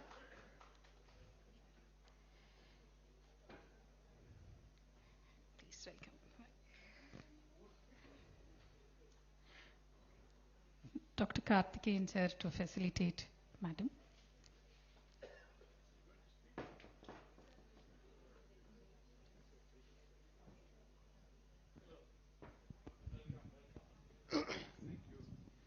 Madam, your brief message. Good afternoon.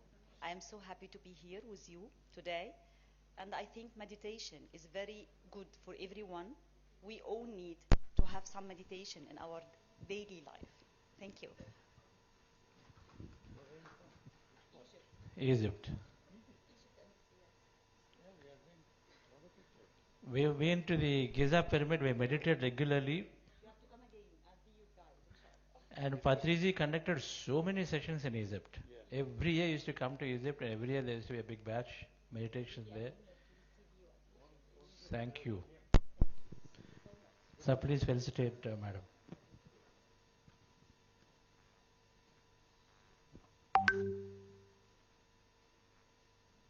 Music.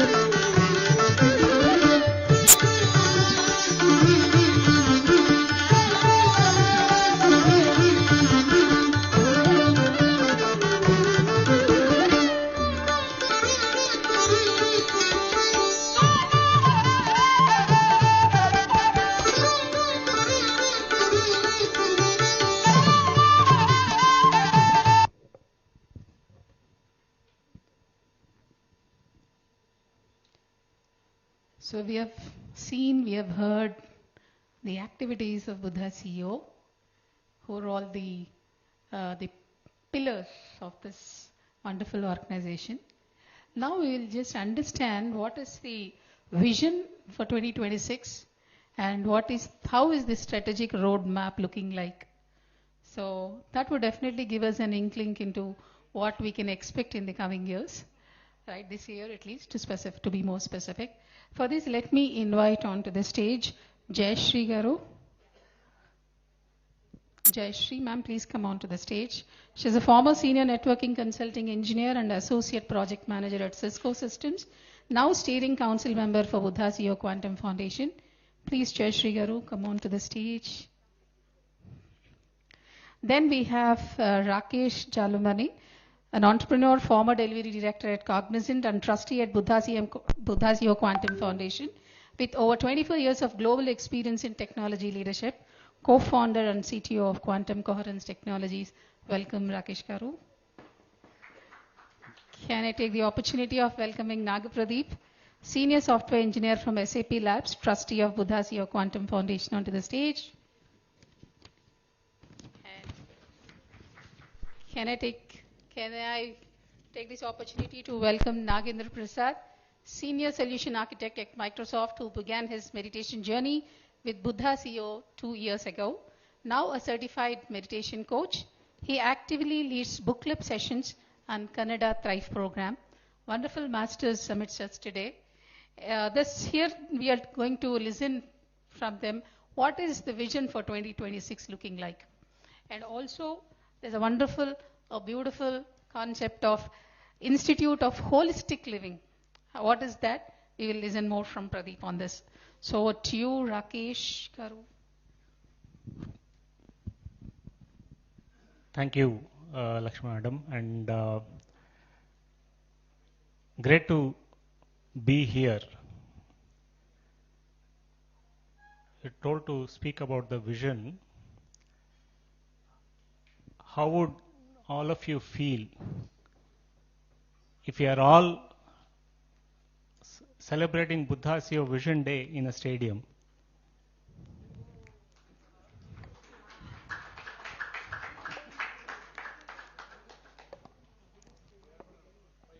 That is what I felt when I first put on my vision board and I was meditating, and but that is happening. I mean, this gathering I saw right from morning 8 a.m. people are here coming for meditation, coming as a community. So I'm excited to talk about what we feel from the foundation that we want to focus on in the next year or so. Yes, I mean, all that will happen, but there is plenty of roadmap that we have, which will lead to having this Buddha CEO Vision Day in a stadium, right? Can we switch presentation, please? So Jayashree Madam today morning spoke about the 4 projects. So this year what we want to do, to have specific focus on those 4 pillars, we have created 4 projects, right? And the conference that we are organizing now is part of the Project Meditation Awareness, which is essentially in 2026, our focus will be around driving policy.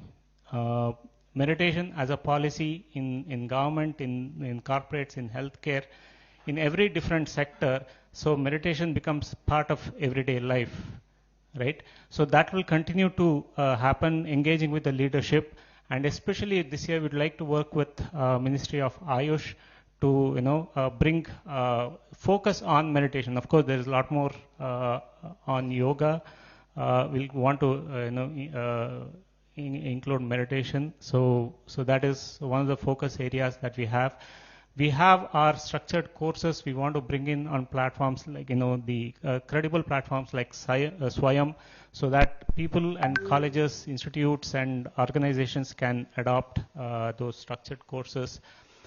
The third aspect of it, we want to create, of course, last 2 years, we have been engaging these conferences, engaging new leaders who come in. but we want to create a structured project cell so that there is a continuous engagement, not just during the conference or right after that. So that is something that we'd like to do.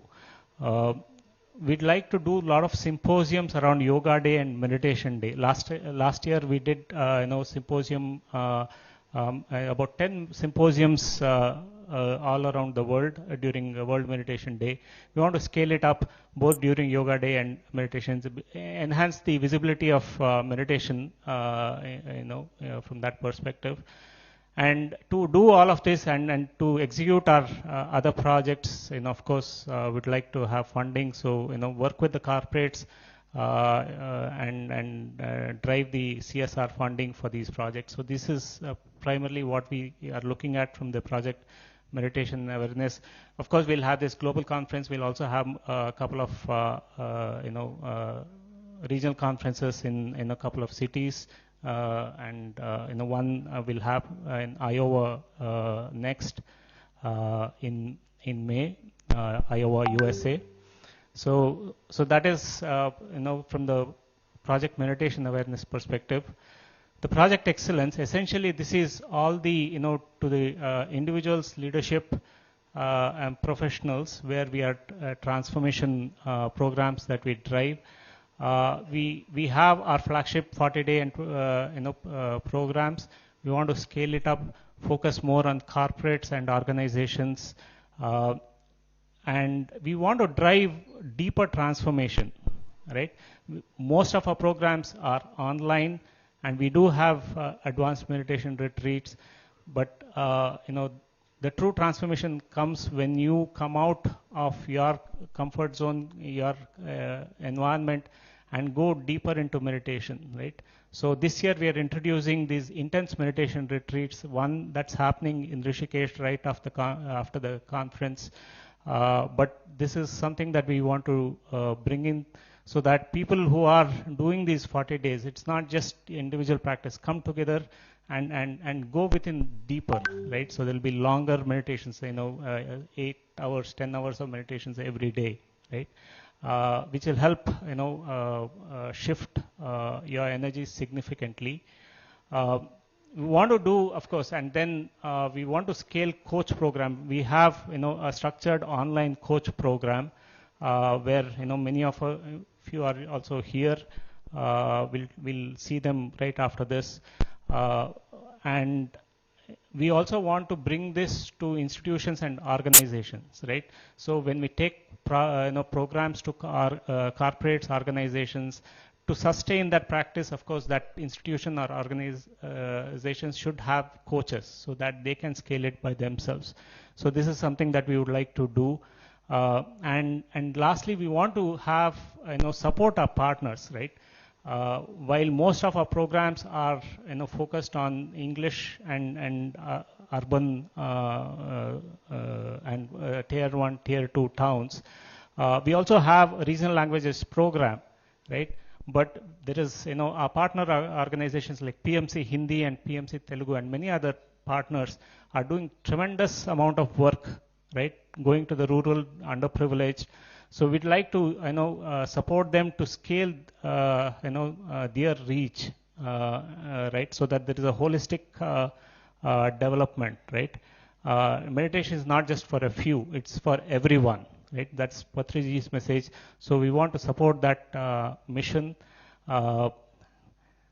And so again, so the target we're looking at is to have at least 100,000 new meditators this year, right? And then, of course, from the Project Inner Edge perspective, we want to have intense drive towards institutions and colleges. We heard about Project Inner Edge.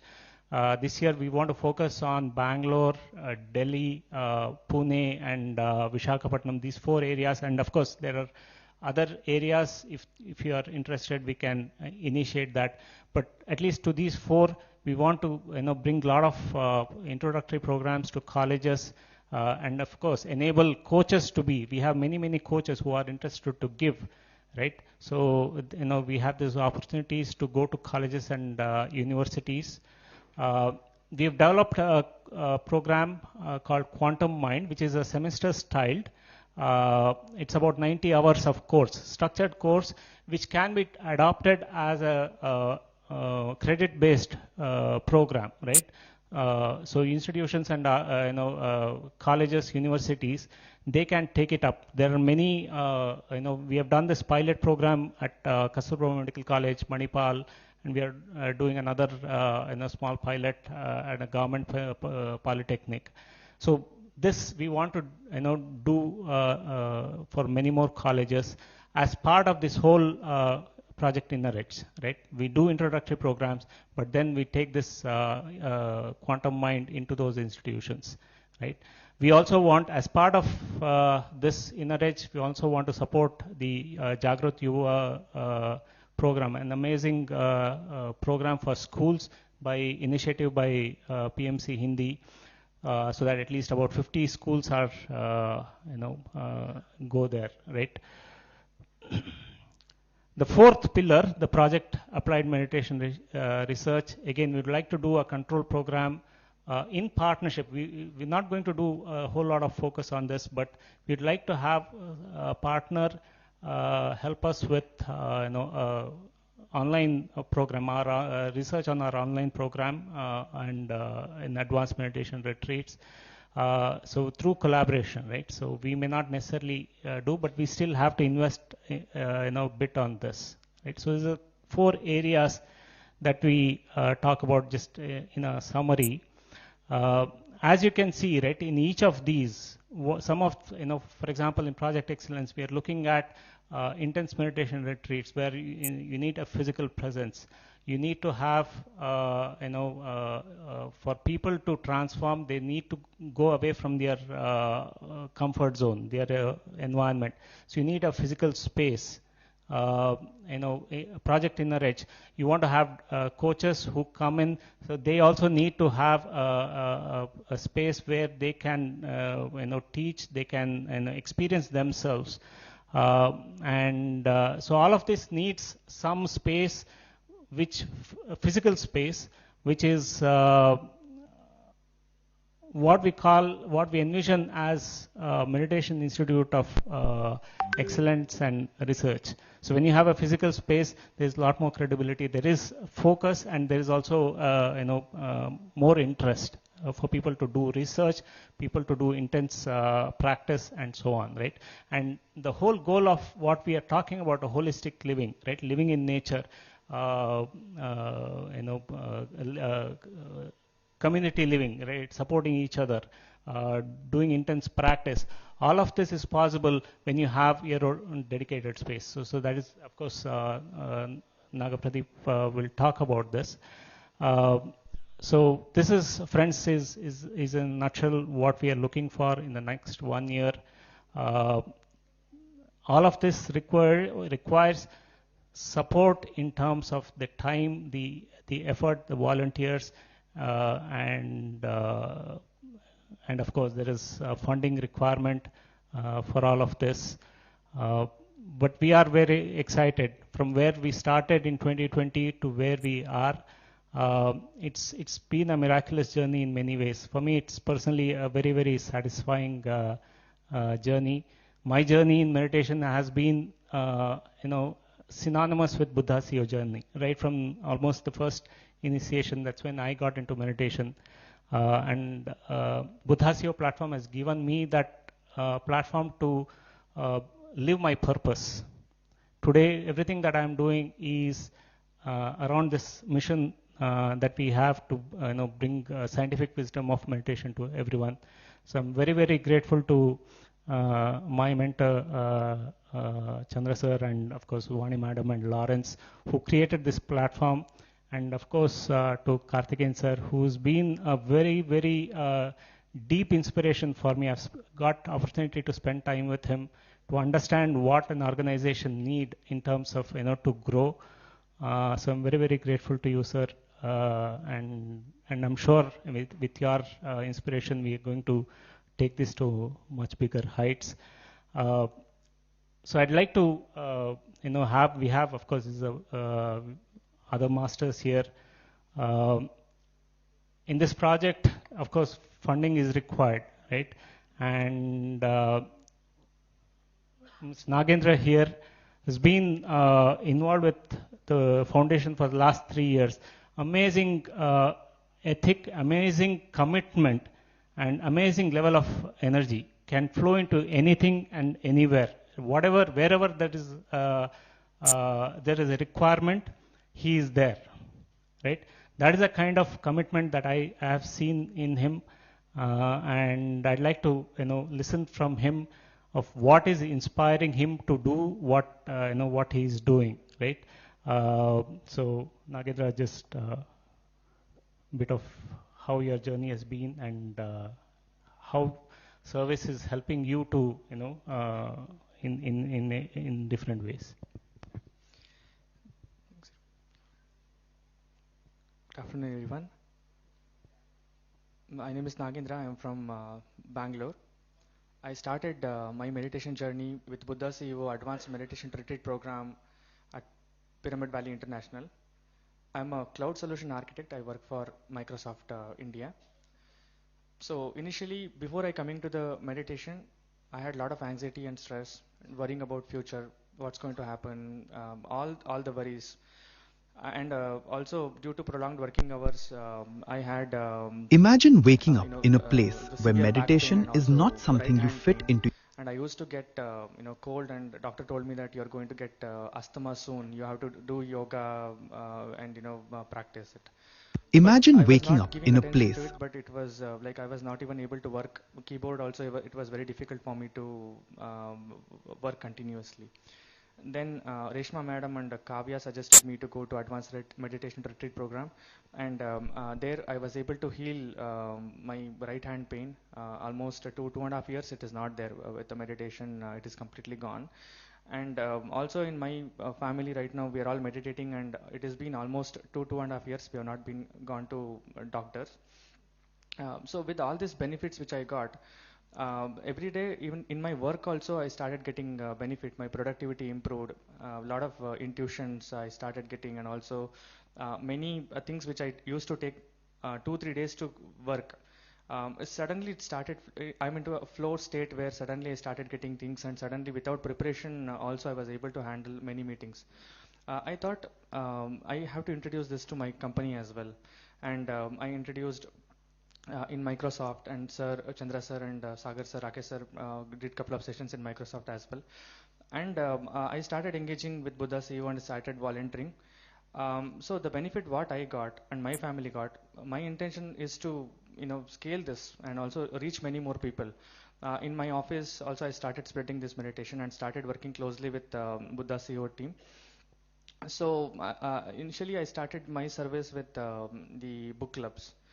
Whenever I do book clubs, I started getting that understanding of how this is going to help and what is that particular scientific reason behind this particular thing which is happening to me. Then immediately from that particular book, I started implementing the many things which is there, and that implementation, whatever I learned, that implementation, I'm working on myself there, and I'm trying to correct myself. That has given me a very good result, and I started working closely with organizing Yoga Day program with Ministry of Ayush along with Buddha CEO, Ministry of Ayush sponsorship, and also World Meditation Day Symposium, and I got an opportunity to work a conference like this. It is a truly inspiring to me. Apart from my day-to-day work in office, what I do, this is giving immense opportunity for me to showcase my talent as well. And like Rakesh said, I don't know many things. I'm not into finance. I'm not a website designer. I'm a solution architect.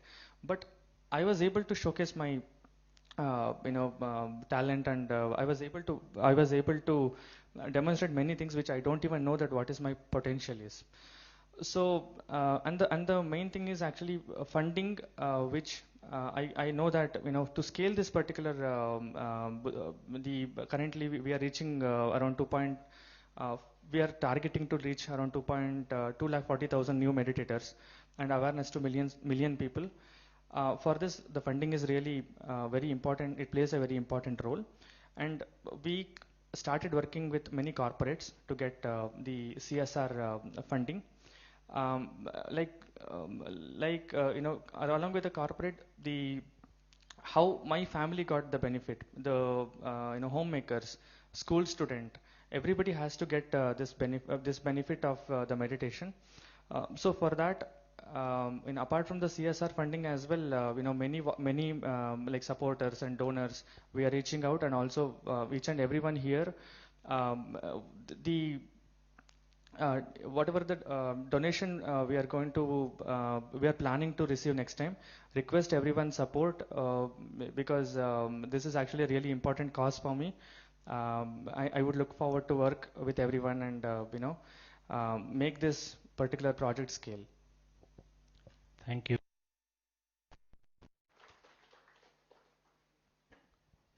So I'd like to, I think whoever knows Jershi Madam, I think one question everyone asks is, do you ever sleep? Right? Anytime, anywhere, anyone calls, she's there, right? So, Jershi Madam, what is driving you to do what you're doing? And just talk a bit about what you do for the foundation. Yes, again, a very warm welcome to you all post-lunch. So, I joined as 2023. There was a calling, I was in corporate, then I was an educator, and I should do something else. This is not my purpose.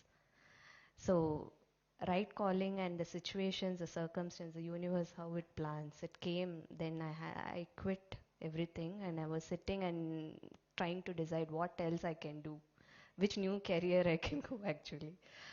But then I got in touch with Chandra sir. I attended the quantum creation workshop, and of course before that I've done Vipassana meditation too. But somewhere some thing was missing, that analytical mind, right? Why should I follow this? What is there? And then with that workshop, scientific wisdom, I had that clarity. Yes, this is what I want to be, and I started working in the foundation, starting as a tech host and all the roles, like Nagendra sir said. I have never heard about white papers or content lead role, but I started doing that. And we have always heard, or we have experienced that, okay, when we are in service, what benefits or what transformation happens to us. But as a family, we have experienced, if one family member service, what benefits or what transformation happens to us. But as a family, we have experienced, if one family member is in this service for the greater good, what your family members can also heal their condition. Because when I was doing content, and I used to have to listen to other masters' experience, which was a much, much bonus and delight to me. And I have to give the works to the editors to edit. I used to hear, and my husband was going through an acute autoimmune condition. And the doctors, many specialists, we live in Dubai and we have been to top specialists there, and they said there is no medication for this. You need to live with this condition for lifelong. And he was not in this path. He was still, the analytical mind was completely on. He couldn't believe. And so, but he allowed me to follow whatever I have to do. And then he used to listen to the wisdom. He used to just listen to the wisdom, and slowly started convinced. He started meditating. And in 9 to 10 months, he healed his condition completely healed. So this was a great transformation. And of course now he's a regular meditator, and he was an AMR also, advanced meditation retreat. So that is how the energy spreads. And and me in the as a service and as a volunteer at the foundation, we have all heard about learning, being, and doing state, right? Truly, you will start being, you will understand and also apply that being state when you are doing service to others. So my biological children, spiritual children are the same to me. There's no difference. So, and also whenever you do any work that you will understand, okay, is there, am I thinking I am doing, or I'm just an instrument doing this? So you'll get that clarity. I mean, the implementation part, the application part is beautiful, and you'll understand that completely when you do service. So that's the journey, and I'm completely enjoying this. So thank you so much. We need to have a whole day session to listen to Jyoti Madam's experience. So much of amazing work that she is doing, and the foundation is very, very grateful to you, Madam. And the conference is happening because of so much that she has done. So one thing that we keep hearing, service means, and that is a typical Buddha CEO story. It doesn't matter what you're doing, they are ready to do anything. So that's why we are so fortunate to have such many volunteers. So moving on to the next part is another young professional, young master who started, when I started my practice, he was a facilitator for the 40-day program that we had, right? And I was amazed at how much calm he was, how much knowledge he has, a lot of wisdom, and so many youth are so connected to him, right? I'd like him to talk about, of course, he has this great vision, and he kept on talking about the vision that we had about having a separate institute, separate university. And as we bring down all this vision into these 4 projects and where we want to go, one of the core things is developing Meditation Institute of Excellence and research, right? At least have a pilot one, which will be a model for others to replicate. So I'd like to hand over to Nagapradeep to share about why this institute and what is his vision and his experience of going into this, right? Okay, good afternoon, everyone. So he asked about how, so I'll tell a small story like how that thought kicked in. So I got married in 2021 January during COVID time.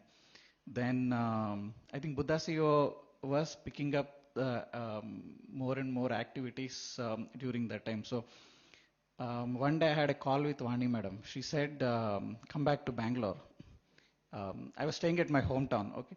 So she said, come back to Bangalore, we need to be helpful to whatever activities we are doing in the foundation. So then we shifted to Bangalore in April, and then immediately second lockdown started. So 1 week into that, my wife was so scared that we were unable to stay at home. So then I think we were having a Zoom call, then my wife was crying, and then Sir asked, okay, come to our house, we will stay together. Then we packed our bags thinking we'll stay there for a couple of days and then we'll come back, and we ended up staying there for 10 days. So when we were leaving, I was telling to Madam, Madam, why can't we all stay together at one place? It is such a beautiful experience. We all have same thought process and similar mindset. Then she said, okay, very soon it might get manifested, she said. Then couple of years later, then Sar was proposing this concept, Meditation Institute of Excellence and Research.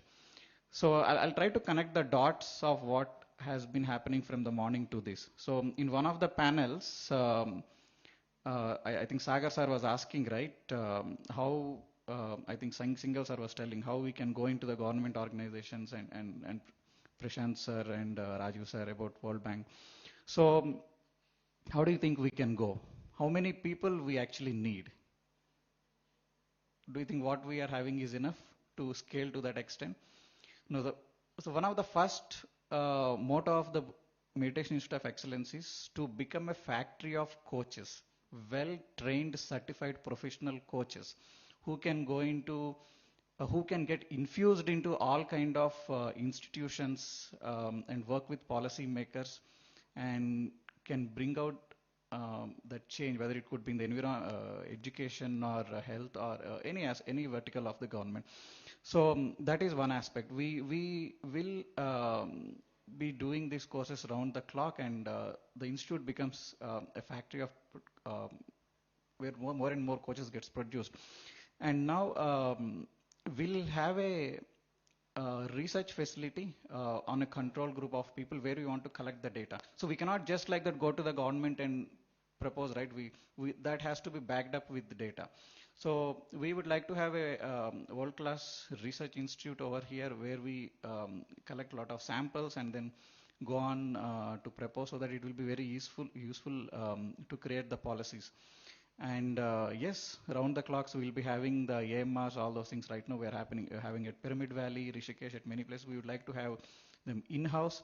And most importantly, like what I asked Madam, so 40 of us at least want to stay together who are having this service as top thing on top of their mind. We'll be staying there as a community. So actually after I became father, I felt this is very useful, because now it was so difficult. Sometimes I feel so difficult to be with my kid all the time. So now kids will be raised by 40 families, right? They'll have the brain of 40 parents. The power of community. We'll show a small video after this, which will help you to imagine. And then yes, I will. From the time you get up till the time you go back to the bed, you will be in that lush green nature. So, okay, so we try to create a small video on this. Like to present it, how this would look like, how we are dreaming.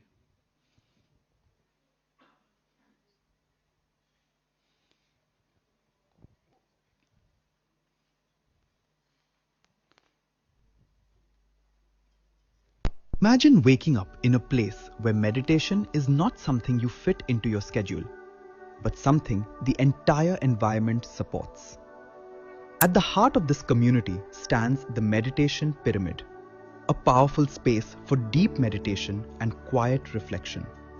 Step inside and everything slows down. Around you, nature becomes part of the experience.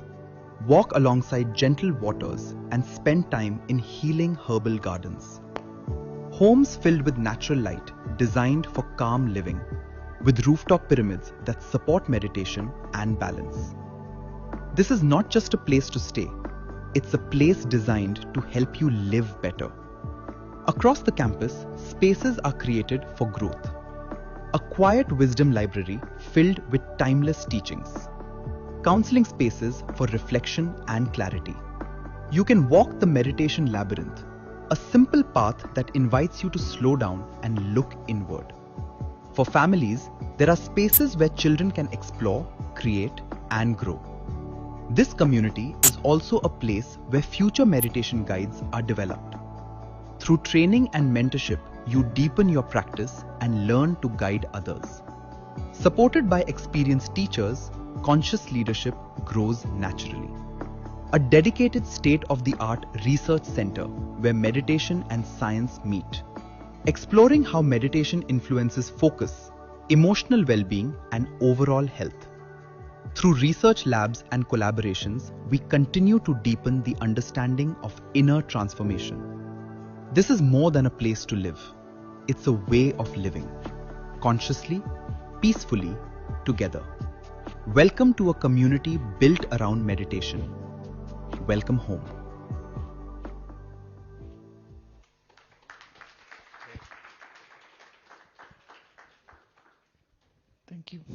So how many of you have goosebumps?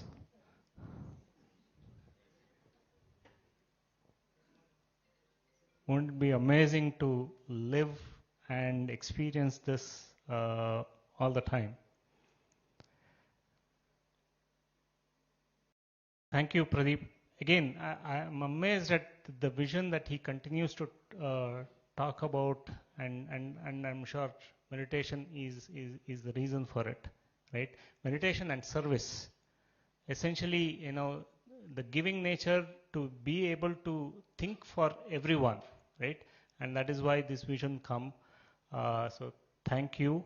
We will focus again as part of this next year. There is some groundwork that we will do for this, and thank you, and thank you, Jayashree Madam, Nagapradeep, and Nagendra. Thank you. Thank you, Rakesh ji, Jayashree Madam, Pradeep and Nagendra. We truly believe that there will have to be communities. There are only a handful of communities in the world, spiritual communities. Our communities come together, live in a holistic living. In fact, this conference theme is meditation for holistic living and world peace. Holistic living is that connection with the remote workings and many technology advancements, and of course it's going to be a common theme. And then we can be the leaders in creating something that's very beautiful, not just a nature living, but also makes us live a purpose there.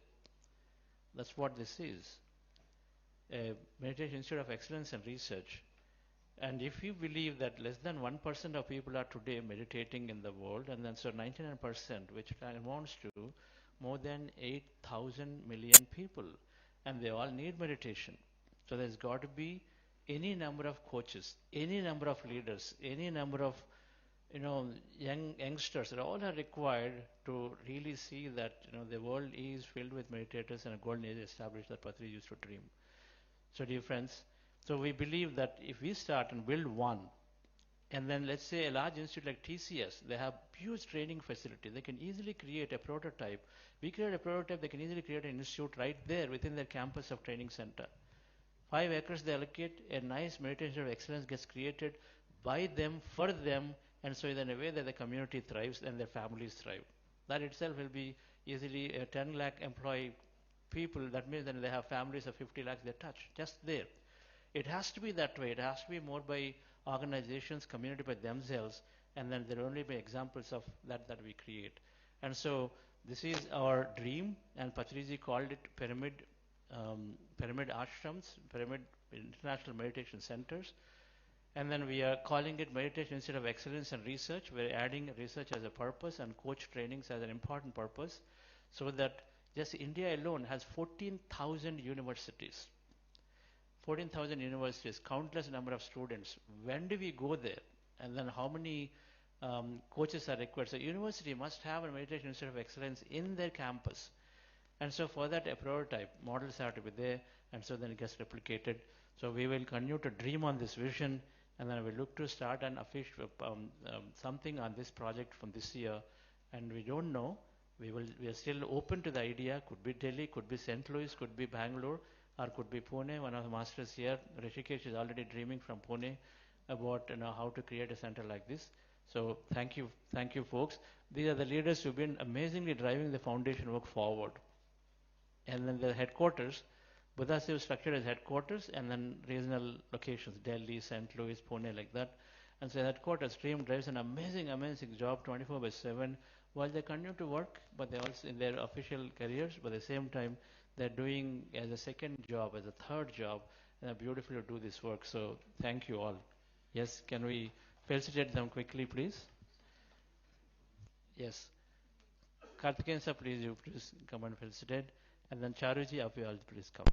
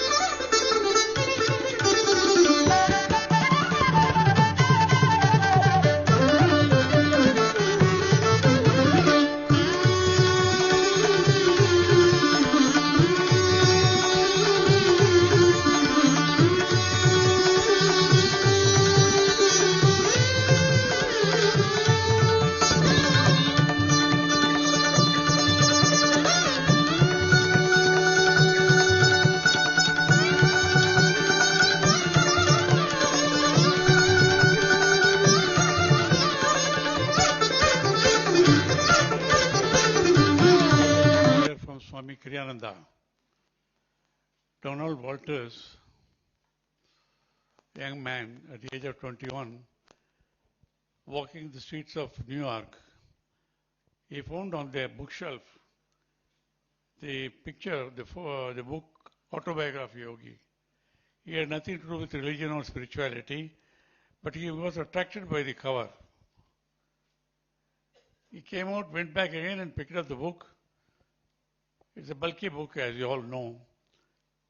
And he took 2 days, 2 full days, cover to cover. At the end of the second day, he took the bus, went to the other coast and met Swami Paramahansa Yogananda.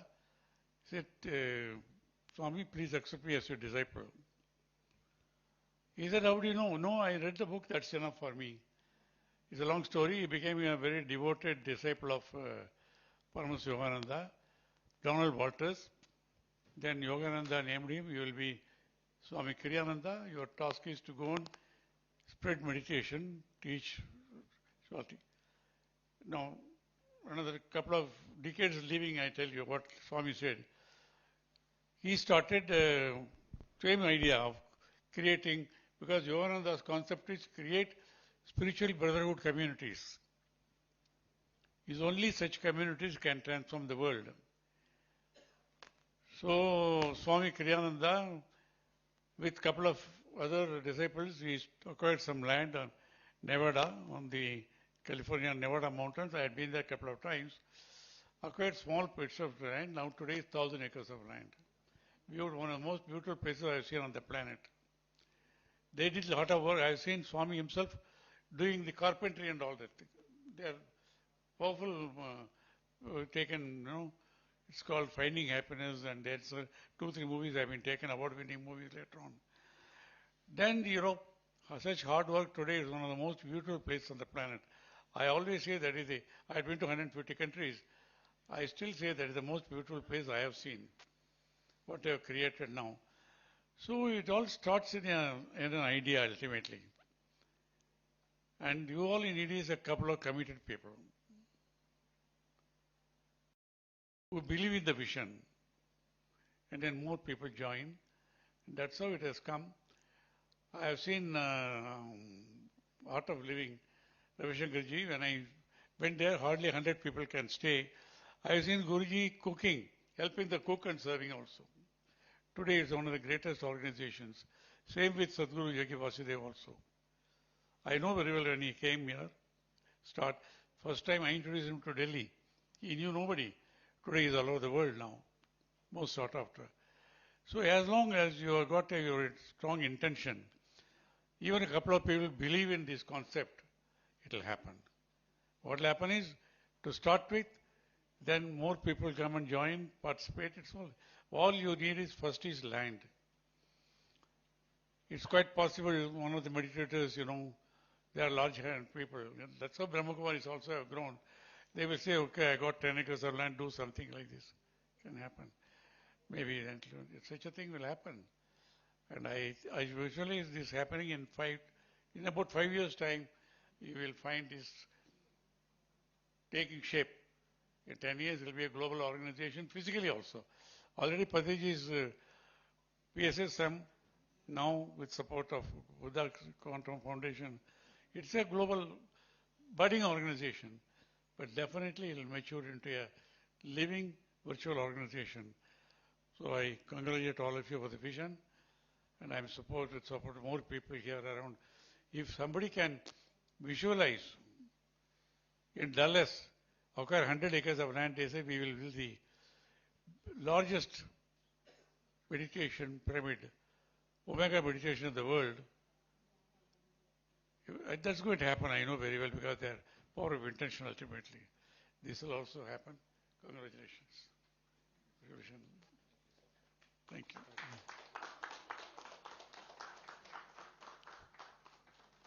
It can happen. Thank you, sir. Thank you.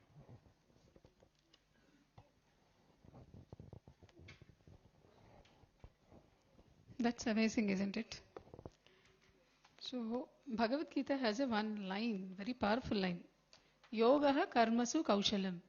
I think the same tagline which Patri sir gave us when the magazine was getting virtually inaugurated, right? So yogaha karmasu kaushalam. What is this yoga? Yogaha means it is not like hatha yoga where we are doing about postures, right?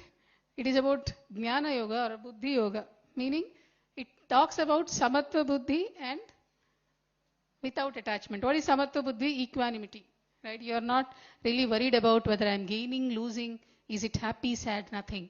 So whenever you do any act with that nature, without getting attached, without really expecting any fruits out of it, and doing with an equanimity feeling, that's what we call it as yogaha karmasu kaushalam. So the next, why am I saying this now? Because we are going to hear from such people who lived this statement in the entire life of theirs, whatever they are leading currently. Whatever they are doing, never attached, and with the utmost reverence to what they are doing the activities. So let me welcome onto the stage our dear Dr. Gopala Krishna Garu, founder and chairman, Spiritual Tablets Research Foundation, London. Sir, please, I welcome you onto the stage. So widely known as Dr. GK, he's a pioneer in the field of spiritual science, a dedicated medical practitioner for over 2 decades in India. Dr. GK transitioned from conventional medicine to a holistic, spiritually rooted approach to health and healing. He identifies himself as a spiritual scientist, having devoted his life to helping individuals achieve complete health by integrating spiritual principles into everyday living. Having you here is a wonderful opportunity for us to listen from him, what he has been doing all the while. Next, let me take the opportunity of welcoming Power Dynamite, Srimati Alekhya Shastri. Alekhya. Okay. Let me now take the opportunity of welcoming Dr. Sai Kripa Sagar Garu, co-founder and CEO of Quantum Coherence Technologies. Former Vice President of Digital Engineering at Cognizant with 30 years of global technology leadership experience. Today, he blends professional consulting with his role as Managing Trustee of Pyramid Valley International. Currently, he serves as the CEO for Quantum Coherence Technologies, dedicated to spreading meditation through technology. What a combination. Next, let me take the opportunity of welcoming one more wonderful lady, Maheshwari Garu, founder of Pyramid Balavikas, 30 years in PSSM movement, director in PMC Telugu, and so far she touched around 3 lakh people through her services. Welcome you, madam. Next, let's take an opportunity of welcoming Dr. Saurabh Ranjan Garu, energy medicine physician and active volunteer of PSSM North. Welcome, sir. And Mr. Jaykumar Garu, Managing Director, PMCTamil. Can you please come on to the dais, sir? So Alekhya is here. A chartered accountant by profession, she has worked as a management consultant in the world's leading consulting firm. She's also a Kuchipudi dancer, CEO of PMC Hindi channel. Wonderful gathering for, right? So let us hear from them what, these are all PSSM leaders who are really dedicated to service. I mean, dedicated to service, I'm not sure to what extent it's a right word, but yes. So when we are planning this program, since many Buddha Sevas are there, to understand what service means, I think we'll listen to them. Because I've seen this, a Patriji warrior means somebody who is giving and giving. We are here to give. That's why they are there with PSSM. That's why they are with Buddha CU. Our nature is giving. That means we're in the Sahasrara state. And you see everyone as one, and so then there is so much work goes on, and then they just go like water, flow like water everywhere, wherever that is necessary, they'll jump into it and then do it, and that's how I see all of them without an exception. And so it'll be wonderful to closely listen to all the Buddhas worldwide to say, what does it mean to do service? It's not enough. I've got a monthly once, I've got, the 3 hours left, and so then I'll do a cooking service, I do this service, and say I've done volunteering. That's hardly anything. It's great that we're able to take some time, but then if you truly want to make a difference, here are these masters doing an amazing work. And so thank you all for joining on this, and then leading by Dr. GK, who has introduced me meditation, my younger brother, medical doctor. Thank you. Yes. Thank you all, and pranams to Karthikeyan sir and all the dignitaries who are here and Buddha CEOs. So since morning we are listening from a lot of Buddha CEOs and the vision and planning and everything. This session may be something different, no PowerPoints and no visuals and videos, but you can listen to their live transformation. Thanks to Chandra for briefing and completing my job. So straight away, I would like to go into the real part of the today's topic. All the masters here, from the PSSM perspective and then their own way of excellence, they might have crossed so many beautiful junctions as a part of learning and self-experience and community service. So we try to understand how greatly they crossed those junctions, and then they took their own turn, to become the best out of the world and giving their service. To understand their life, like when I started my journey in the year 1993, I met Patriji, and then after 3 weeks of basic meditation, I understood without intense sadhana, nothing is going to happen. After coming to my medical school, I started doing intense meditation daily, 2 hours, 4 hours, 6 hours. The maximum meditation I did is 21 hours in the hostel room itself. I was never into books, but more of intense meditation and lot of visions, experiences that made me to understand the true principles. So here, the question for all the panel members, in your journey, especially in the beginning days, what exactly you did in an intense way? It can be a meditation or it can be book reading, like Dr. Newton did. He read almost 90 books and he prepared PowerPoint slides. That is what exceptionally he made, Dr. Newton.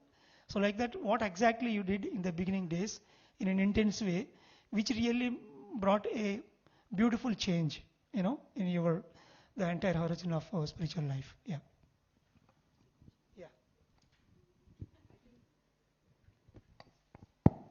I believe my experience will be most relatable.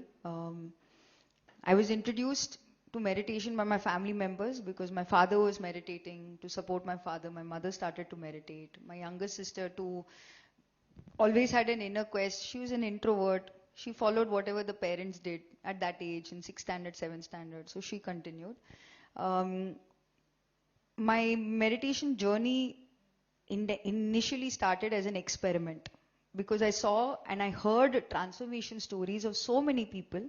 Because when my father started to meditate, and within 6 months of his continuous meditation sadhana, he healed himself of a very severe neurological disorder, for which the doctors had declared and had told him there was only medication which he had to take for the rest of his life to maintain that lifestyle and balance of his body.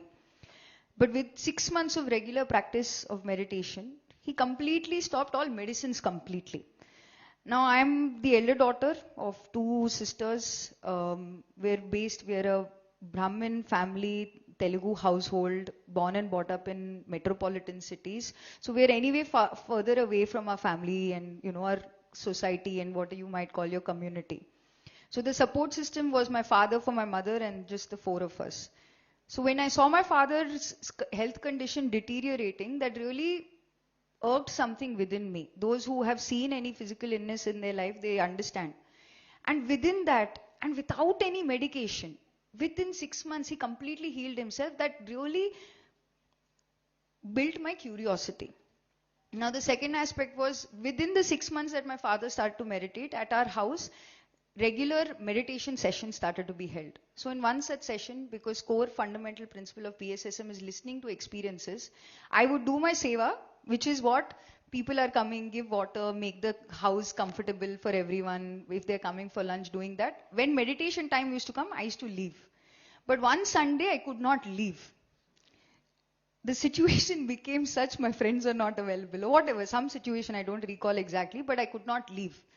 That day, one wonderful master who barely knew Hindi properly, who was a chemistry professor in his village, he had oil fields to his name, left everything, came and living in a rented property in a one small bedroom in Delhi, and daily his only job is to go to parks and distribute pamphlets, whichever school gives permission to go teach them meditation. No systematic principle, whatever we're discussing in such a wonderful support system, nothing, just one pamphlet in his hand. That really irked my curiosity. Why is this needed? Why is this man doing so much? So one was my father and the second was my father's transformation and this gentleman's dedication, which irked my curiosity. And so, sir, short answer to the question is curiosity as an experiment, my own self-experience, and reading a lot of books. Yeah. Thank you. That was my journey. Yeah. You want to pick?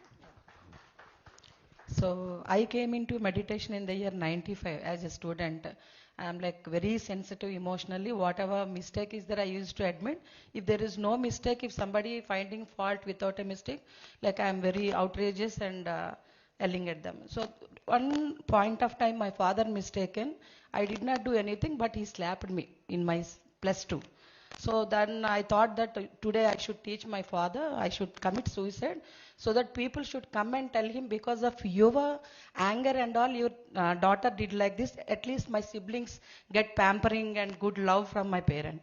So that time, like, I really wanted to commit suicide. I'm searching means how I have to commit suicide. So that's a long story. If I eat rat killer, it will be bitter. For that also, I'm finding taste like that. Then my mother, knowing my rigidity and all that, she sent me to my sister's house. That time, Dr. GK, he finished his MBBS and he's preparing for his PG. Then everybody said, no, don't do that. You know your father's anger, he is a very good person. Only that anger issue he has and all that. But GK, when he came, when he saw at me, said, okay, you want to commit suicide? I'll give you nice injection. Before I draw, you will die naturally. But one thing, you are born in India, AP, only your father has that anger issue. Next lifetime, without you finishing this game, he compared this lifetime as a game. You have to take birth, then in MP or UP, with a mother, siblings, everybody with that anger, then you have to play your game. So when everybody pampering me, I really wanted to do that. When he said opposite thing, I started, why should I die? Then he gave me a book, that's Osho, The Silence. That book, when I started reading it, I felt as if I know every concept of that, as if I have written that book. So it awakened me something inside me, all that anger. I wanted to prove myself. I want to teach my father. It all started like dissolving everything. Then, okay, I may die and just escape from this father. I may face somebody else, someone else in the next life and also. I should not change my father. I should not teach him. It's me who has to change. I may face people, many people like this in my career or somewhere. So that actually made me interesting in this. And then GK, like he mentored what books I have to read and all. That book reading, especially Jonathan Livingston Seagull. So it really helped me, that resilience and the continuous effort and that mentorship and coming out of the limitations, physical and whatever limitation, mental limitations. I used to think that I am from Telugu background, I can't speak fluent English. So though I have knowledge, I cannot present myself. All those limitations, see, it's my knowledge people are waiting for. It's not for my language. So all those I crossed, and I am a Navodayan. Then during my studies and along with my studies, I started teaching people right from the beginning. So all that which started with one book. So I always advise and advocate for book reading And really there are many issues I faced in my marital life also. But that time again, one more book, Celestial Prophecy, how to play with that emotional and energy games and all. So every time I face some problem, so I started seeing problem as challenge, and books helped me in that. Yeah. Yeah, thank you very much. So, in my journey, when I went to Kasar Devi temple, there one board attracted me in a great way. That is the place where Swami Vivekananda, he declared himself to do the community service rather than doing the self-practices, enough of self-practices. Let me do the community service. That is what really take me to the, the godliness. So in that way, all the masters here, at any point where you felt like enough of practices and let's start doing the service, that is what really take us to the, divinity. That is how the PSSM has got its own special, value. Initially, hardly they will do some days or months of practice, and then everybody start teaching meditation. The next day itself, they become pyramid master and they start teaching. So any one of you attempt that?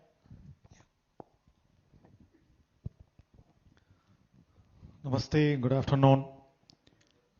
So in fact, when GK sir asked, what is it that really, what did you do more to do that, right? So for me, a very synchronous question or coincidental question, point that he raised. For me, meditation cleared my mind or calmed my mind. And I never did like 7 hours, 8 hours of meditation. I didn't get to do that. But it was always consistent practice. Every day, 1 hour. Every day, 1 hour. That was the main reason for me, for my transformation at Cognizant, at my workplace. Second thing is reading books. And I've been passionate about reading books. Earlier it was technical engineering and all that stuff. But then after Patri sir, before that I used to read Indian scriptures. But after Patri sir, I used to give all these books like Celestial Prophecy, Mind to Matter and all that. So those piqued my interest. Those are answering to my logical mind, the science of meditation, how does it work and all that, right? So I used to think those are the two transformational elements. And Patriji also knows my, fond of reading books. Every time I used to go to him with a question, he used to give me a book before even I asked to ask a question, which used to have an answer to my question, right? But what I think was more transformational for me was the action, the activity. Now we are calling it service. I never looked at it, though my family, my parents were all, and I initially during my childhood days, we were all used to be open to Satyasai Seva service. And my dad used to do that till he was 70 years, right? So though I didn't look at it as service, but for me it was somehow things happened, right? And I happened to get a wonderful friend who happens to be Dr. GK sir's brother, Chandra sir, right? So he used to pull me into a lot of things, right? So Pyramid Valley, when Pyramid Valley started off, initial marketing activities, conducting conferences, and then with a lot of other PSSM engagements, and slowly the trusteeship in Pyramid Valley, meeting a lot of people. For me, that what you call, I don't know what you call seva, because their activities without fees, so probably we call it seva. But that was the most transformation because I had to let go of fears, a lot of fears of meeting people, fears of working with people of different mentality, right? And then getting things done. And I'm sure the organizers of such events across PSSM know a lot of things happen overnight, right? Initially our thinking is different, later our thinking different. So to me, service is that action in service of others, whatever, but more than others, it's a transformational element for us. For me, that is probably a lot more transformational. Great. Thank you, sir. So, once we start this, anybody want? Yeah. Okay. So, after starting the service, usually there is a matter like quality versus quantity. Initially, we may do our own small things, whatever the best we can do. In a week, we can spare some time in a day, and then you're doing. But whenever things comes in such a big way, major contributions, like the GCML we are doing here, it is a very massive event. Last year, almost like 1 crore close to we spent. This year also near to that. And the PMC channels we are doing today, very big money is involved. So whenever such big things come, how you responded, whether it can be initiated by Patrizi, or you got your own vision about that a mega pyramid or mega project. So how you digested and how you started working with it, and did you achieve the goal what day one you entered into it? Anybody want to take up that? Yeah, I think you can.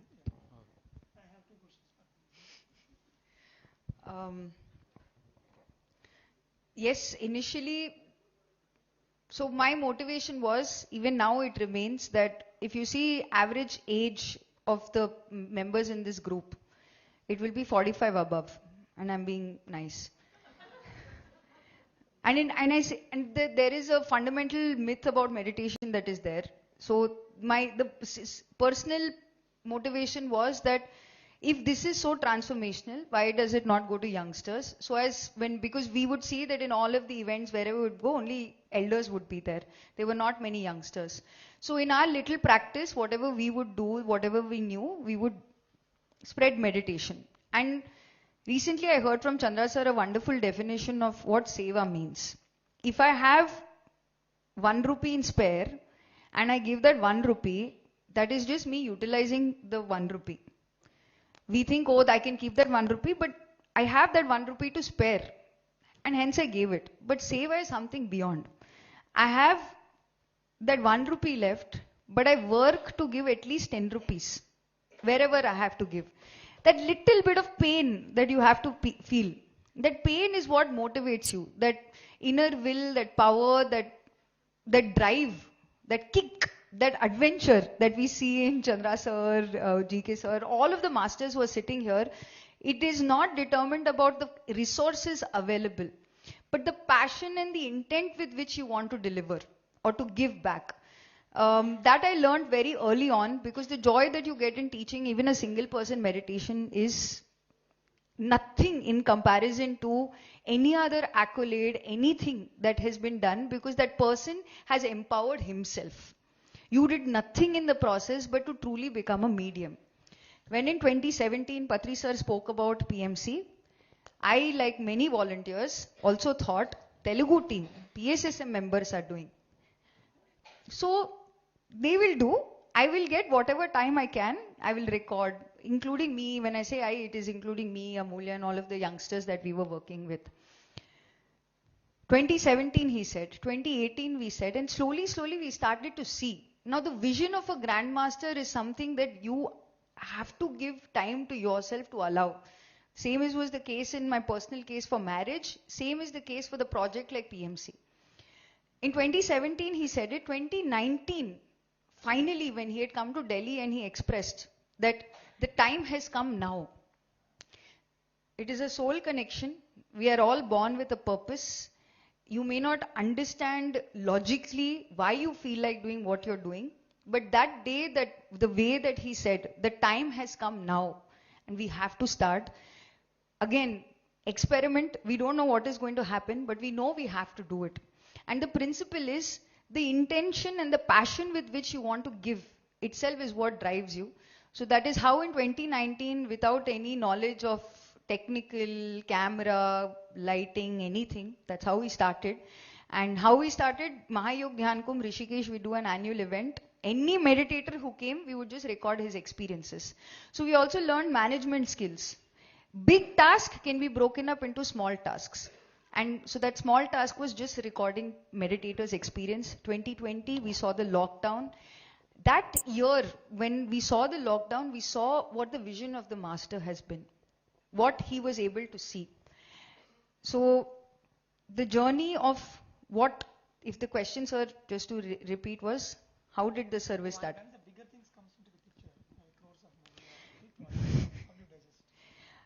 There is only faith. And Jesus Christ's statement, which is mustard seed amount of faith can move mountains. It is all faith. Faith in yourself, faith in the grander power, faith in the people, faith in anything, just the belief. When you believe with all your heart that this is the best that you can do, this is the best that you can give, this is the best that you can experience for yourself. We are in PMC Hindi today, we have a runway for about 3-4 months. But we believe that this project, as a part of nature, when we do our best, then whatever best has to happen will happen. And that is the greatest experience that you get when you start doing the word where we are discussing seva. Because it is not about what you have that you are giving, but truly living in that state of oneness that everything is ours anyway. And whatever is meant to happen will happen. And this Global Conference of Meditation Leaders is a wonderful example of that.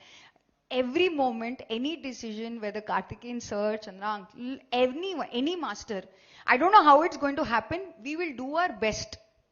We will do our best and we accept whatever happens. And that is the greatest experience that we are getting. So you just have to believe and then it happens. That is the current experience, yes.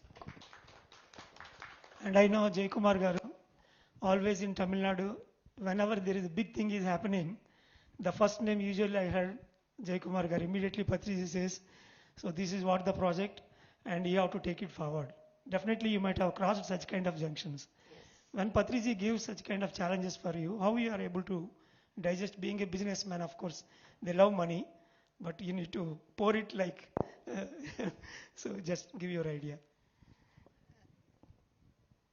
First of all, pranams to Patriji, Karthikeyan sir and Chandra sir. It's a first stage I am talking in English. Before that, Telugu, Tamil. Telugu you can tell, sir, no problem. Yeah. If you are comfortable, Telugu. So, first of all, I will introduce how I came to this meditation. Briefly, okay. 2006 and very disease. Yeah, so, I got healed through this meditation. And one thing I attracted in this meditation is, she told, kick. I am always enjoying the kick. I am sitting in the meditation, that master is telling, okay, 1 hour is going like this. It's like 1 second. So the king, total, before that in my college life, to have that kick, we have to do some other thing. So here free, just sitting, but lot of kick are coming. So I am enjoying. So, and in my family also, everybody have some intents. So my father want grandson, but I have 3 daughters. After, on the time, whenever Patriji calls me, hey, you tell about your son. How you achieved your son, you tell. So I keep on telling on, so that's why I'm telling here. So after coming to this meditation, I had my son, and Patriji, it's a basic, I know, but until fulfilling our physical wishes, it's very easy to move to spiritual works. Yes. So your questions are now your questions. So question is, when Patriji asked you to pour money for bigger projects, so how you are able to, because I remember very clearly. So she said, no, faith, that mustard seeds faith. The same thing, I'm a small businessman, not a big man. Small businessman, but it's coming. With a big heart. No, that faith. And when 2011, we went to meet Patriji. Patriji said, you are the managing trustee to Chennai Pyramid Trust. Yes. Sir, how sir? I'm a small man. Even my father is also not allow me to come and do the.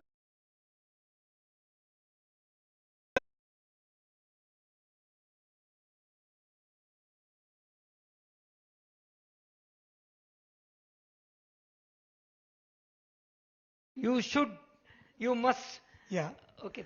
And even without telling to my father, I'm working 6 to 7 years as a managing trustee.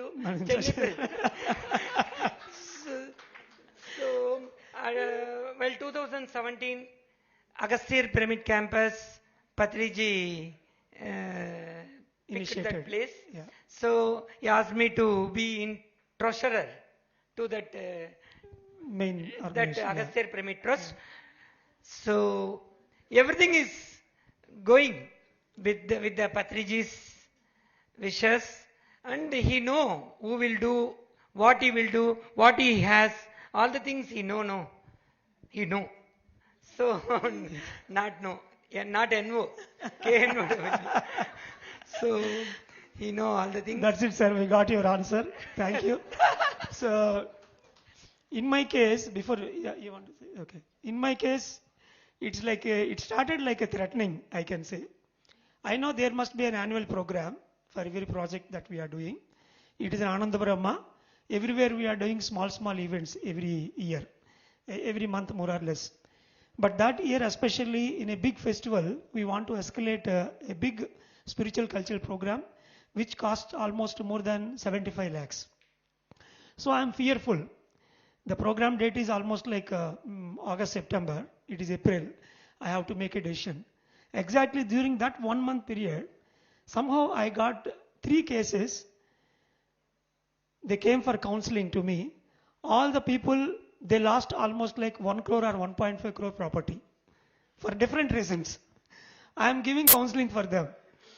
So the first counseling answer usually it goes like this. When you lost 1 crore, you are bound to do 1 crore worth of work in your life. You are not doing, that's why you lost it. So when I said for the first one, it is just counseling, I said I wrote and I gave it. Again, second time, within 10 days, another case came. And then the third case came. Then I in my court, the ball is already ready. 1 crore worth program, I have to do the Ananda Brahma. Then I thought, if I don't do this, what is my fate going to happen? Then immediately on that day, I announced, we are doing the bigger Ananda Brahma program. And with a zero money, we started. And the money spent in the account itself is 58 lakhs. Of the records will be, of course, half of it. So that's why successfully we completed a very big program. That is the program we did so far, the biggest one, a rural cultural program for 3 days. So that's why, see, the quality over quantity matters definitely. Initially we are doing small things as an adopting things, but sometimes like the PMC, crores of money they invested in PMC channels.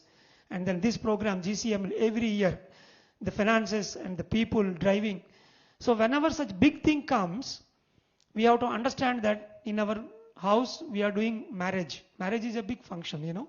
Without marriage in a house, that is part of life, but we accept it.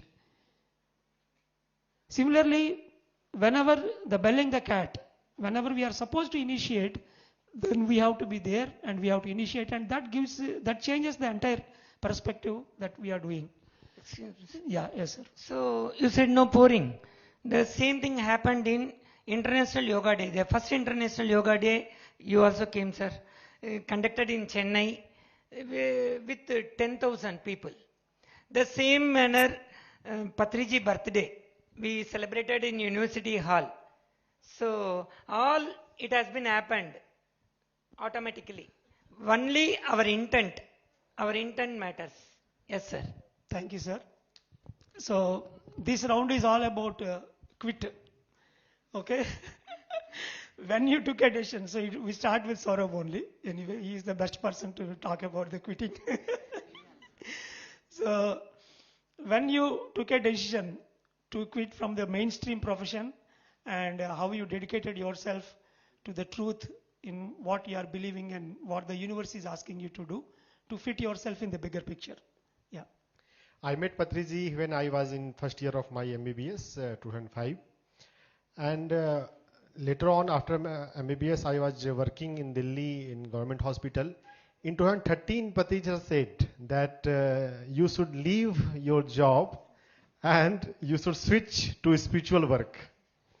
So I respect Patriji from my heart, and I was teaching meditation.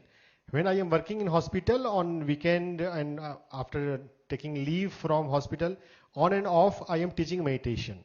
I was managing a meditation center in Delhi and at Indrapuri, central Delhi area. But when Patriji asked to leave the job, then what I will do? Means in meditation we don't ask for money. We just teach meditation. But Patriji sir has said, so I have to find some way. So for 2 years or 3 years, I was kept struggling with myself that what to do, how to leave the profession and how to switch to spiritual work.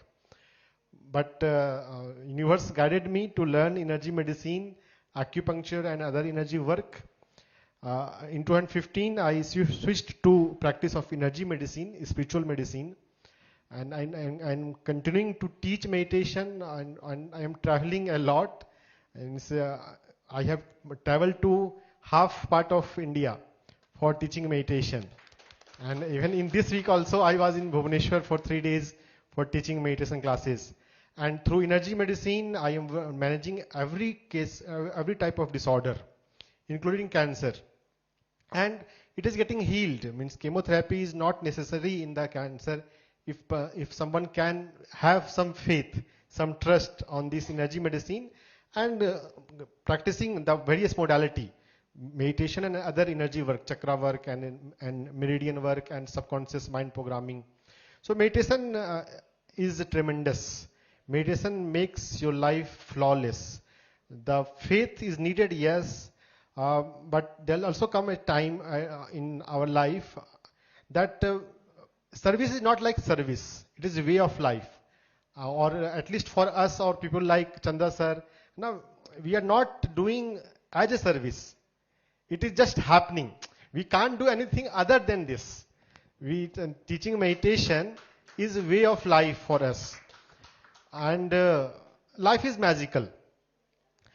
Some people try to understand that what is the purpose of life. But in meditation, we come to realize our true nature and we see life from above. It is not like that finding purpose of life. When we see our life from above and we understand that why this human life is there, what is the purpose of existence, and then life, the meaning of life becomes beautiful. And then beside giving, you can't do anything else. We are here to give. What we have experienced, what we have felt, we are giving through teaching meditation, Anapanasati meditation. And I am doing like this, and life is blissful. Life becomes spontaneously blissful. That concept of suffering is gone. The concept of disease is gone. We are not body. When we are not body, then there is no concept of disease. And people are getting benefited when we recommend this. So, yes. So, after my graduation, I completed my post-graduation in child development and I started working for a state rural development sector as a development professional. Then into Care India, which is an international NGO working in community health and nutrition. So, during that time in 2010, Patrizi asked me to quit my job. He said, now it is enough, Kana Pina Zindagi Ho Gaya, now you have to work full time for spiritual or PSSM movement. Then without a second thought, I just said yes, because I am very sincere in my job. Though it is 5-day week, I used to work on the 6th day and 7th day also to reach the community in tribal communities and all that. Lot of self-research I used to do in that area. And always it's like SER, significantly exceeds the requirement of that position in my appraisal. I am in the promotion list also. But in 2009, when I went for past life regression therapy of Dr. Newton, I have seen one of my past life. I just want to validate. I went to Egypt and all. With all that validation, there is a lot of inner calling. I'm not finding happiness in my usual job, which I used to like a lot. Then with my inner calling and my interest shift also, Patrizi asked me in 2010 to quit the job. So a lot of adaptability I have to take that time, because during the work, whatever weekend we used to get, that time I used to teach meditation and all. In full time into spirituality and without a job, I used to travel by air, first AC and all that. Now no luxury, but still doing that, taking that responsibility, and started 2011 Pyramid Balvikas. Then as he said, little of quality work to lot of quantity work. Then I understand that when we do from our inner calling, then we can do a lot of work in whatever field, especially in spirituality. So when you align with your purpose, there will be a lot of shift in your adjustability and the way you look at the things and take up the job, and right people supporting your cause and joining with that work. So likewise, quitting the job actually a shift in my entire spiritual journey, and I am able to support many projects in after that. So with the inner calling, whatever we want to do, we have to follow our heart, and then we can do our best job in the spiritual service especially. So thank you, Kumari. I know how, Maheshwari, how you came out of the profession. She is almost in a leading role at that time. And similarly, Saurabh also, Dr. Saurabh. As you know, the medical profession is the costliest one. 1 crore you have to spend to get the seat itself. From that position, he understood the energy medicine, and then he took a shift based on the Patriji words. And yes, sir. I just wanted to clarify, before anybody is thinking that Patri sir only asked people to quit the job. I will conclude. I want to clarify, I didn't quit my job because Patri sir asked me to quit. It was more me asking Patri sir. I asked him 2 times. First time when I asked him, don't quit. So Patri sir also tells, don't quit jobs. Okay. So he said, don't quit now. And then after 2 or 3 years later, when we say, and thankfully Patri sir never asked me to quit the job, because I didn't know how I would take it. Maybe that surgery happened to me in the past lifetime, I hope so, not waiting for me in a future lifetime. So things create, situations created, the situations God created at workplace, such a way that a job that I used to love, I never thought I would quit. Things happened in the workplace that I wanted to quit. Right, so that is when I asked Patri sir, he wanted me to wait for a couple of years, and then I quit. So for me, it was a easier thing moving into service at Pyramid Valley, being a managing trustee and all that. Something, again, like everyone said, that intent, right? Maybe the desire was there for some time, and it kind of manifested when the situation was good enough for the family, as well as the Pyramid Valley needed some kind of a person. Maybe my work style suited Pyramid Valley at that time. If it was some time earlier, maybe it wouldn't got suited. So thank you. Thank you, Sagar sir. The same thing I want to tell you once again, in my own way. Like if you take a tree, the leaves will be 5 to 10% of sacrifice. The branches will be a 40% sacrifice. The trunk will be 100% sacrifice. We start our journey as a leaf, and whatever the little we can do, we start giving. And slowly we understand the importance of giving, and then we shift into the branch. And one fine day, like Patriji identifies and says, we may become a trunk. We don't need much trunks. We need more leaves to see the greenery all around. It doesn't mean that everybody has to quit the things and then come out of it. But if it is the time for you to, the universe is calling you to do the more and more. So that is how even my journey has decided. After 10 years of my medical practice, blending with meditation, then I got 200% results. Then I took a decision, and then I came out of my profession, became a full-time workshop trainer. And same with the Alekia. Being a chartered accountant, she can earn, crores of money, but she is looking after the bigger project like the PMC. So all the masters here. Yeah. 2 minutes. Yeah. Whenever I'm asking Patriji, you don't quit the job. He is always telling, you don't quit the job. You have to balance family and spirituality. Yeah. What and can give I more do? money to Chennai society.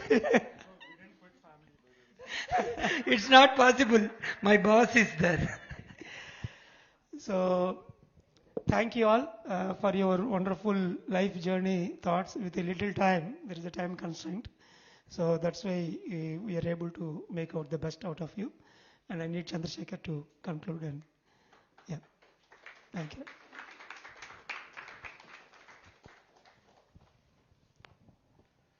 We enjoyed. There's nothing to conclude. There are so many messages that rolled. I request Sumankan Agarwalji to felicitate them. And Dr. Dasharad also please come. There are many, many masters here were examples, but an amazing amount of commitment that they demonstrate.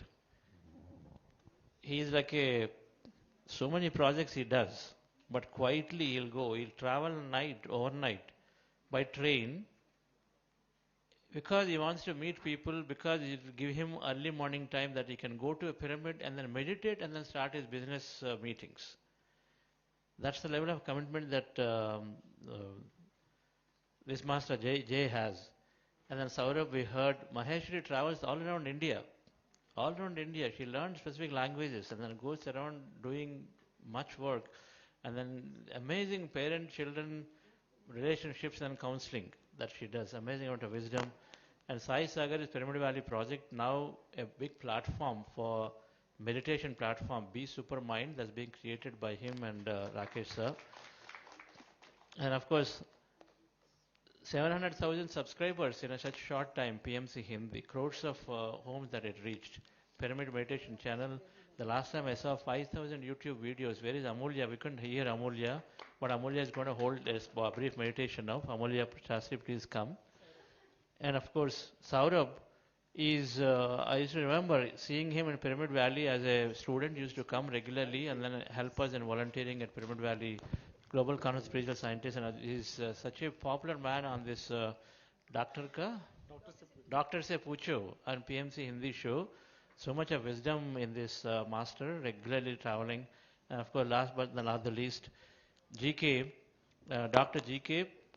There are few people who are like, true commanders to go there. Patriji asked him to go to Andaman, and then he went there. Andaman, 2 years he was there, and then established meditation work there, meditation centers there. Then he went to Delhi, Bombay, he went to Orissa. Now he recently posted himself to UK, and then in Manchester and all of those areas. He just wants to give and go into the new places of adventure and then create this spiritual foundation. So thank you all, amazing masters here.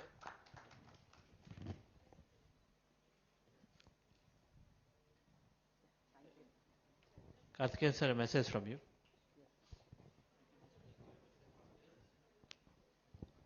I think we got the best of messages from this session. Nothing more to be added. Let us follow all the teachings we learned from them. Thank you.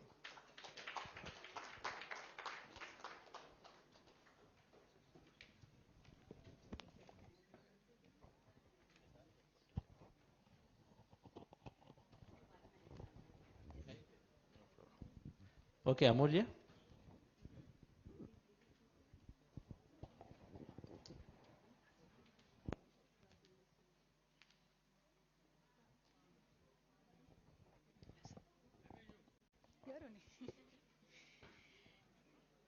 Hello everyone. I think the one word that we keep repeating throughout these 3 days was meditation, and we all look forward for that time when we can just shut our mind and go into complete silence. So let us all sit in meditation. Remove our spectacles.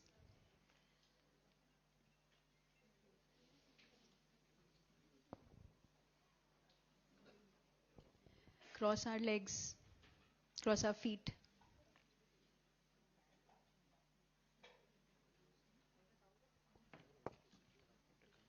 Whoever wants to sit, about 4 more people are welcome to come and join us in this meditation on the stage.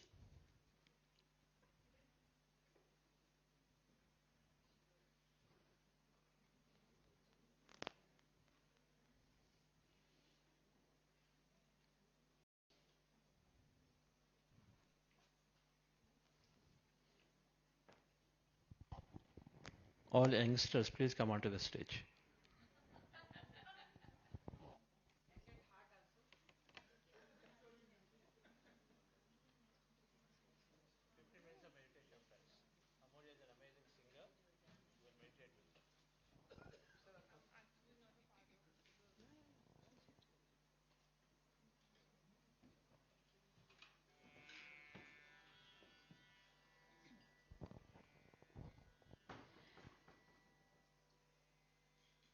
Let us all settle down. Cross our feet, clasp our hands, relax our body, remove our spectacles,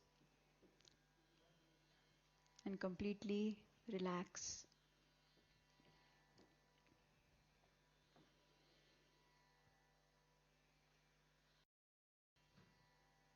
Completely observe the incoming and outgoing breath.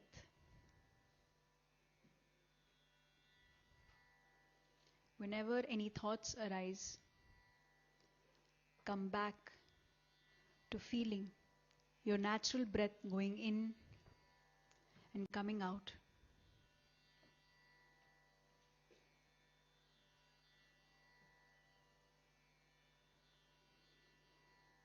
Just you and your breath.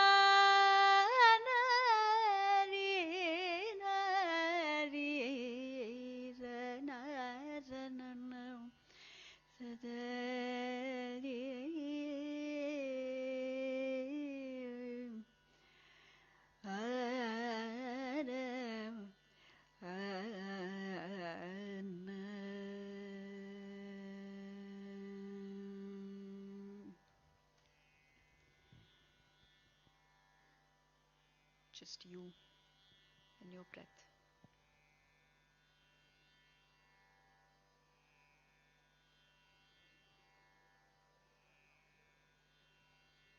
With every breath, you're going deeper and deeper within.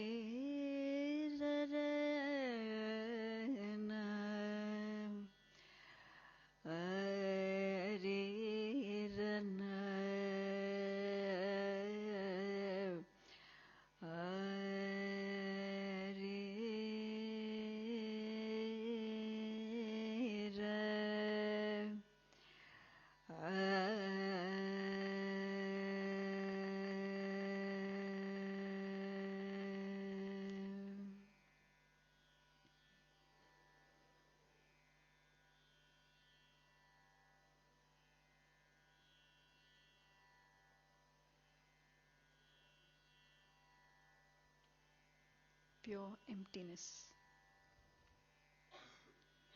is bliss.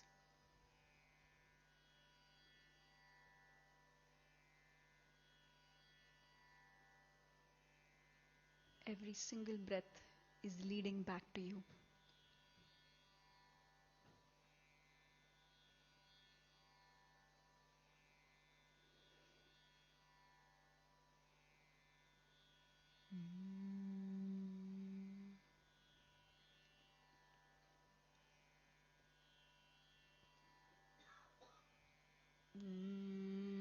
Maya mari na man mara mar mar gaye sharir आशा तृष्णा नाव मरी कह गए दास कबीर माया मरी ना मन मरा मर मर गए शरीर आशा तृष्णा नाव मरी कह गए दास कबीर माया मरी नाव मन मरा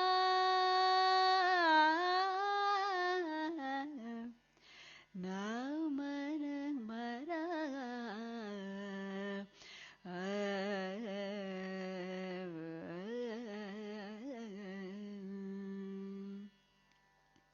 ये तो घर है प्रेम का काला का घर नहीं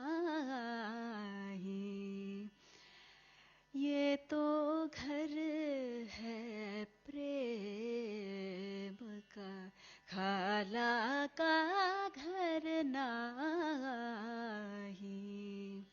शीश उतारे भूत रे तब घर बैठे माही शीश उतारे भूत रे तब घर पे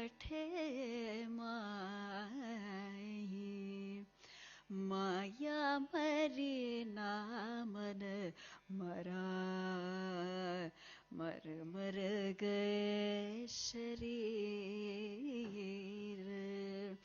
आशा तृष्णा न मरी कह गए दास कबीर माया मरी न मन मरा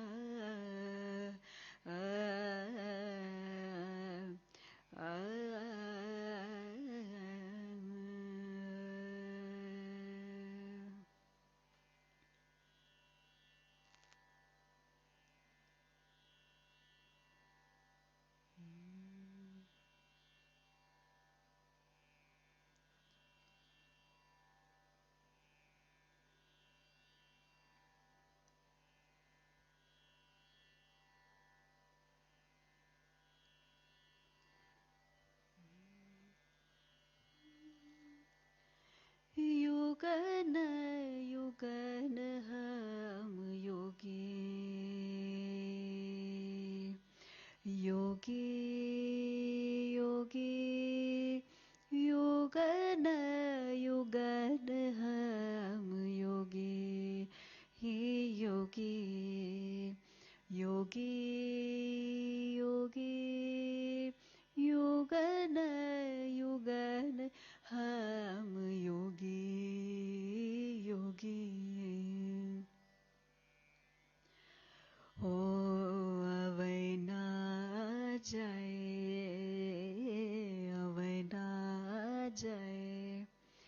मिटे ना कब हूँ शब्द अनाहत भोगे अवधूता युगन युगन हम योगी योगी योगी योगी युगन युगन हम योगी योगी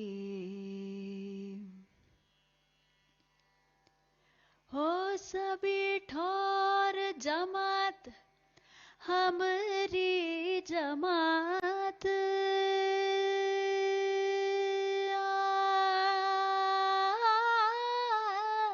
सभी ठोर जमात हमारी जमात सब है हम सब में है हम हो रूप स्वरूप रूप स्वरूप अरूप दिखा के हम ही में हम तो खिले अवधूता युगन युगन हम योगी योगी योगी योगी युगन युगन हम योगी योगी योगी योगी युगन युगन हम योगी योगी योगी योगी युगन युगन हम योगी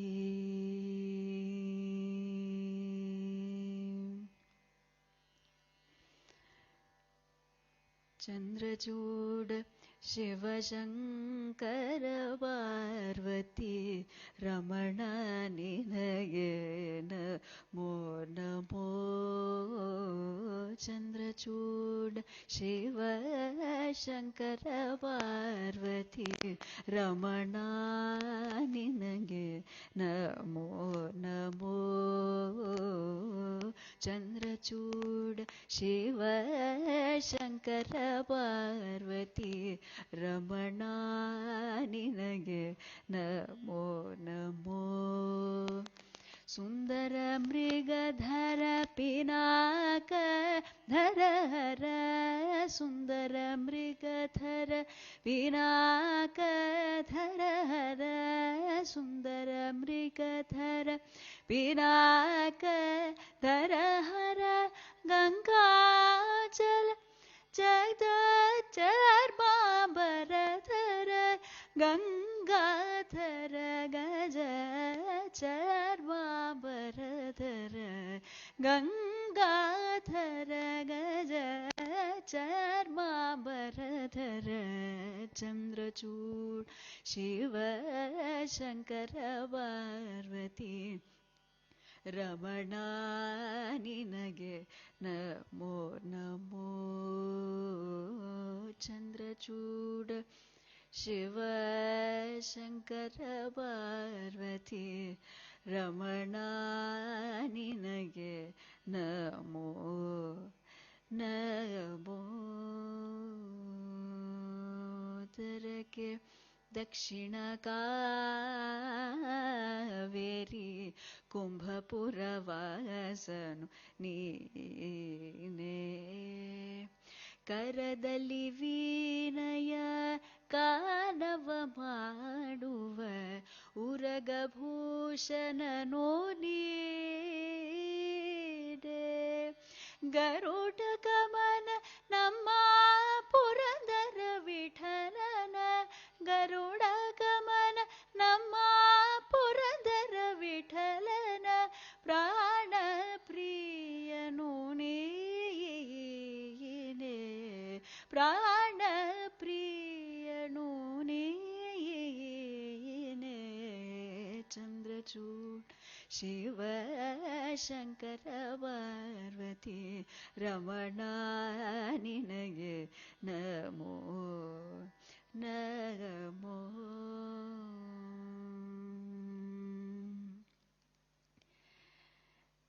last 30 seconds. Let us slowly, with each breath, come out of meditation. Last 5 seconds. 5, 4, 3, 2, 1, 0. Slowly put both your hands on your eyes.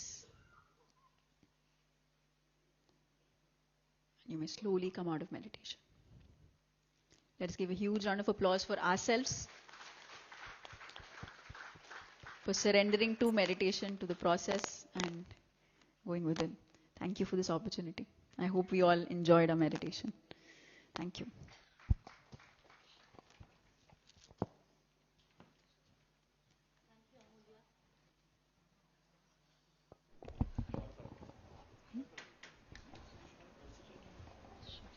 Thank you, Amulya, for that soul-stirring performance. Always feel like the music flows out of you and flows into us as energy. So a round of applause for Amulya, and we'll do a short felicitation for her.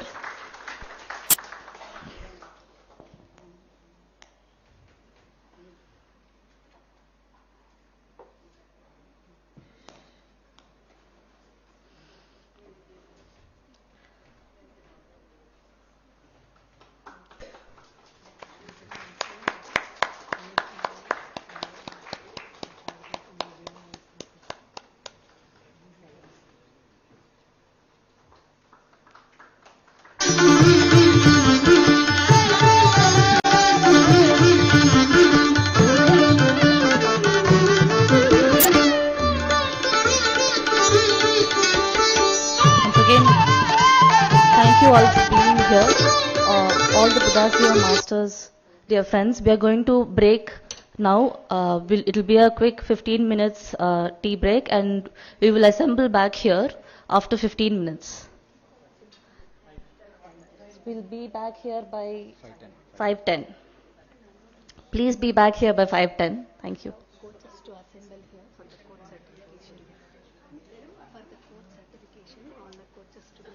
We also request all the coaches, all the Buddha CEO coaches to assemble here during the break time for the coach certification that we'll have after the break. Thank you.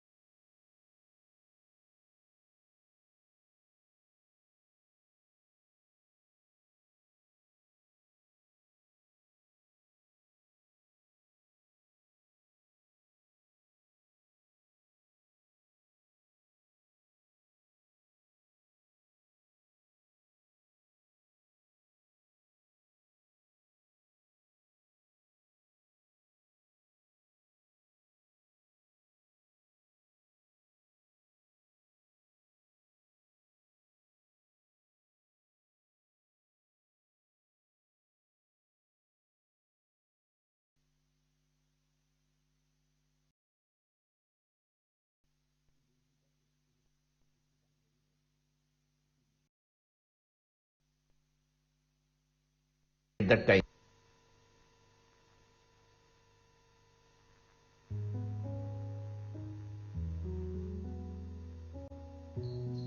We are here for experiences. Meditation gives you that experience which you want very badly, which is necessary at that time. Whatever is necessary at that time, at the given time, will be given. We have to absorb the experiences. Any kind of experience. Supposing if you don't get any experience, you have to absorb that. You have to learn patience when you don't have experience. When you have some experience, you have to experience it. Experimentation, experiencing, then expressing is the way. Experiment is doing meditation. Experience is having an experience. Then you must be able to express that. That will complete the process. So, everybody should experiment with meditation. Everybody should experience in meditation. Everybody should express whatever they have got. That is, they have to share with others. Only when you share will that experience will be complete. When you experiment, when you experience, when you express, you will get enlightenment. You have to understand your experiences. When you give a vocal shape, you will understand your experiences. So, experimentation, experiencing, expressing will lead you to corresponding enjoyment and enlightenment. That is the whole process. Keep on doing experimentation. When you are not doing meditation, you are not experimenting with meditation. Whenever you are sitting in meditation, you are starting an experiment. Start an experiment. You don't know where it is going. What results will be there? There you stay. In that unknowing. Then you will have an experience. Supposing you don't have any experience, you have an experience of patience, perseverance. So you have to experience patience and perseverance. They are very important. Expressing will give you enlightenment. We all want to be enlightened. Isn't it? Then the way is to express our experiences. You should not express your thoughts. You should express your experiences. Thoughts are not to be shared. Experiences are to be shared. Thoughts are of the mind. Experiences are of the existence. Your existence is very important. Your existential realities are very important for us. Your existential realities are absolutely relevant to us, which will add to our experience of life. Not your thoughts. We don't care for your thoughts. We care for your experiences. Experiences will come only through experimentation. Experimentation means closing the eyes and observing the breathing. Deeply observing the breathing. You are happy with yourself. You are not unhappy with yourself. In that happy state of mind, experience will happen to anybody. We look forward to that experiences. We share that experiences. That's why we listen to others. Listening is a deep healing process. Others' experiences are very, very important for us.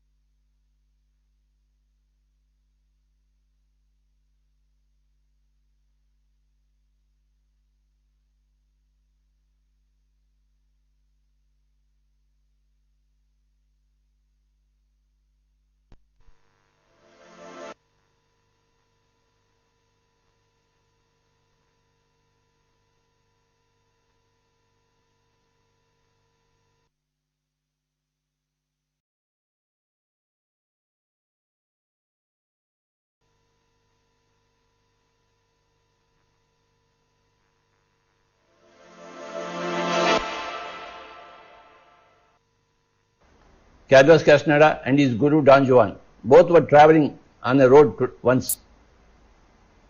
And what happened? They were traveling by the side of the road. A truck was coming from the other side. And a caterpillar was crossing the road. A caterpillar. And the truck was coming from the other side. So this Carlos Castaneda went and removed the caterpillar from the center of the road. Then Don Juan asked, why did you disturb that caterpillar? No. The truck is about to come and smash the caterpillar. That's why I wanted to save the caterpillar. I did that. Then Don Juan said, how do you know that you are saving the caterpillar? Maybe the caterpillar wanted to commit suicide. You spoiled that experiment. You unnecessarily interfered with the caterpillar's intention. How do you know the caterpillar's intention? Then Carlos Castaneda was confused. Then he wanted to put the caterpillar again on the center of the road. Then again Don Juan said, why did you do that again? No, I want to rectify myself. No. Maybe the caterpillar thought that it has to be it is saved by you. Why are you doing it again to keep it on the road? Classic example by Don Juan matters to Carlos Castaneda. Never interfere with others. How do we achieve that non-interference when we are living with a person from long years? Only enlightened people have got that non-interference habit. Short of that enlightenment, everybody interferes. There is constant interference in others' affairs by unenlightened people. Enlightened people never interfere in others' affairs. There is a statement in English called as where angels fear to tread, fools rushing. Angels fear to tread, fools rushing. Angels are enlightened people. Whether to make a step or not, they think twice. Whether fools will rush in. You must become an angel, not a fool. You must not remain a fool.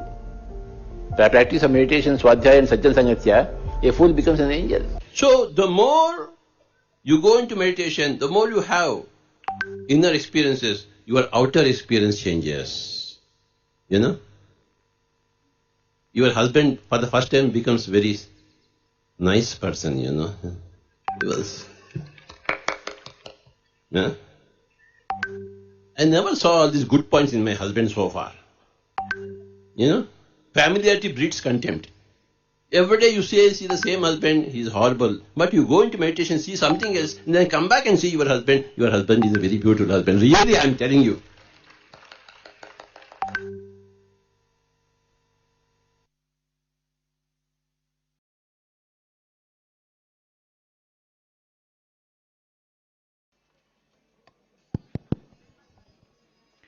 Hello everyone, can we get seated please?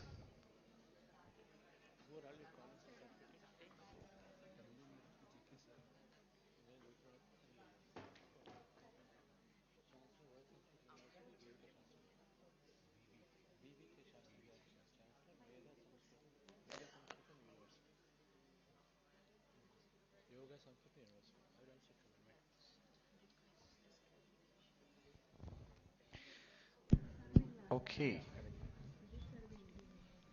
So we'll have certificate distribution ceremony for our graduated coaches. So from the morning we have been hearing this word called coaches, right? Okay, one second.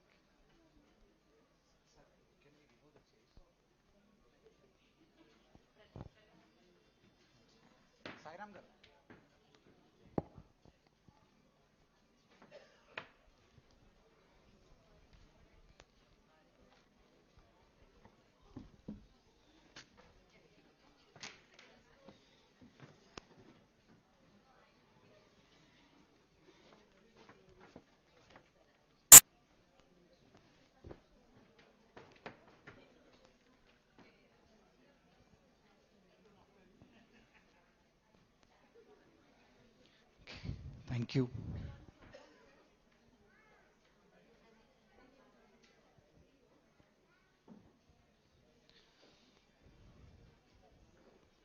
So one of the flagship programs of Buddha Siva Quantum Foundation is this coach training program. We are doing this from the last 3 years almost, and close to 400 people have enrolled for this program. And briefly, we have 2 levels like L1 and L2, and many people have graduated. So what do all these coaches will do? I mean, they not only have theoretically learned, but they also went back and implemented in their communities, and they have taught the sessions, and they're taking the mission forward. So we'll have a quick video bite on the experience sharing from the coach program, and after that we'll get into the certificate distribution. Imagine a world. Video, please. Imagine a world where every person is conscious, empowered, and living their highest potential. What if you could be the spark that ignites this transformation?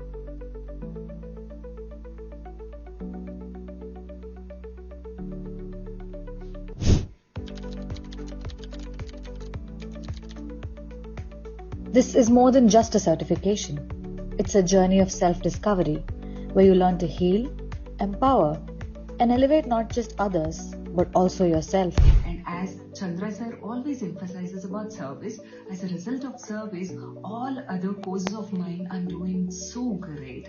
And all areas of my life started improving so amazingly. This immersive 60-hour program blends ancient wisdom with modern science, giving you everything you need to become a powerful meditation coach.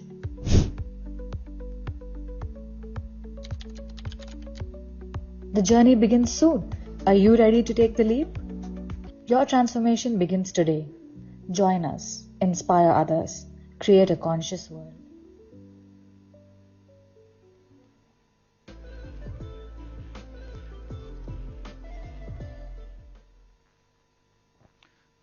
Nice. Okay, now can I quickly call upon Bindu madam to come on to the stage for certificate distribution. Along with that, can I also call GK sir? GK sir, yes, sir, okay. And then BVK Shastri sir, Vice Chancellor of Yoga Samskritam University. Yes. No, I'll give to Rishikesh now.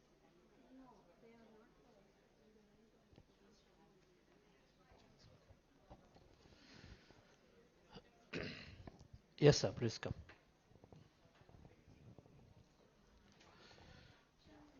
Here is founder of Yoga Samskritam University, Florida, and is the chancellor of this university, BVK Shastri. Thank you, sir, for being here with us. And Bindu Sagarji, one of the senior most masters who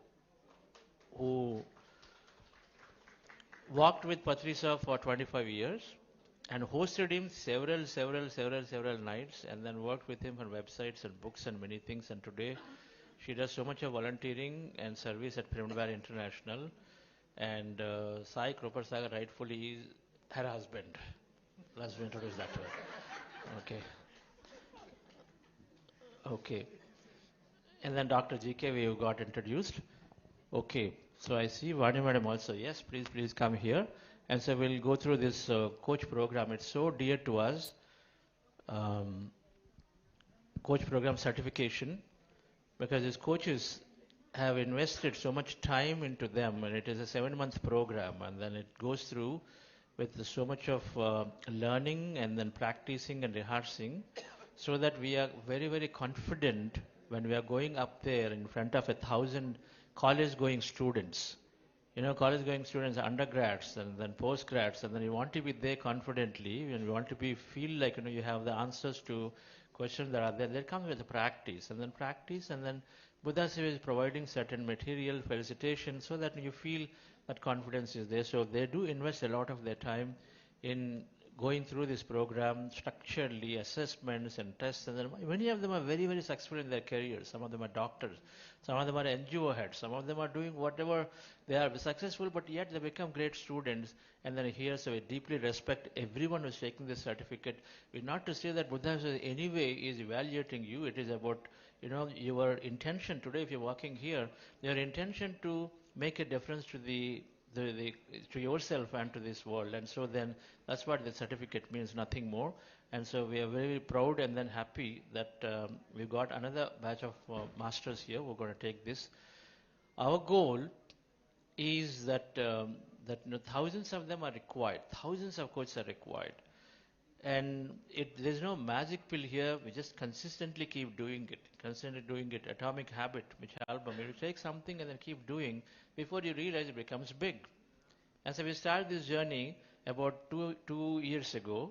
And then there are roughly about 250 odd plus coaches have graduated now. They're very scientifically there, or rather confidently there. I know that at least half of them are actively giving and then introducing in their companies, organizations, communities. At least half of them are actively doing the work.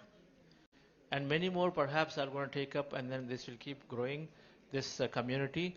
And so Rishikesh, please let's start the process. Yes.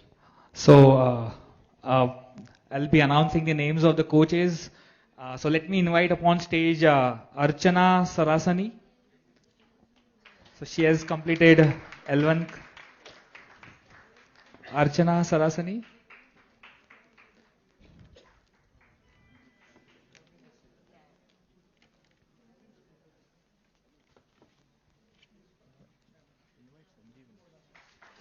May I invite Sanjeevani to come on stage, please? Sanjeevani, ma'am.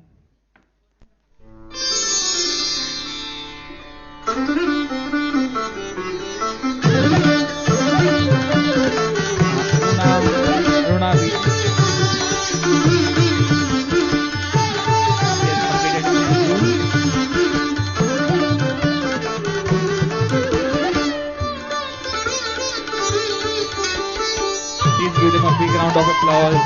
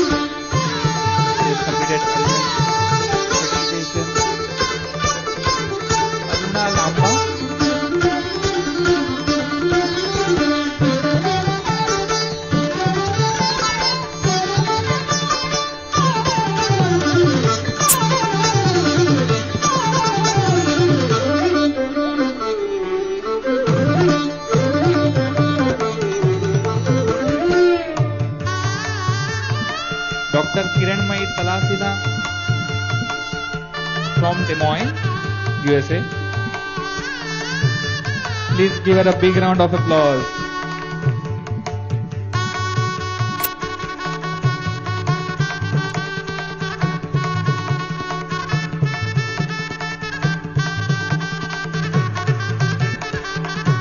Jayanti Bomana from UK.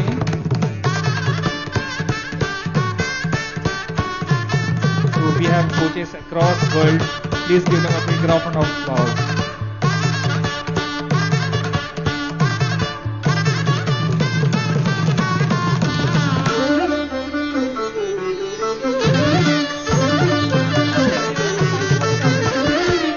I was in the first trial batch when Chandra sir did a trial batch for UK team for 40 days meditation, and then I landed up in the CEO Coach Foundation, and very happy to be Canton associated with all of them. So everybody has something new.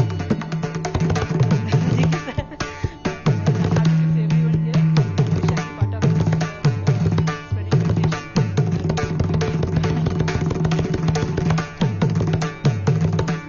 I know Jayandi Gari since last 10 years in UK. She is so sincere in her efforts. Early morning, 3:30, 4 o'clock, she will come and start yoga, teaching, and all food habits, nutrition, whatnot. Now she is working in NHS as well. So definitely this certificate is very much important for her to do something in NHS in UK. Thank you. Congratulations. Yeah, actually, the main reason for doing this is to go into NHS. I went to NHS, they said they wanted a certification, and that time exactly I got the Chandra sir's message of this Buddha Siva Coach Foundation, and as soon as I finished certificate I sent, and I am now able to teach in NHS. So all the way from UK she came only for this program. Thank you. I'll invite up on stage MP Singhal sir. Please come on stage from Delhi. It's great to see him. He has the certification, completing that.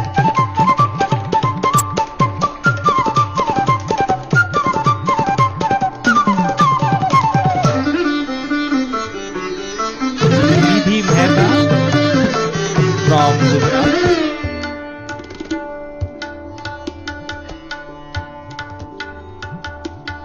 She has done L1 certification. Please give her a big round of applause.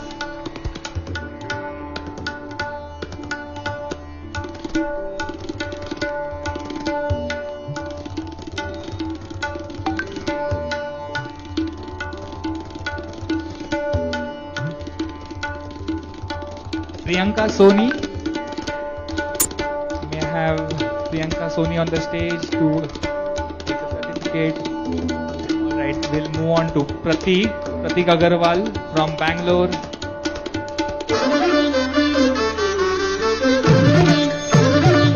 Congratulations, Pratik.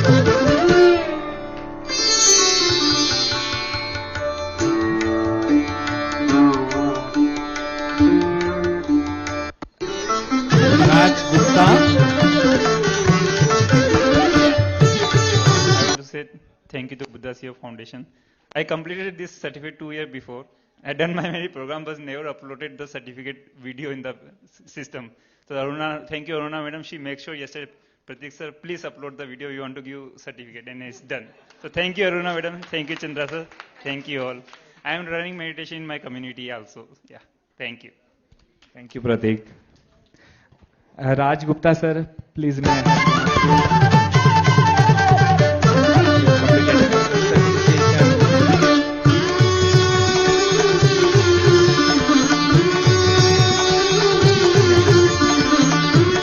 so yeah, he's from Gurgaon.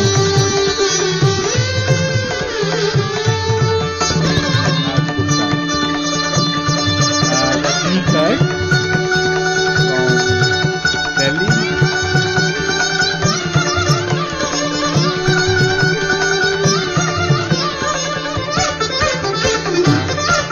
From Punjab. He has completed her second level of certification. Please give her a big round of applause.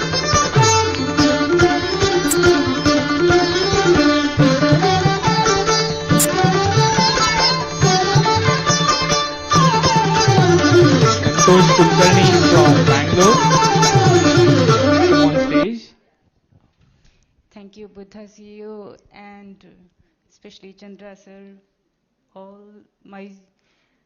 Actually, Buddha CEO is my soul family. This is not just a certificate for me. It is a connection which my soul was seeking, finding. It gave me the purpose why I am here. No doubt, in day-to-day life,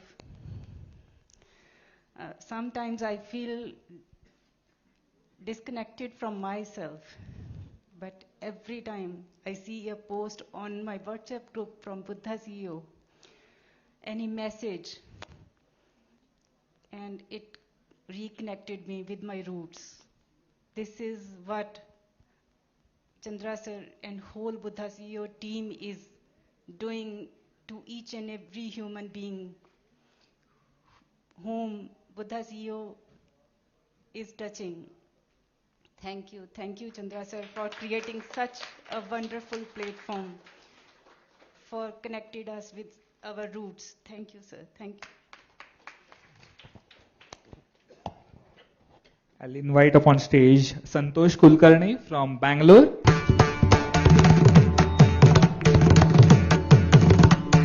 He has completed level 2 certification. Please give him a big round of applause.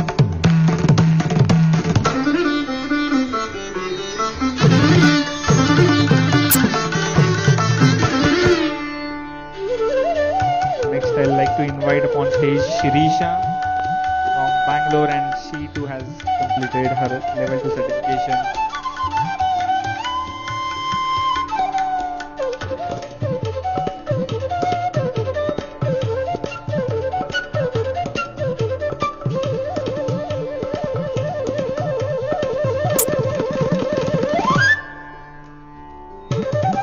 Mother and daughter. Their mother who took, and our daughter is taking. Thank you.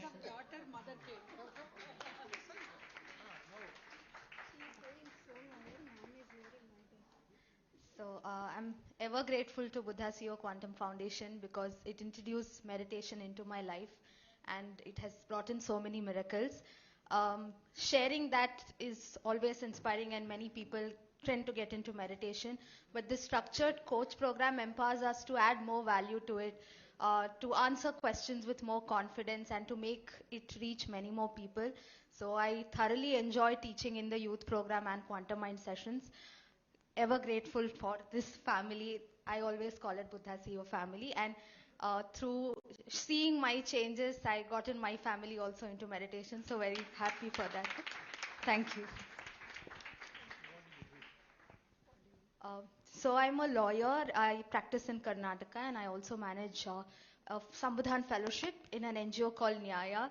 So I always say as a lawyer, too much of logic, and here meditation is magic. I have this push and pull happening, but meditation has taught me how to overcome challenges with grace, or to see the daily challenges with emotional quotient, face it better, and to see what I'm learning from it and move on. So trying to do the best of possible in both the categories, trying to make a difference in a way possible to me. Thank you.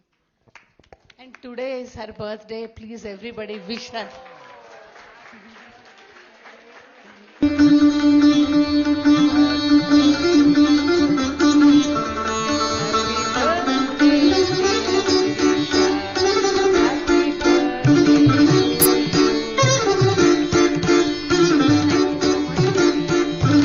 Birthdays really is just another day, but I'm very grateful to be sharing energies with so many masters. Thank you so much. I didn't expect this.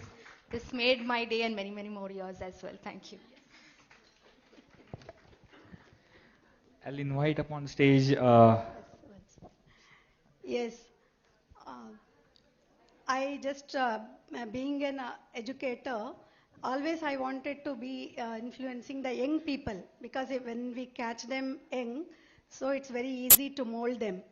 So when she joined and she was always forcing me, that was a time, there was a corona time and challenging time, so some stressful situations. continuously from morning till evening, Mama, you also do this program, so it will be very easy to manage the stress. So you are having that much. And one thing what made me, the thing was, she was so analytical that she won't believe anything. But so much, within 1 week of time, she was praising so much, and I could see the changes, how she has transformed. And loving, happy, eating food, otherwise so fussy, but started eating food, enjoying every moment. So all that made me to again step into Buddha CEO, and I am ever grateful for this family, Chandra sir and Vani ma'am. She calls herself soul family, and anywhere she goes, she says they'll call her now Buddha CEO Shirisha. Recently, High Court, when she went for something, so one of the advocate, he recognized her as Buddha CEO Shirisha, and he spoke so much. So we'll conduct some sessions for advocates. So all this is happening. That is because of this family. So we are ever grateful for this. And God bless. Save some time. Awesome. Thank you. I'll invite upon stage Shrikant Gadara, Bangalore.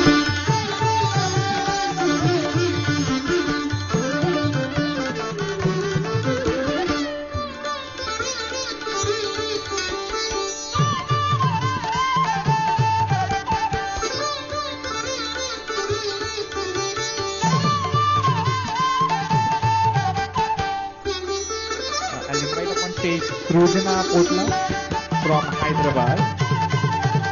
Please give her a big round of applause. She has completed her level 2 certification.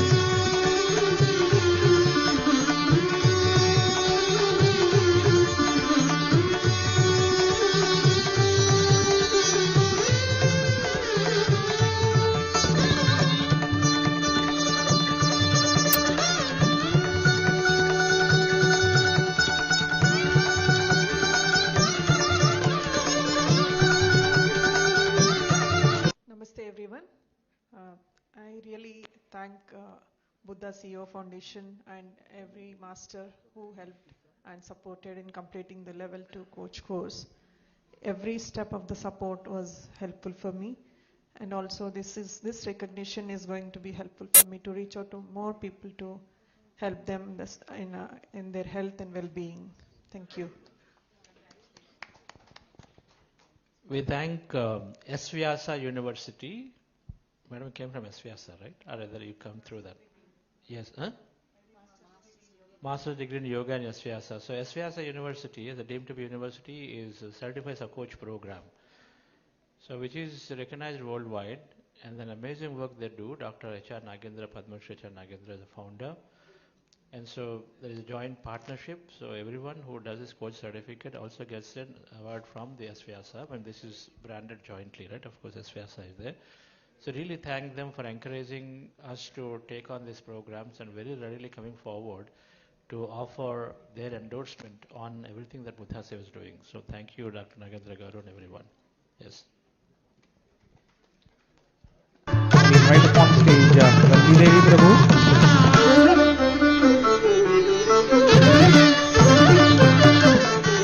Completed her level 2 certification.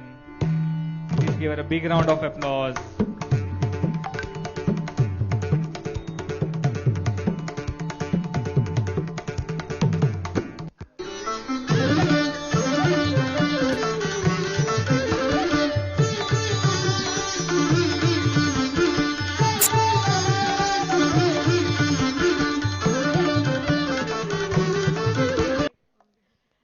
Gratitude Chandra sir, Vani ma'am, and gratitude Buddha Seva.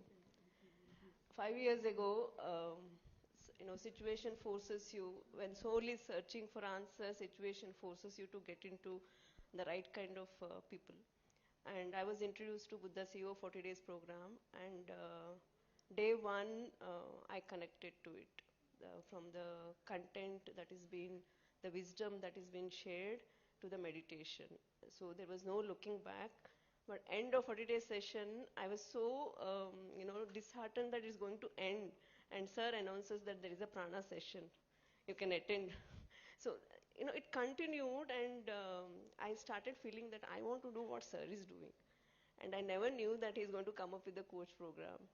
So it's like, you put an intention, it comes true. And the program structure is so beautifully done, hand-holding from the session to session and encouraging to practice in front of your own friends and colleagues. And then L2 was like next level, and people like Nagendra and all, they make it so easy. And within a week, I'm 20 days program I'm conducting, and I put myself through that, and I behave like a school kid who wakes up early in the morning and steps back till 1 o'clock to do the PPT ready and prepare for the session. And my husband is like, what's wrong? And that was like, and I was so enjoying it so much. And recently I had an opportunity to do a session for Rang Day and their partners, and I did the same again late night and wake up and go there, 2 to 3 hours journey and partners, and they didn't have an idea what is that I'm going to teach. The scientific wisdom sharing and the meditation for half an hour, and I get a call within a week saying that somebody else from the organization, that we loved the session that was she conducted, we want to do more for everyone. So everybody shared, when you teach, you learn. That's exactly I felt. Each time I learn, I understand the concept that much deeper, and each time I teach, that same thing what Santosh said, me that side, me this side, right? Right. Yeah, it is just self-evolution happens when you start doing a coaching program. So please take up whoever has not taken up. So it's just so beautiful. Thank you. Thank you. I'll invite upon stage Srujana Podla to pick the certificate on behalf of Supriya Podla, her sister. Okay.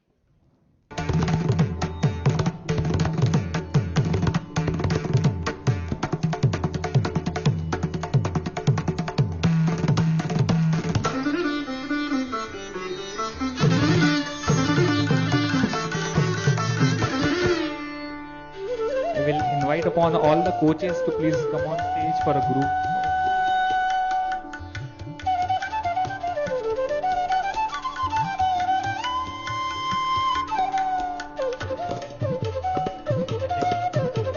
I'll let coaches know, probably we'll take a group picture at the end of this program, so please stay around.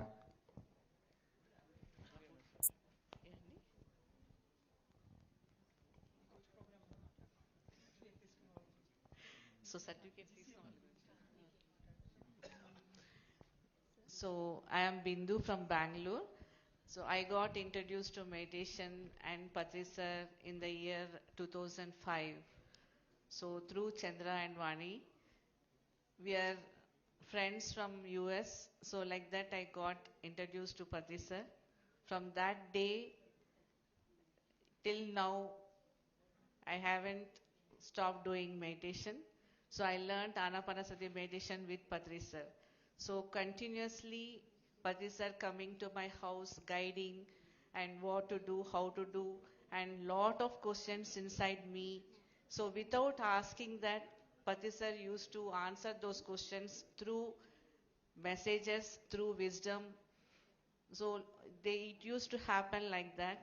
So meditation brought lot of changes in my life.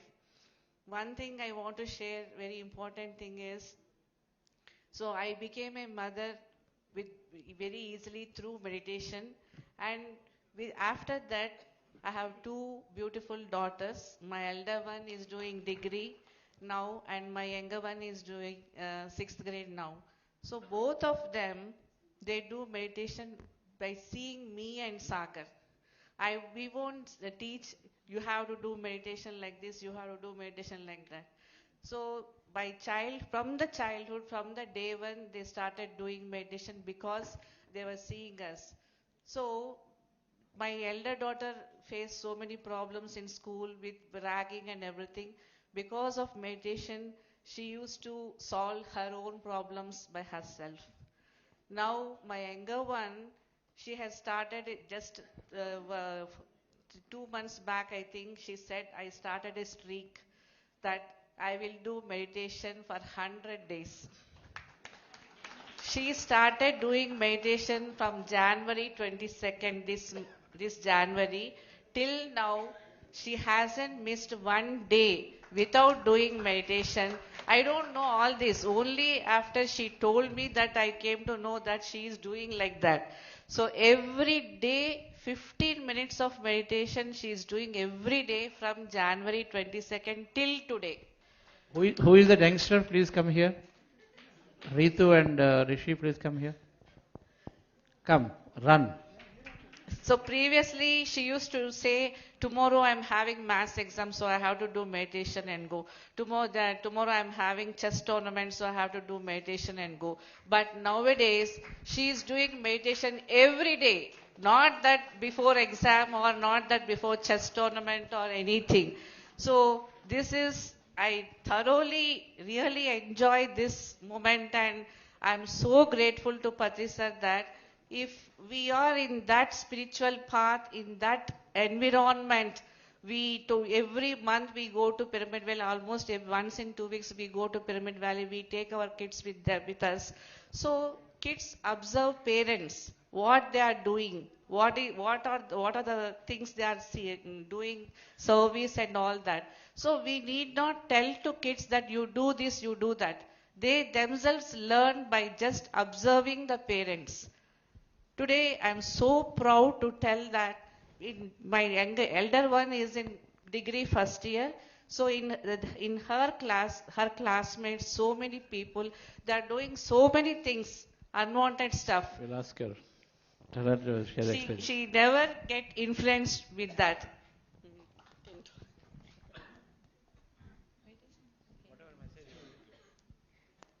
Okay, so I think one thing that I realized is earlier how I used to do it was I used to sit in meditation thinking this is what I want, this is what should happen, and I used to think if I do meditation this will happen.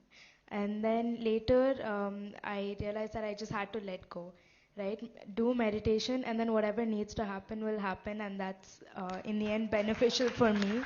And I've seen that a lot in my college as well with my friends, and obviously they do a lot of things, right? And I realized that I'm not getting influenced, and despite all of that I stay in my path, I do what I have to do, and I think it's because of meditation.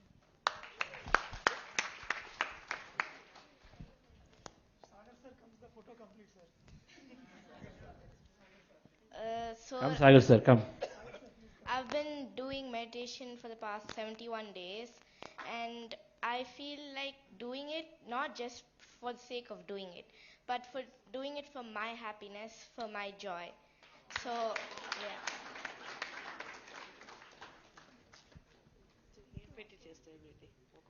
Wonderful. Well, yes, Sagar sir. No, I think the kids, besides learning meditation, thanks to a lot of Zoom sessions I do, they also learn a lot of meditation-related terminology. I'm surprised seeing people saying letting go and my happiness and all that. Thank you. That's the real feeling. Okay, so we'll take a message from Viveka Shastri Garu, a greatest master with a lot of vision. And he just connects people and then recognizes some good work that is happening, and then constantly is helping people know this path in his own way. Yes, founder of Yoga Sanskritam University, chancellor of it.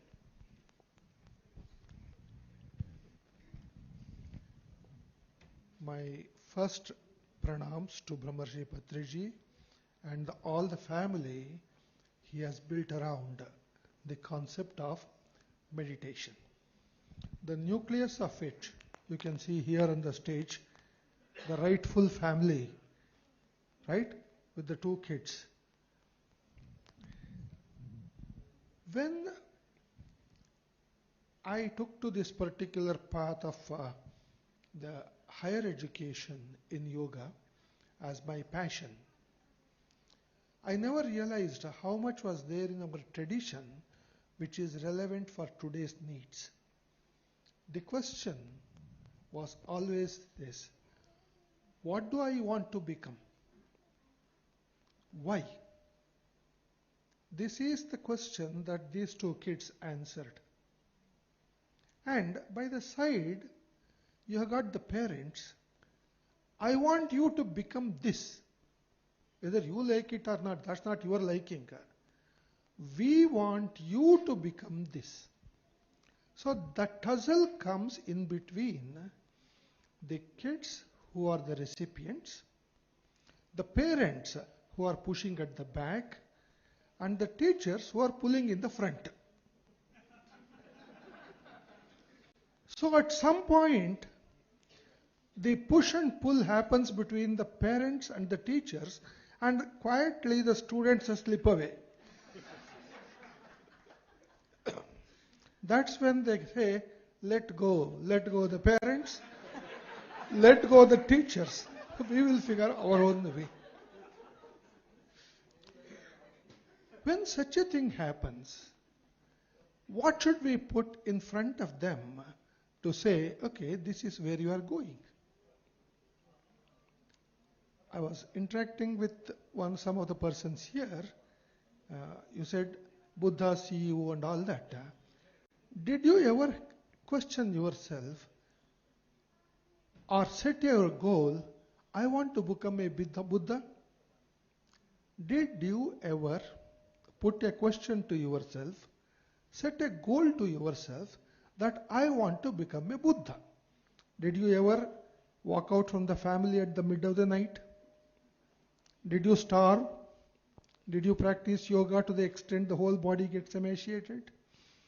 Did you come back to the society to face the family and the community and say the three basic things, Dhammam Sharanam Gacchami, Sangham Sharanam Gacchami, Buddham Sharanam Gacchami?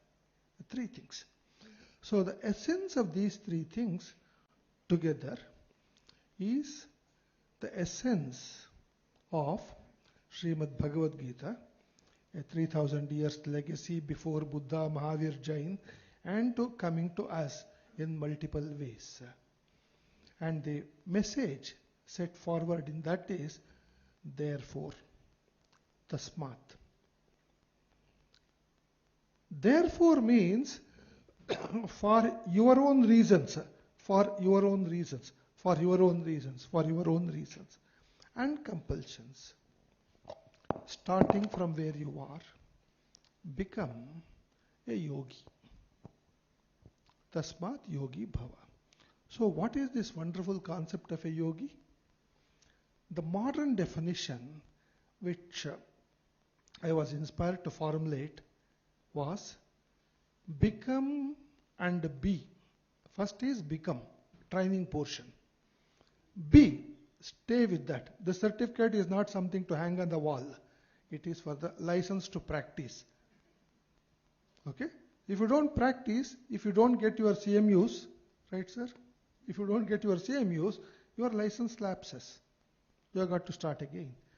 Become and be a citizen of nation, a praja, who is tested by 4 criteria. First is, you must be cultured, susamskrit, ethical, nitiman. And then, conscientious. You should have that inner conscience, not the other things.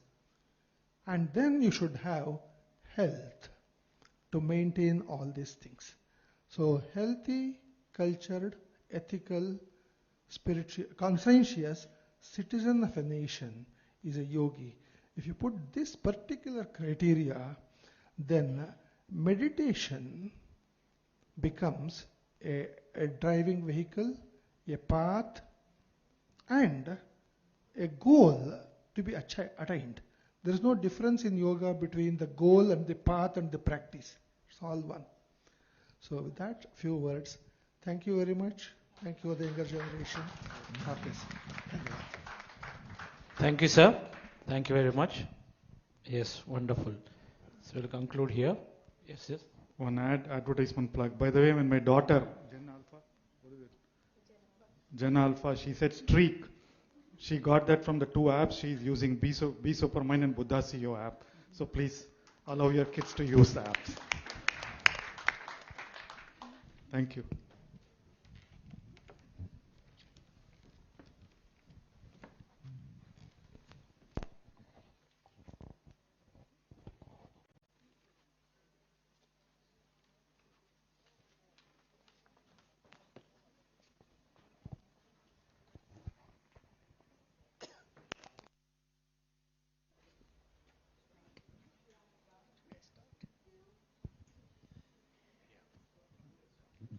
Should I start? Yeah. It's my privilege to take you to the next session, which is about the future. And the name of the session is about GCML3 and how you can contribute. And there are two stalwarts here who will be very good at explaining this. So I call upon Prashant Agarwalji. He is the co-founder and joint MD of Wazir Advisors. And I also call upon Rajiv Agarwalji, who is an architect and also a consultant to the World Bank. So here's a lot of knowledge coming from these two.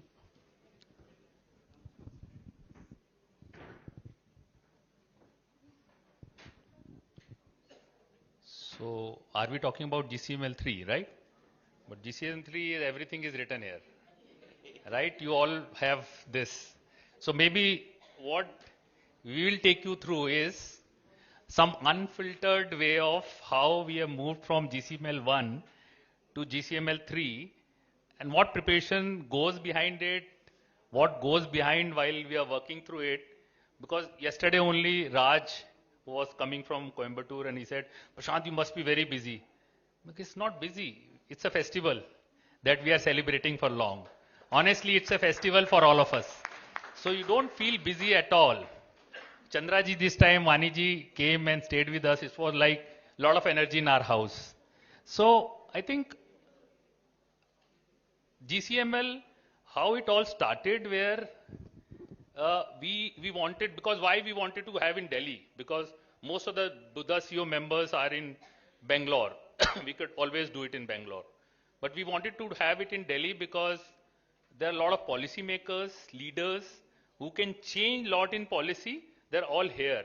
And we wanted them to be here because when we say PSSM, Buddha CEO, there are a lot of leaders, there are a lot of ground level people who are associated and the family is growing. But how do you really make a change in policy? From that thought GCML started. I remember Chandraji, we discussed about that we have to do in Delhi and also in Delhi in right places. You know, India Habitat Center is what first we did. At that time, Kiran Bedi ji came and she spoke really well. And all the leaders, Mohit Gupta ji, who is coming tomorrow or day after, he spoke. So every leader who came, I don't know what kind of aura it brings. GSML, every leader who comes, he talks. And like when I invite anybody as guest, I say, for you, it's a 2 days of life-changing experience. So this is what GCML brings. And from first time we had at India Habitat, then we said, okay, we want Vice President, President, Prime Minister to be there. So where it should happen? So we started to have it in Bharat Mandapam. Cost was high. Facilities are like you. Sometimes when you invite, you say, where is the money coming from? So Buddha CEO, I knew that money comes from somewhere. So you know, at the last moment, it came said that's how the contribution happens from everyone. And when GCML 2 happened, Vice President came. Then we have Shivani ji, we have Daji. So all leaders came and the aura kept growing. When you talk about GCML 3, again Vice President came and I think Karthikeyan ji has gone for today. But I think it's a lot of his leadership because what he brings on the table is right kind of people. And what Karthikeyan ji taught us, and I think we were discussing with Chandraji also recently that normally every leader, maybe Shirish, Ravi Shankar, everybody has a platform of their own. But this platform is not PSSM platform only. It's platform where any leader who want to promote meditation, Like that's why we are so unfiltered. Anybody who wants to come, Shishi Ravi Shankar, Shivani ji, Daji, anybody who talk about, so wherever, so it's not that whether they have an origination from PSSM, doesn't matter. We want to bring all leaders, that's what GCML is all about. Where if all leaders come together, the kind of force it's going to create, that can change people's mind to bring a change in policy. I think that's the key message for this GCML, that how do we really bring people who can influence the policy and bring a change. So I would say when we talk about Buddha CEO vis-a-vis anybody else, the objective is much larger, much all-encompassing, where you want to bring everybody of all, and not only in India. Again, if you talk about GCML now, GCML 3 itself, people from US, people from Dubai, people from UK, people from India, people from Far East. So all are coming together and talking about meditation.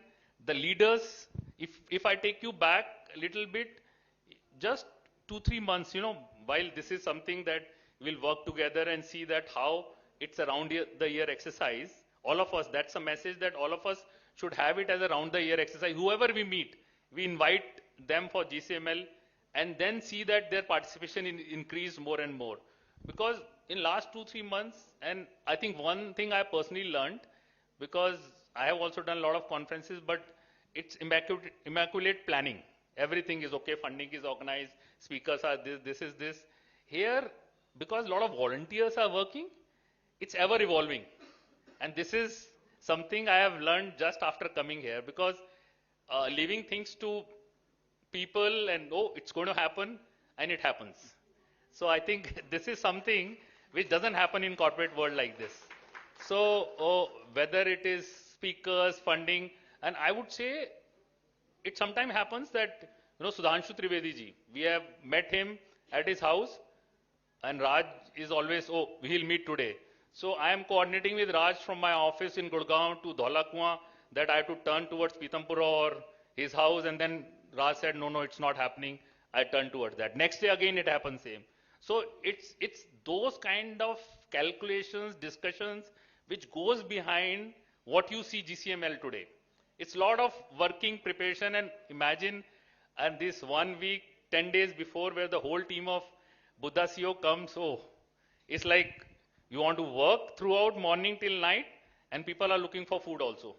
What kind of food we are going to eat. Last year, Vani ji was cooking and somebody else is cooking, and this time we have a cook. So Rajiv said, time se pahunchna hai. We have to have food.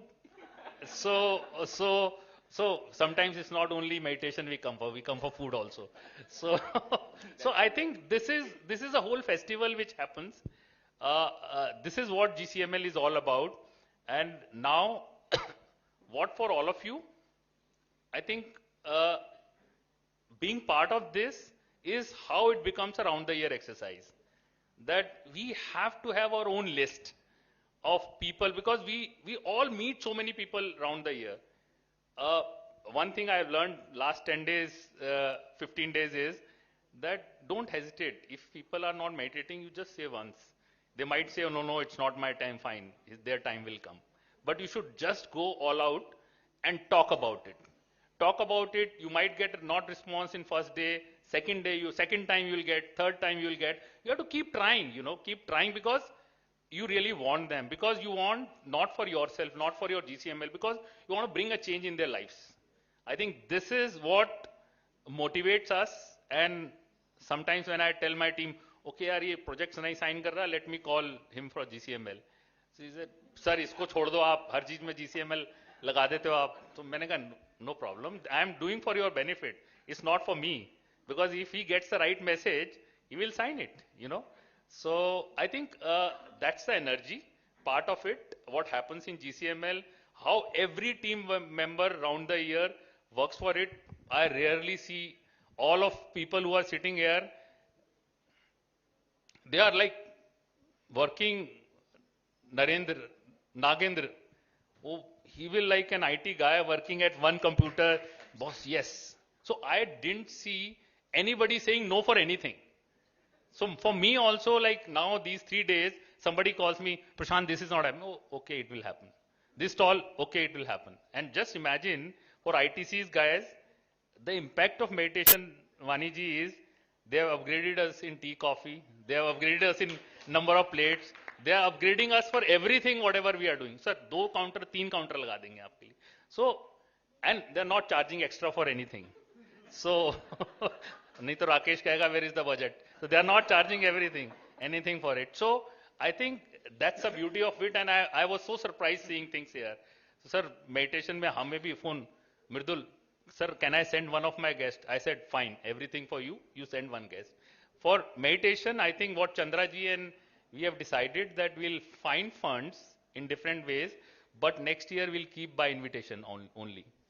And that's what we have to try and aspire, that more and more people who are attached to this should come, join, and as far as funding is there, we'll arrange in our own ways from that perspective. So I think the last part of meditation which I talked about, that GCML, the target, we'll create a matrix that, okay, from institution, from government leaders, from corporate leaders, from medical fraternity, doctors, this is our list. From education institution, this is our list. It's not that everybody on that list will be ticked, but we will try and bring, depending on what is the number we are able to create, I think is our success. That's our matrix or impact analysis kind of. So again, I think why I took this is, you know what kind of speakers. So next 2 days, you will be actually full of experiential learning. People who come on stage, I always believe, people who write book, who come on stage, believe me, they really work hard to be their best. Everybody wants applause in life. So you read books means they have given their life experience in the book. If you hear somebody on stage, it's unfiltered best because you want to perform best. So next 2 days will be an experience for all of you, and it's an experience to remember for all of you. With this, I will hand over to Rajiv ji, because whether Singal ji, Rajiv ji, and whole team of Buddha CEO, I think we are family, which we want to grow it.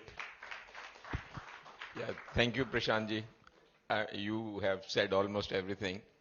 So, yeah, it's coming.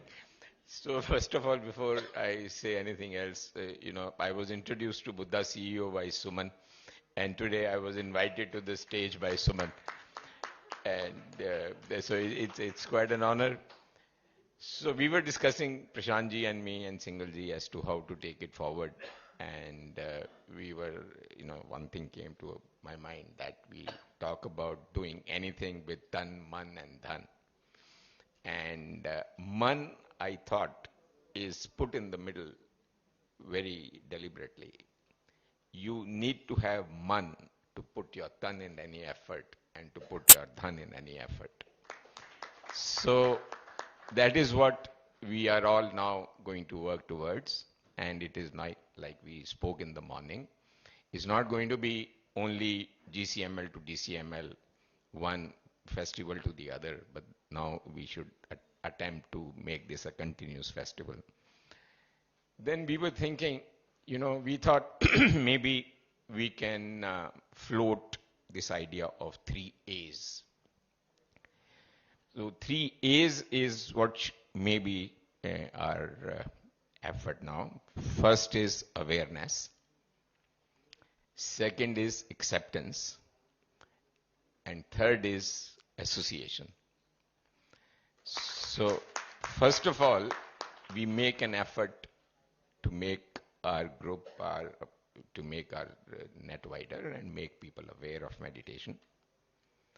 They accept it. They accept to promote it.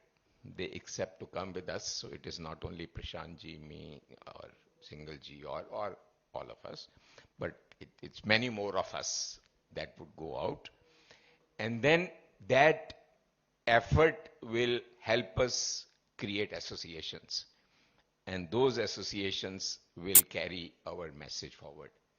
So this is the three words that we thought that let's now call it a 3A movement for the next GCML.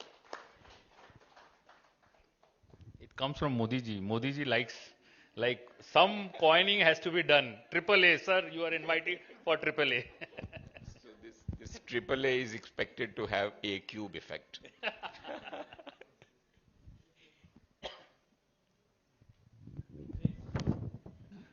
Sold on your AAA concept. Wonderful. Thank you, sir. So awareness, let's say this right, awareness, acceptance, associations. That's it, you're done. Association is partnership. Of course, partnerships. That's a beautiful concept, and it definitely gives us a framework to work on it throughout the year, right? It's a throughout the year concept, truly. I think Prashant ji said, I don't know how many of you noticed it, he said, we meet so many people throughout the year. We need to make that, we need to just have the habit of listing it down. When I was just going through, in the top of my mind, recall, when I looked at it and said, I had so many people in my WhatsApp, just in the 2 weeks. And if I maintained it for the whole year, there would have been so many, right? And so I think it becomes easily a great association of senior people that we are meeting. And in any case, we'll wait for a small framework around these three. Okay, so Shringal ji, please also join the trio. So each of you won 1 year something, or whatever, the A cube. These are Delhi leaders who are driving an amazing job here from Buddhasi Quantum Foundation.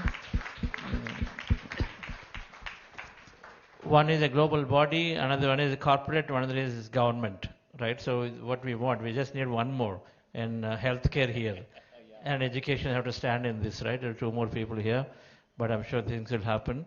And thank you very much. We have tomorrow morning, the 9 o'clock is the session starting, but we have a pre-conference meditation tomorrow like today, right, at 8 o'clock. So please do join Amulya, the handpan guy, Abhishek. He is going to be there, and then they're going to just blow us out. I don't know if he's playing mridangam or handpan. And Raj, please come here. Raj Kumar, please come here. And so tomorrow morning, we'll have the meditation. We start with meditation, then welcome, inaugural session. We have good representation of government as well as Minister of Ayush, Planning Commission, and then Masters HR Nagendra, who is this yoga movement head, and as well as Sadhvi ji. So all of us are there in the morning. Inauguration will be very, very an important session that you want to miss. And then Sudhanshu Trivedi ji, who is a PhD, but is a national BJP spokesperson, but amazing amount of knowledge. He's going to be there briefly speaking about. And then Pia Singh ji, who is doing so much work, DLF Foundation.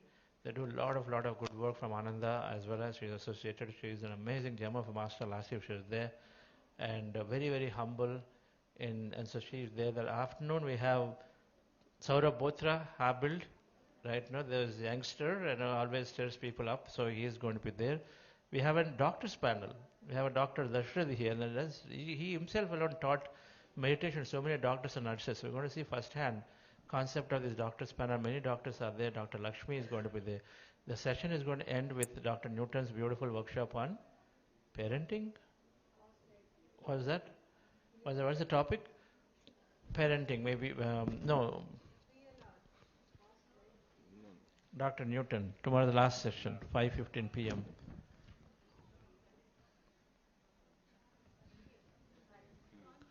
Conscious relationship and conflict. Conscious relationship and conflict resolution. So it's going to be around relationships. Definitely you want to miss. If you're not attended, Dr. Newton must go through this, right? And so, dear friends, so the conference will end from morning 8 o'clock. So please be here. If we cannot be here, then who will be here, right? So it is we are all there. We want to install the energy in the program, and we're all having practice of meditation. And so then when you have a group of new people, new leaders, and then they need to be held together for a whole day, of course we have meditations interspersed. We have 4 meditations tomorrow. But still, we want us to be there in the room. When we are there, a senior master with your energy present, the newcomers can do. Normally it's okay for an hour, but we want them to hold for a whole 8 hours, 9 hours. With the same excitement, then we must be there in the room. That's I wish to I look forward to all of your presence in the room tomorrow. Sometimes it may be same repetition for you, but please remember your presence is to help the anchor your energies for them to absorb it. It's not about your absorption. Many of you who have been practicing meditation may say, okay, it's fine, it's all basic, it's this and that, but it's really not that, and I hope you understand this. And so we look forward to your active presence in the room and then active engagement outside the room when they come out. And so then we want to have their mind share, right? Mind share about meditation, mind share about your personal experience. We don't need to do anything more than just sharing what we felt and what we feel today about our life. That's all it is. That's what Patriji taught us. When you share your experience, it goes to their heart, then to the mind. When you simply share your knowledge, it just goes to the mind and forgotten, right? So that's why we open up and then talk about our experience, whatever that may be, little or big. So Sunday morning, we have security reasons. Otherwise, the session starts at 9, but we all have to be here by 8 o'clock. When 8:15 is the last time. So Sunday again, if we come here by 8 o'clock, then after 8:15, you will not be allowed to enter. This last year the drill was there, so we have to be here, planned for being 8 o'clock. Otherwise, then you'll be entering the room again after 10:30, right? And so be here by 8 o'clock, and then we will go through the Vice President of India's session. I was told he is quite spiritual, and so then that's when the Paramartha Niketan Swamiji, Chidananda Saraswati ji is coming. And we met him recently in inviting, and some of us went, and then I think all of us went. Right, an amazing master he is. And Rishikesh Paramartha Niketan is one of the most popular ashrams. But then when we met him, it's just so much of down to earth humbleness, and then it's just got so much of knowledge. I'm personally looking forward to listening to him. And these masters are doing amazing work, so we take inspiration. Then after that we have Shreyanand Dagaji coming, exactly order I don't know, but Shreyanand Dagaji is coming. There is a session about Shreyanand Dagaji, Ananda India, and then we also have Mohit Gupta from Brahma Kumaris. These sessions are there, interspersed with an education panel and then a corporate panel, right? And so these are there in the Sunday afternoon, Sunday whole day. And then we of course have Buddha CEO and PSS movement case studies as how we can really take this forward. So this is all the session, dear friends. And finally, we are closing on Sunday evening with valedictory session from 5 to 6 o'clock. So 6, the conference closes, and then another half an hour or so, all of us as volunteers who are there, then we will appreciate each other, and then finally it ends at 6:45. So that's the plan, and I look forward to seeing you all from 8 to 7 both the days. All right? Okay? And then we'll continue to exchange our views. Thank you all. Raj, please say a few words. One of our steering council member, but amazing youngster. And if you all have goals to realize, then you must go to him. So happy evening. Very happy to be part of this wonderful gathering. I think all of us have gathered with the single purpose of taking this message across the globe. Yeah, this is one of the best gifts we can give to anyone. I'm looking forward to catch up with you all for the next 2 days and enjoy these 2 days. Yeah. Youngsters, let's do a final meditation of 10 minutes of meditation when it concludes. So relax yourself. Bring 2 chairs here and then you sit on the stage only. You sit on the stage, yes. Yeah, you're saying something? 10 minutes of time. That's it, right? Do you have any more sessions? That's conclusion, right? Yes.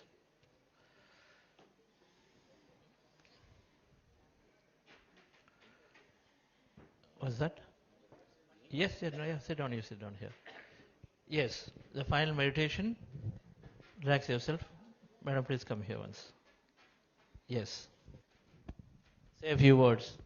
How you like the day? Good evening, everyone. My name is Neeta. I'm from California. I am been invited as a guest, as a delegate, so I am very new to the platform. And it was not planned in my life until a few weeks ago to be here or to even know anything about these beautiful souls. And now I feel I'm home. I truly appreciate the spaces that you're holding and the energies that you're spreading. We really need it.